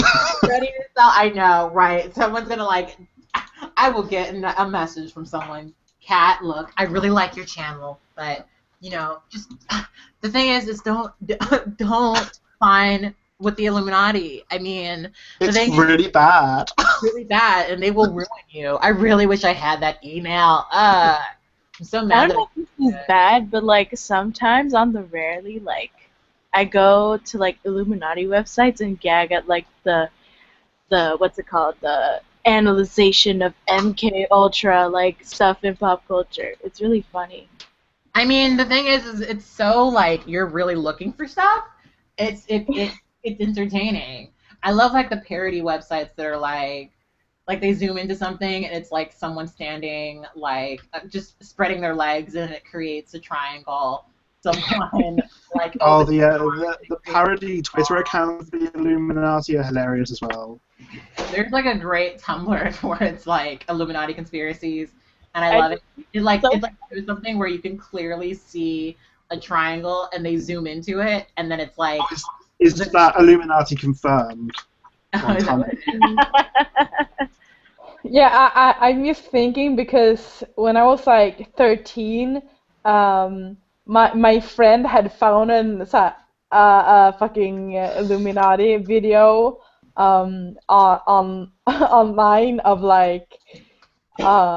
and it was so funny. It was all of these celebrities are part of blah blah blah blah blah, and it was she was convinced that Illuminati was a thing, and that was the best part. She was oh my god, you have to watch this video, and she I remember sitting outside of our classroom, and she was telling everyone in the class oh no, you don't understand, all of these rappers are part of the Illuminati. Tupac was killed because of the Illuminati, and it's girl, please calm down. She needs to calm her titties. I just like to imagine these people just being very dedicated to it and being very this is the truth. I know that this is the truth, and I'm gonna devote all of this time and energy into talking about it. It's like a religion, I suppose. It actually sounds exactly like us trying to educate cis people about trans stuff. I mean. Maybe. When you start to talk about gender stuff with cis people as trans people, it definitely gets very Illuminati. People look at you like you're trying to explain a conspiracy about the government. True, that is true. It's like that thing where you look and nod at someone when someone says something for the third time and you still don't understand. It's just yeah. I mean, I'm still having to explain to people how I'm not a racist. I've had I just actually, that's what I just was reading on my page. someone was like, I'll just fucking read it. I just love how people you're a racist. Like, why? Because I said that white people keep doing racist shit. That's what makes me a racist. Because you called them out. That's what it is. And it's crazy because it's just like my boyfriend's white. Most of the people I'm talking to right now are white. Like, I have nothing against white people. I have something against racism. And this person says, just saying, everyone who pointed out to you you were being stereotypical, you popped their asses and tried to make them racist. And I said, I don't even understand what that means. And then he was just like, you are racist. And I said, if you think I'm racist for discussing racism, you're an idiot. My boyfriend is a white man. And I hate doing that. I hate, like, pulling up my boyfriend's white. But it's like, not only is my boyfriend white, but my boyfriend is also, like, way more vocally against racism than I am. So it's like, this is less about, you know, white people, more about racism that white people benefit from. Maybe that's what my next rant will be about, is about, like, I hate the whole not all white people thing. It's like, why in conversations about racism at the hands of white people are you swooping into the conversation and saying not all white people? Like, you're literally perpetuating. These are always the same white people who give people like me and Beardy and Ray side-eye because we talk about racism. Yeah. And it's sort of like, I've had other white people be like, why are you talking about that? Like, that's not, like, you're not black. And I look at them and I go, have you ever actually had a conversation about race with a black person? And they're like, and I'm like, exactly. Yeah. First of all, have you ever even seen how black people are characterized when they talk about racism? It's so, like, it's a catch-22. Our society literally puts black people in between a rock and a hard place when they're trying to fucking talk about racism. It's a lose-lose. Yeah. They're gonna listen, and they get fucking vilified. Mm-hmm. I mean, the video I was trying to make today was about how, like, people just, every time I talk about racism, it's, even if I do it politely, even if I do it, you know, with a smile on my face, people will always project, like, this angry black stereotype onto me. It's like, I can't talk about racism without someone saying, wow, you're just so crazy and angry all the time. It's like, no, I'm not crazy and angry all the time. I'm just talking about fucking racism. Like, there's nothing, like, I can't do it. And it's just, it's really frustrating to me how people don't, like, understand that, like, what they're doing by saying that to me is you're making the situation worse. Like, what I said in my video that I was gonna upload, I might upload it, but it's like, you know, you're basically shitting in my face, right? Then taking your hand, rubbing it in the shit, and then rubbing it into my face, and then telling me that I need to be calm when I'm addressing you. Like, you're literally shitting on me, and then telling me not to have a reaction. Like, come on. Like, it's fucking ridiculous how, like, you know, you expect for me to be calm and to speak properly, you know, when I'm talking about the life of my brother or the life of not my boyfriend, my dad.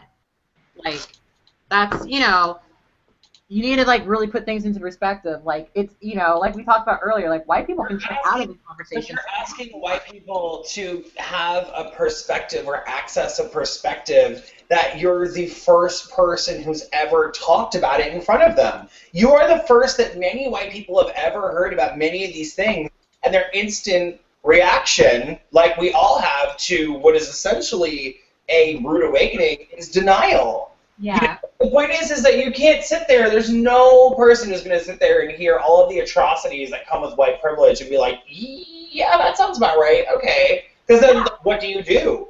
When you're like, okay, yeah, I have white privilege, and yes, all this happens, and yes, this is true, and what you're saying is completely factual. And then where do you go from there? Like, that's something that so many white people in America are just unwilling to face. It's easier to ignore it, and the privilege that you have accommodates you in ignoring it. It also encourages you to ignore it. Absolutely. Because it's like, I feel like it's like when you talk about privilege and you talk about the possibility of giving up privilege, it's scary. You know, it's like, oh, wait, so I'm not going to be able to do all of these things? I'm not going to be able to be favored in all of these situations? Like, well, I mean, I don't know if I actually really agree that there's ever, like, is there any way in our current social landscape to actually give up privilege? I don't think that I think that there's, the thing is I feel like there's a lot of, like, I think you can recognize it and be aware of it, but I don't know of any way to actually be able to get rid of your privilege. Well, I don't think you can get rid of it, at least I think in our lifetime, no. I think that it's one of those things where there's going to be a lot of social changes that are going to happen to where we can literally say that white privilege is not real. Like, there's so many things that absolutely have to happen in order for that to be true. I think it's possible to get there one day, but just not like in the next 50 years. Like, it's going to take a really long time. We'll be dead by the time it happens. Like I was saying yesterday, like on my Tumblr, because it's like I would love to live in this like fantasy world that white people seem to live in, where white people are oppressed and people of color have all the power. Because it's just like I don't see that anywhere I go, and I feel like it's you can really sum this up with how people look at diversity in certain films. It's like, okay, a diverse cast is like 10 white people, and then maybe 3 people of color, maybe 2. That's a diverse cast. A diverse cast is like, white people with different hair colors. It's not like, you know what I mean? Like, it's not actually a representation. I know exactly what you mean. When they try to do, like, they'll do, like, they'll have, like, 3 women on a show, and it's supposed to be, like, diverse personalities, and they're all over the place. So there's a blonde, a redhead, and a brunette. Like, and no one's even, quote, exotic looking. Like, there's not even that. Like, yeah, exactly. And it's like, and it's like that's what they think is diversity. They're not realizing because they're white and because they don't live with it, that there's a bunch of other people that are still not being represented. And they're not there, and they're not even hearing it. They're not even here to hear about it. And it's funny, I know that we're talking about it. It's kind of weird, though, that, like, as people who grew up in the 90s in America, which was, like, the diversity decade, like, somehow 2000 came and it was just over, which I attribute to Bush. I really do. I think a lot of the, like, cultural extremes and the return of conservatism, like, conservative beliefs and, like, hardcore right-wing extremism that we've been seeing is all leftovers from Bush and happened through that. So, that's something I think it obviously has to be examined. But I do feel like somehow in the 90s, like, we had this really cute thing going on where it was like Clinton was in office and, like, we had a surplus and, like, things were going pretty well. And then all of a sudden, and it was the time that, like Rafi, Rafi, he always describes it as, like, the golden age of black entertainment. Yeah. Because there was a time where I remember there was, like, a lot of black shows, black things happening. Like, I remember we used to sometimes turn on, like, UPN, and it was, like, all of these black things we could just watch about, black narratives, and then, like, it just kind of disappeared, I guess it went to TV1, and now since there's TV1, well, racism is over, like, but, it's funny because, like, I was actually thinking about this, because remember we were talking about, how we think Jin from Lost is, like, it's attractive and things. The other day we were talking about Lost, we were ranting about Lost. Yeah. When you go to his page, like his IMDb page, and this is something I've seen in a lot of Asian male actors, there's something along the lines of him redefining how society looks at Asian men, right? And that's something I see all the time. Like, even George Takei, like, you see a lot of, conversations like that.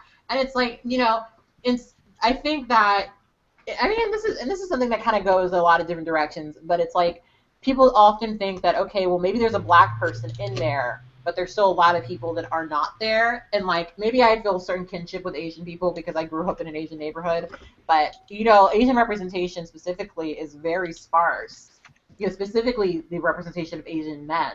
It's very, like, it's not really there. Well, I think a lot of that also comes from the fact that as much as black people have been masculinized in American culture and Western civilization, Asian people have been feminized. That's true.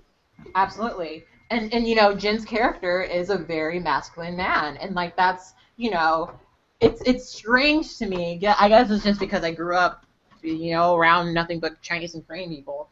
It's like, it's strange to me that the stereotype is feminine, it's strange.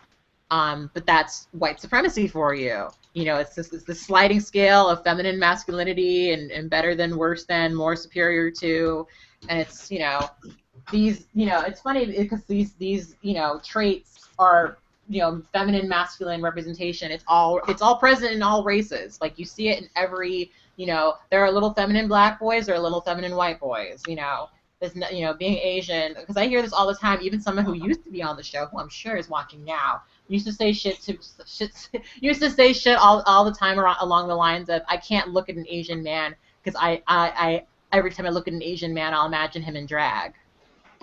Like every single Asian man I ever saw was like, oh, I just imagine him in drag. Like that's like that is like the most upsetting thing, because it's just like, why do you think that is appropriate to even verbalize? Do you know what I mean? Why do you think that's appropriate to say? There's nothing that's appropriate about that. That's hella fucking racist. And perpetuates a negative stereotype. And it's just, I don't know. It's frustrating. It's frustrating. I don't even know where I was going with that, but it's like, hey, diversity, it's funny how, people think that things are so diverse, and it's like, no, not really. Having 3 white girls with a different hair color and 2 people of color is not diversity. See, actually, TTFAA, who's been commenting throughout the night, just said white people can make social and financial sacrifices in the name of anti-racism, but the fact that these sacrifices are voluntary is in itself a provision of privilege, and that's really true. Mm-hmm. Yeah, it is true. I feel like we have to have at least an hour every single show where we denounce white people, and I'm completely in support of that. But I do feel it does happen every week. I mean, I love white people, so I love all people, so it's not. White people look great. You got to keep your lies simple. And when you say, I love white people, you know what? I love all people. That's how I know you're lying. Because I know you don't love all people, because you have the longest block list on YouTube.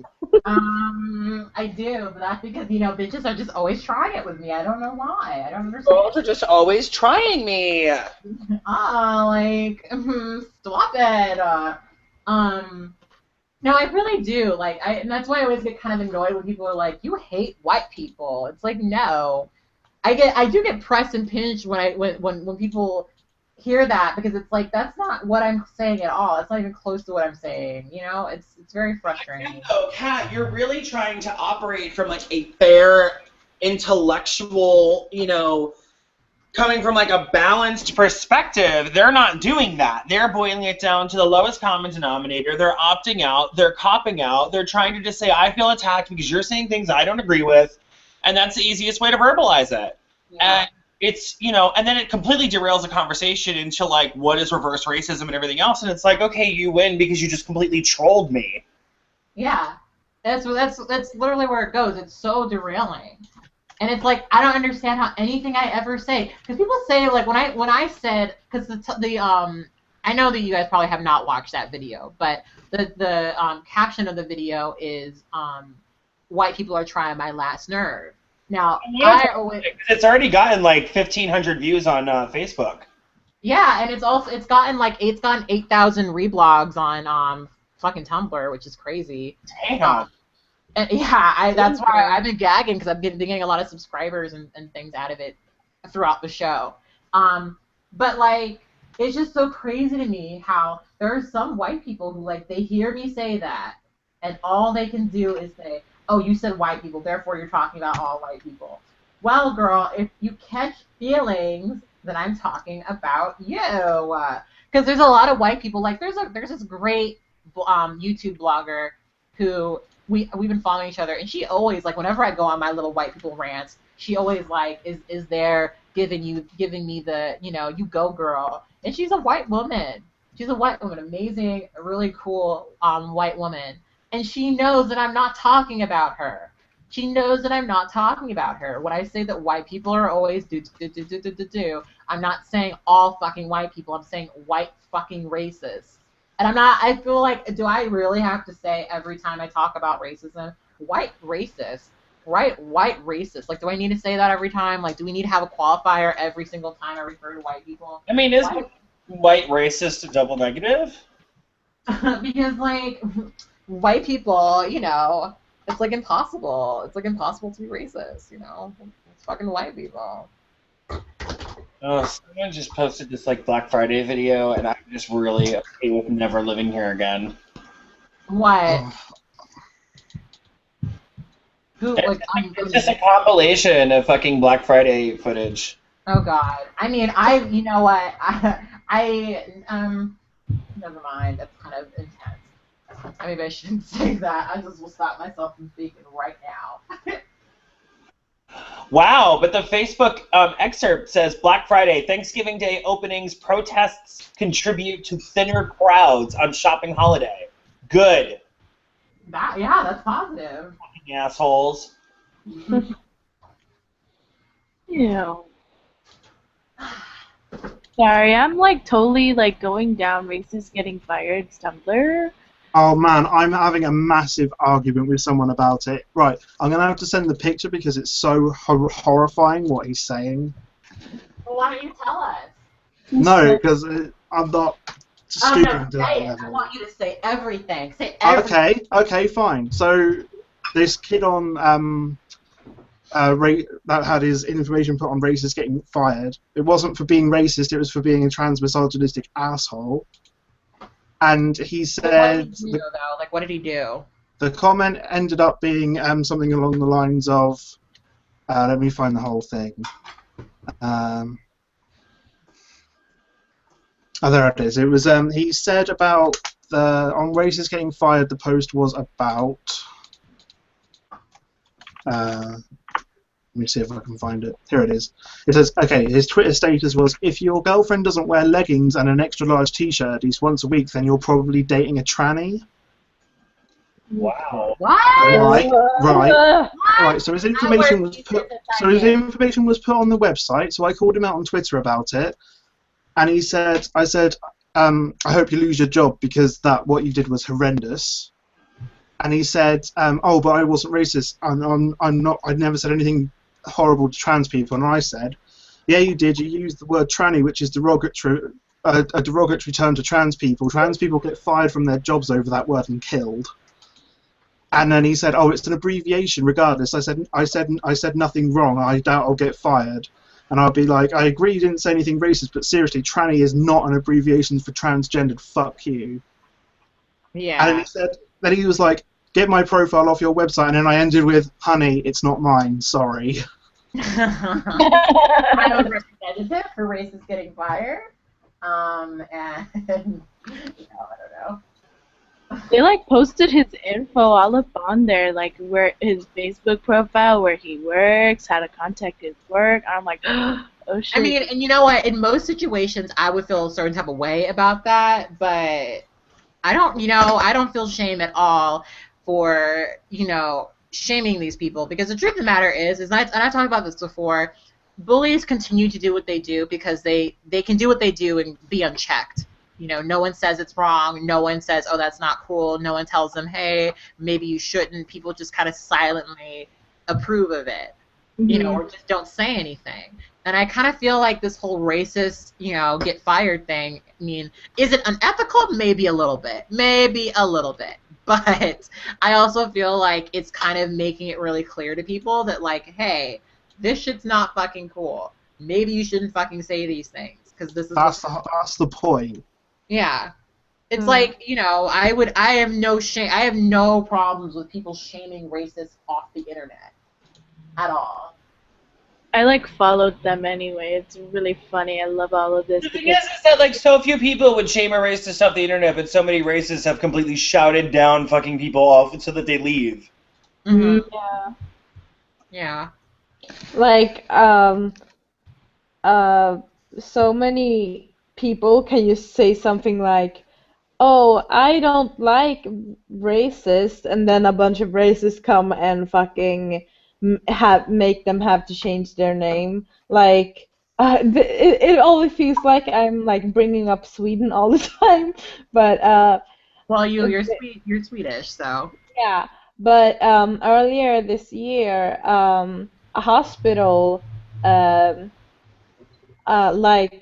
doctor at a hospital, they were getting a visit from the party leader of the Swedish Democrats, who are racist, Islamophobic, homophobic, fascist assholes, and the leader of their party was coming to visit the hospital wing he worked at, and he said like, "No, I do not want that," and he had to change his name. His family had to change their name. He had to move. He had to like go into hiding. And like he's not the only one. Like a lot of people have to literally just disappear to not to feel safe. Like it's so I that's why I really hate that people are crying over racists maybe getting fired, because a lot of times these things like because some people, some employers don't mind, or some employers just don't care or whatever, like so if and it's like someone saying that they don't want someone racist to come visit their work, and someone saying like, oh, I hope that all the N-words die, like,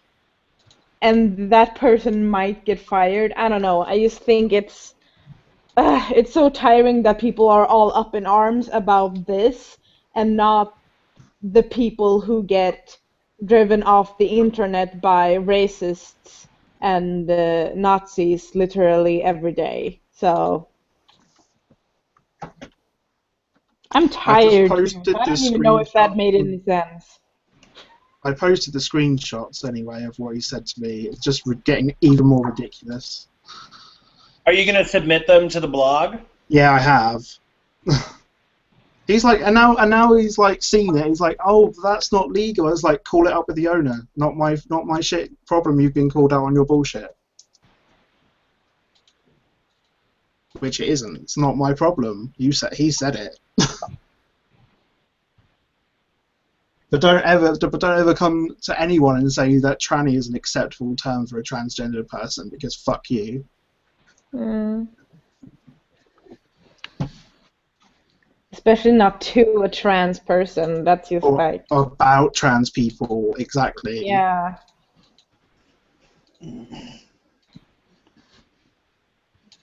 Oof. That whole post is making me cry a little bit inside.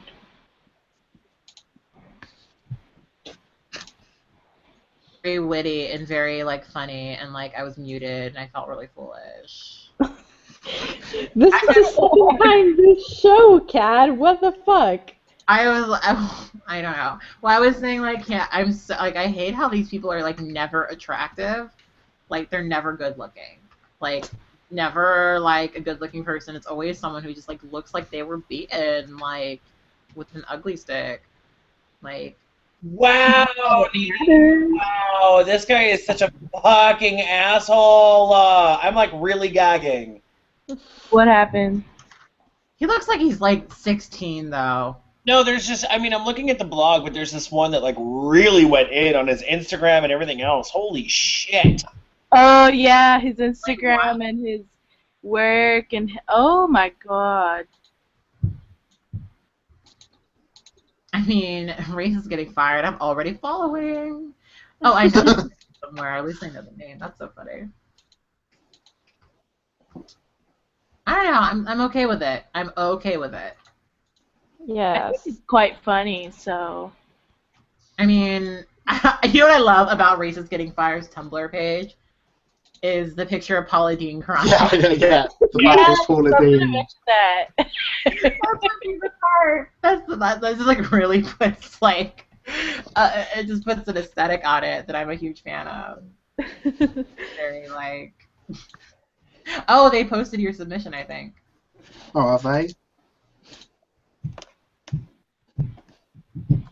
Ooh, and I love how the person screenshotting this like. Not only like I'm looking at this one post from Paul Halsey. Not only did they screenshot like the post that this person made, The comments as well. it like Yes, go in, let have, get these people fired. Yes. Oh, you just got married. Oh, we're getting your job lost. Yes. If Yes. people think that they can just say shit like this and get away with it, then they're delusional. I mean, mm, Everyone is anonymous on the internet. yeah. Yeah. See, that's the gagger of it. Is the thing that kills me about these people, and this is why this is happening, is because these people are not anonymous. It's not like these random people in your anon ask box. It's like, no, these are people who have their entire Facebook profiles connected to the shit that they're saying. Because they're fucking stupid. These are people who I've been talking about the whole show, and who I talk about all the time, who live in white suburbs. They don't have to deal with black people, so for some reason, they actually think that the internet is not going to get them. They think that they can just, because they have white privilege, they'll just say whatever they want. It's fine. I'm going to be fine. I've never gotten in trouble before. It's like, Yeah. oh, bitch, this is a whole different ballgame. And they're always like, oh, it's not like I would say this to someone in real life. Yeah, that's the you thing. wouldn't. I mean, I would love to see someone say that shit to my face. And this is what was really cute about Thanksgiving to me, was it was like, you can tell that some of these people were not saying what they really wanted to say, especially when they were talking about Darren Wilson, because I was there. And I was on Twitter, because I was like live tweeting my Thanksgiving. And this girl that follows me, that I follow, that I love, Treasure the Diva, shout out girl, she was like, because I said, oh, my racist fucking boyfriend's sister just got here. And she was like, "Ooh, girl, you better drag her." And I said, if she says one thing to me, I'm gonna get up and I'm gonna grab that red trailer park trash weave and I'm gonna drag her out of Thanksgiving. Like, Drag her. that's how that's just gonna go. Like, it was literally like, I even told him, like, I was telling Beauty for weeks. I was like, if she says one thing to me, because I think I've said this, they really think that I'm super proper and very polite, and I am very polite and I am pretty proper in real life, but I will turn into a hood rat in a second. Like, you're not gonna just sit there and dog me out on my face and expect to not get a response. Like, I've been to the ghetto only a few times, but I will get very ghetto if you come for me. Like, that's just how that's gonna go. So there's that. I know, Ezekiel's been gone for 2 hours. Get back here. Like, wow. No, How long that That is conversation. such a gag to me. There is this girl on this fucking blog. Her name is Brianna Rivera, and Oh she my god, yeah. wrote this fucking status. Now, mind you, your last name is Rivera, so you need to take a fucking hint. That olive skin tone that you're acting like makes you look like you're from Jersey Shore, that's not whiteness, honey. You live in fucking... Oh, you live in New York! Oh, and you're from Miami. Oh, I'm so sure that you're white. Here we go. Let's get into your status. Seriously, everything in Ferguson is fucked up. We bring the black people here, give them a good life, and this is how they repay us. Look at Africa. It's still fucking dirty and hot and Ebola-ridden, but yet they still want to complain and not be grateful that us white people brought them here and gave them jobs. Us white people. wow, that's like... Oh my god. Oh, no, that's the only one that I can literally say without it having a ton of, like, really, really terrible slurs in it. Hold on. I mean, And then she said, F all of these and Ferguson. Oh, no. Sorry. I hadn't read the whole post. Okay, no, absolutely. Sorry. It's okay. It was actually Mallow830 on Instagram. He was trying to frame his ex. I thought that was a girl. Oh, okay. No. Brianna Rivera, it's her page, and he's the one that went in and did all this shit, and then apparently was so fucking stupid. Oh no, I'm really seeing what this is now, because it says Brianna Rivera updated his cover photo. He started an entire new... Oh my god. Trying to be her, put male, when filling out her information, put this really strange photo of who I think is Katy Perry as the fucking cover photo, and then continuously started uploading photos of himself, which got him caught. That's foolish. That is so foolish. Disgusting. I was thinking that for her saying that. I'm like, wait, she's not even white. Well, the thing is though, is that non-white people do be saying some bullshit about Ferguson. Like, They do. Let's not act like all these And people it frustrates are me. solidarity, because they're not. Like, it would be great if they were, but they're not. It frustrates the crap out of me. Like,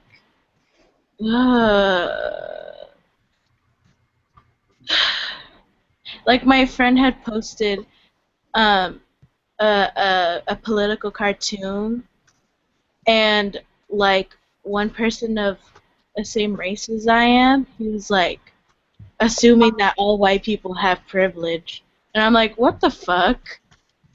What the fuck? Oh my god, it frustrated me. Oh, someone just sent me an ask and said, "Why is the KKK not illegal?" And I was like, Because they're white. Well, because if you fucking make the KKK illegal, you lay down precedent that you can make the HRC illegal. Fucking, what is wrong with you? Jesus. What do you mean? No, I'm saying, like, why would someone even fucking ask that? The answer is obvious. That's the fucking burden of freedom of speech. It's a double-edged sword. For you to be able to say whatever you want, you have to fucking let everybody else say it too. That's the fucking point. Yeah, true. Mm-hmm.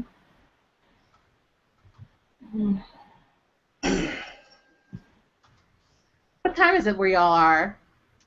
1:30 in the morning. 8:30. 2:30. We're in the same. Wait, 2:30? Oh, that It's was 1:34 over here. I thought that was Magali, or Magali. I don't know. Your name is complicated to me. Yeah, just call me Maggie.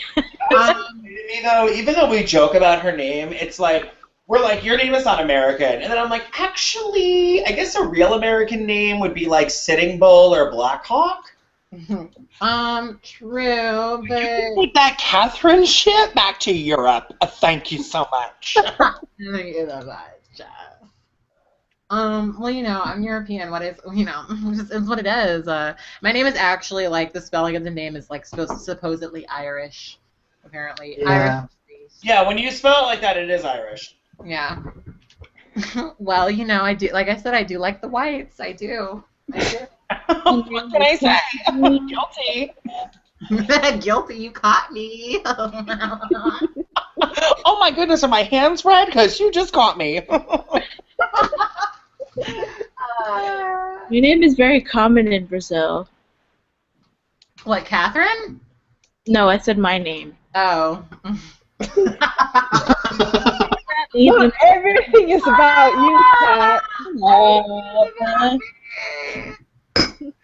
Oh, that's funny because I genuinely thought that she was talking about my name. No, Catherine it's not a very uncommon name in Brazil. I don't know about that. Like, Well, I help Brazilian people all day, every day, because they're our #1 client at my store. So I also speak conversational Portuguese, and what I've learned is that there is a really heavy presence of names that we're familiar with because of the heavy Catholic layover, like from Portuguese, colonialists. Yeah. So there's definitely like Catholic saint names that are very popular. I mean, when I changed my name, I just knew it had to be a Christian white woman name. Oh, I thought it was because of Catherine the Great. Well, I am great. Right. Am I doing a good job? What do you mean? You're Catherine the Great. Well, Wilkins is British, which I thought. Yes, it is. I mean, I'm not gonna lie. Catherine Wilkins is really like the only like 57-year-old librarian in Ohio white woman name. I mean, that's why I chose it. Literally, when you look up my name, you get like my art and then like smiling white women. And then if there's a black girl on there, it's me. I mean, I think like the first picture you see is like this like really smiling, grinny white woman. It's great. The problem is that when I've been looking at like different last names that I might want, when I go to Google them, every single time I Google them, I usually find it's almost always like 12-year-old white boys from like Michigan. Or it's either that or it's like cis female porn stars. That's literally the only people in the world who have the name Dakota in any semblance of a last name. I swear to God. Yeah. Didn't we like look it up last week and it was like a porn star? Well, yeah, one of the original names that I wanted to go with, I was like, that's really catchy, but that also sounds like a porn star name. And then I looked it up and I was like, yeah, it is. What was it? It was very. I remember it was very burlesque and its sounding. It was Dakota Daniels. Yes, Dakota Daniels. Oh wow, yeah. Sounds like a. Very come up and see me sometime. Yeah, no, it's this girl who's probably like 24 and has like huge tits and blonde hair. I think if I blonde hair, does bareback porn like. Probably. Oh gosh. But isn't like the vast majority of straight porn bareback porn? Like I don't think they ever use a condom in straight porn. I mean, they don't. Well, some companies do. They like. How is the underage girl here and talk about bareback porn? We shouldn't be talking about this. We can't talk about this because then I feel like we could get accused of like distributing pornography to a minor. Number one. Yeah, we're gonna have to I would like to point out that almost every single porn site in existence has a point where it says enter or leave, and you're supposed to click leave. When you click leave, you go right to Yahoo. It's called research. Oh my goodness, I wasn't actually on the website. You are convincing, ma'am. I am unconvinced. Cat Black does not approve of the content that is being portrayed right now, or in any. I'm not responsible for anything. This is Tees and Kikis. Tees and Kikis is a person, not Cat Black. Cat Black has no affiliation. Well, given Citizens United, I think Tees and Kikis counts as a person. Is it a corporation? I mean, it is a corporation. We're very important. We're very big. We are a subsidiary of Black Demand. Look, I mean, I'm not. The thing is that when you run a multinational corporation, it's just really stressful. It's no one's mom and pop shop. I'm sorry. Also, mom and pop shop is heteronormative and binarist, so very offensive. Don't like it. As much as very problematic. It's just like step your money up. It's just like the T-shirt I just bought from Cat's store. It is, and oh my goodness, you guys need to take pictures of that T-shirt so I can post them everywhere and be like, oh my god, look, somebody bought my T-shirt. Do it. Do it. Just do it. Do him. Ew, stop. Ew, just stop. We have a minor here. Come on, Kat. That was not sexual. That was me being in pain and an old woman. I know what you're feeling like. I'm a woman in pain, an old woman in pain specifically. So. Oh, that was good. I mean, it is what it is. You can wait 3 months. Is it really 3 months? Are you really gonna wait? No. No. For some reason, I thought you were the one that had my birthday, and I was gonna be like, "Girl, it's not 3 months." I'm like, girl. No. Are you gonna tell me when I'm lying to? Who are you lying to? Who are you lying to? I'm so What are you lying for? I saw you. I bet it ain't me. I bet it ain't me. I bet it ain't me. Who you finna try? Oh no, she better don't. Oh no, she better don't. Oh no, she better don't. See, that's the harmony, That's like the RuPaul part. Like, but every time you sing anything, you always take it to this like 1927 Betty Boop thing, and it's just like so. That's my default singing voice. It is. That's what we do. Look, I don't make the rules. That's just my default settings. I don't really know what to do. I did not program myself. Driver, roll up the partition, please. Yes. Okay, so Let's be really stereotypical and talk about the fact that I want you to have 2 long blonde braids and a Viking hat on right now. No, what Celia is like, I did like these 2 videos on my Tumblr where I was singing Partition. I did Partition and I did Fancy by Iggy Azalea. And it was me in like this like old like this fancy old lady voice being like, driver, roll up the partition, please. I did want you to see Beyonce on her knees. It took 45 minutes to get to hold the truck. Like just like going like really there. And You actually sounded like your name was really Catherine Wilkins. yeah, I mean, like my name is Catherine Wilkins. I did burlesque once when I was 20, and I'm 75 years old. And then the whole room claps, and I'm coming back to burlesque right now. I had a shot at the silver screen, and then Marlena Dietrich stole my career. I think that's what she It's very that. It's very, you know what? I was gonna be a star. Very that.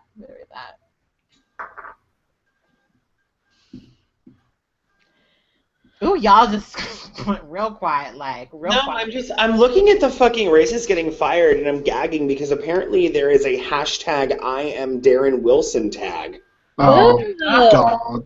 I mean, all of those people need to get fired. All of those people. Like, you know what I love? I just love how white people love to victimize themselves. Like, honestly, okay, this is going to be a Cat Black exclusive.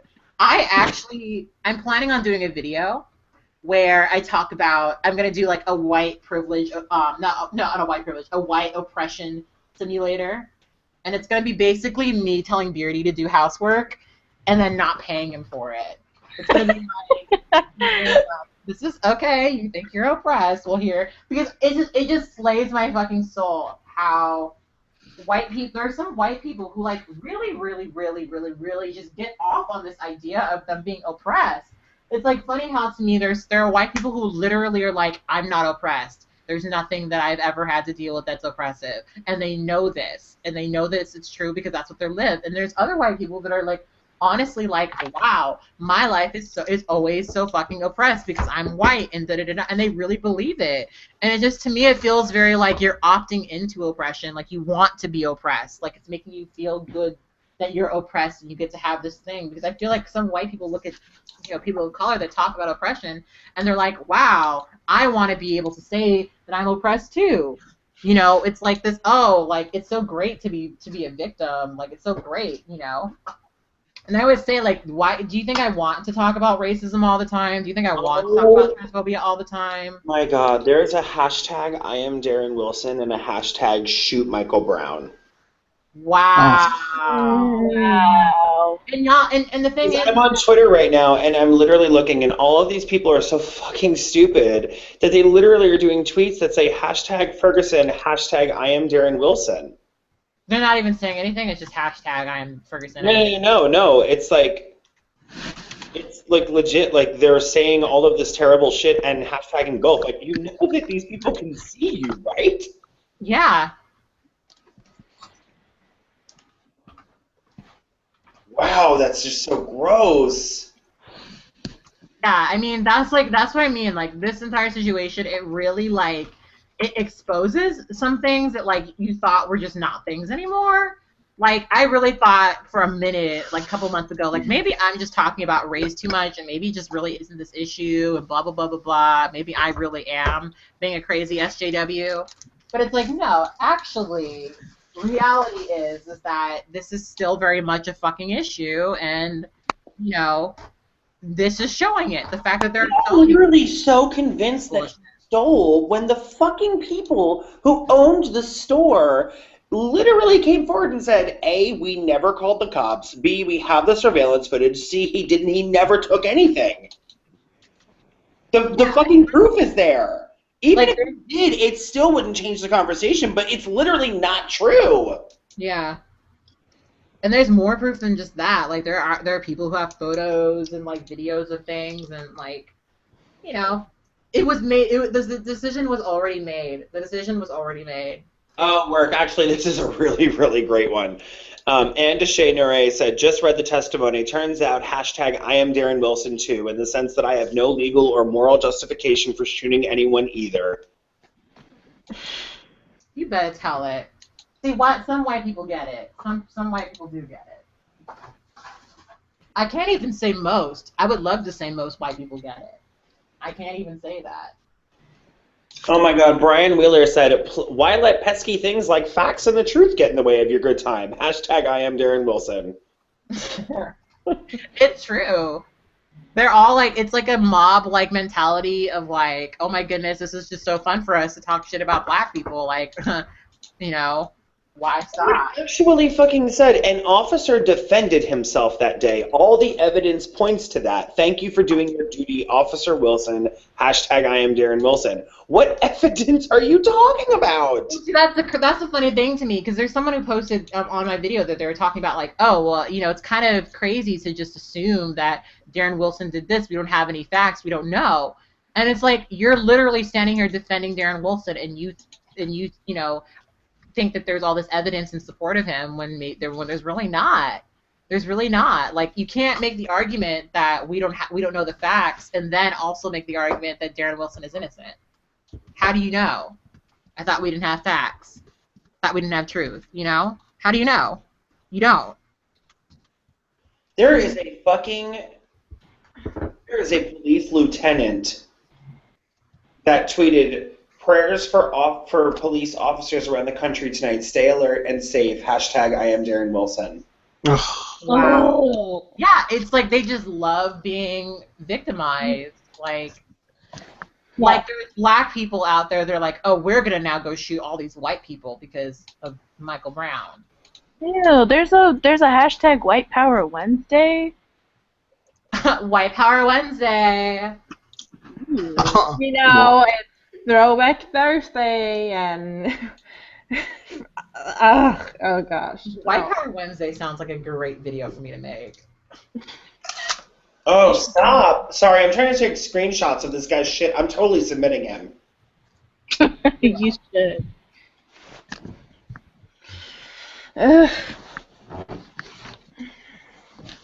Oh, someone put in a comment about Jennifer Gable.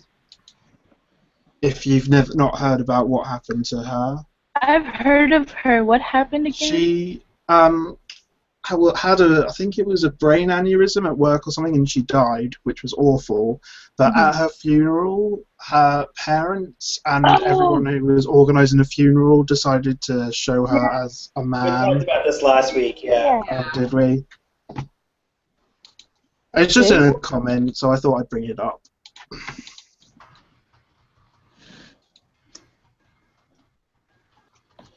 This fucker said, rioters and hashtag Ferguson don't give a shit that Michael Brown being killed. They are just happy for an excuse to loot some stocking stuffers. Wow. Hey, I used to remember this racist getting fired Tumblr is kind of reminding me this year in Swedish television. Ding, I'm really like settling my point as I'm from Sweden. Let me just tell you everything that happens here. But anyway, there was actually a show that was called The Troll Hunters, where a guy would gather information about people who were harassing or hating people online, and then he would take all the evidence and meet them in real life and confront them about them. Oh my god, it sounds amazing. That's hilarious. So I'm gonna watch that like today. It's called The Troll Hunter. Is it in English? Are there English subtitles? How does it work? I don't know. I can try to look it up if it is available somewhere with English subtitles. But like, it's so funny because everyone was of course very upset about this because the first episode was very focused on this dude who used to make videos ranting about stuff on Facebook, and one day he decided to rant about how this rape victim was totally a liar and blah blah blah, and she got like, she tried to kill herself, so the show like looked into the legal stuff, and they were like, oh, he could have to pay like a lot of money for that, like that's a huge crime and stuff. because they didn't do anything unless the person that they confronted had to pay stuff. So that's kind of funny. He's like, you wrote these things online, and they would be like, oh no, and then he would give them a pile of papers, and it was like, you have to pay a bunch of money to this person, goodbye. And anyway, but Basically, like you've just been served type thing. yeah, it was like they meet only a few people, like a lot of the people's faces were blurred because they could get in legal trouble for showing people's faces if they didn't have consent, blah blah blah blah blah. But it was still like they could show everything they wrote online and everything they showed online, and it was so much fun to watch just this because the host is this like really scary, tall, big, intimidating, bald dude who is like he's known for being really serious, and he like walks up to these skinny white boys who write racist shit online, all like, you wrote all this shit about some rape victim, now we have to pay, and they're like, holy shit. I don't know. I just I'm kind of sad because I don't think it will be coming back because a lot of people lost their shit over it, but I just think that as an idea it was so good because it really was like they talked to the victims who had to stand this abuse, and then they confronted a bunch of misogynistic, racist, sexist, just a bunch of assholes who tried to deny it even though they had proof right in front of them. So yeah, I love it. Yeah. I can't with this Tumblr though. Oh my god. Oh my gosh. This is why the people need to have more classes at school about, say, or just in general about how to use the internet properly. Yep. It's really also really, I guess, pathetic in a way as well when afterwards when they've been caught out, they've lost their job and everything, they're like, I'm so sorry, I wish I could turn it back. It's like, no you don't, you're only saying that because someone called you out on your bullshit. Yeah, Like, the you only don't one mean sorry, you mean that I was a fucking twat and I should never have done that. That would they're be not more sorry acceptable. for saying the shit they said. They're only sorry for being caught. Yeah. Isn't that the truth?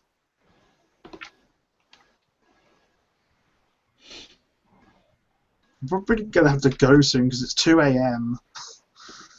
It's almost 6 p.m. here.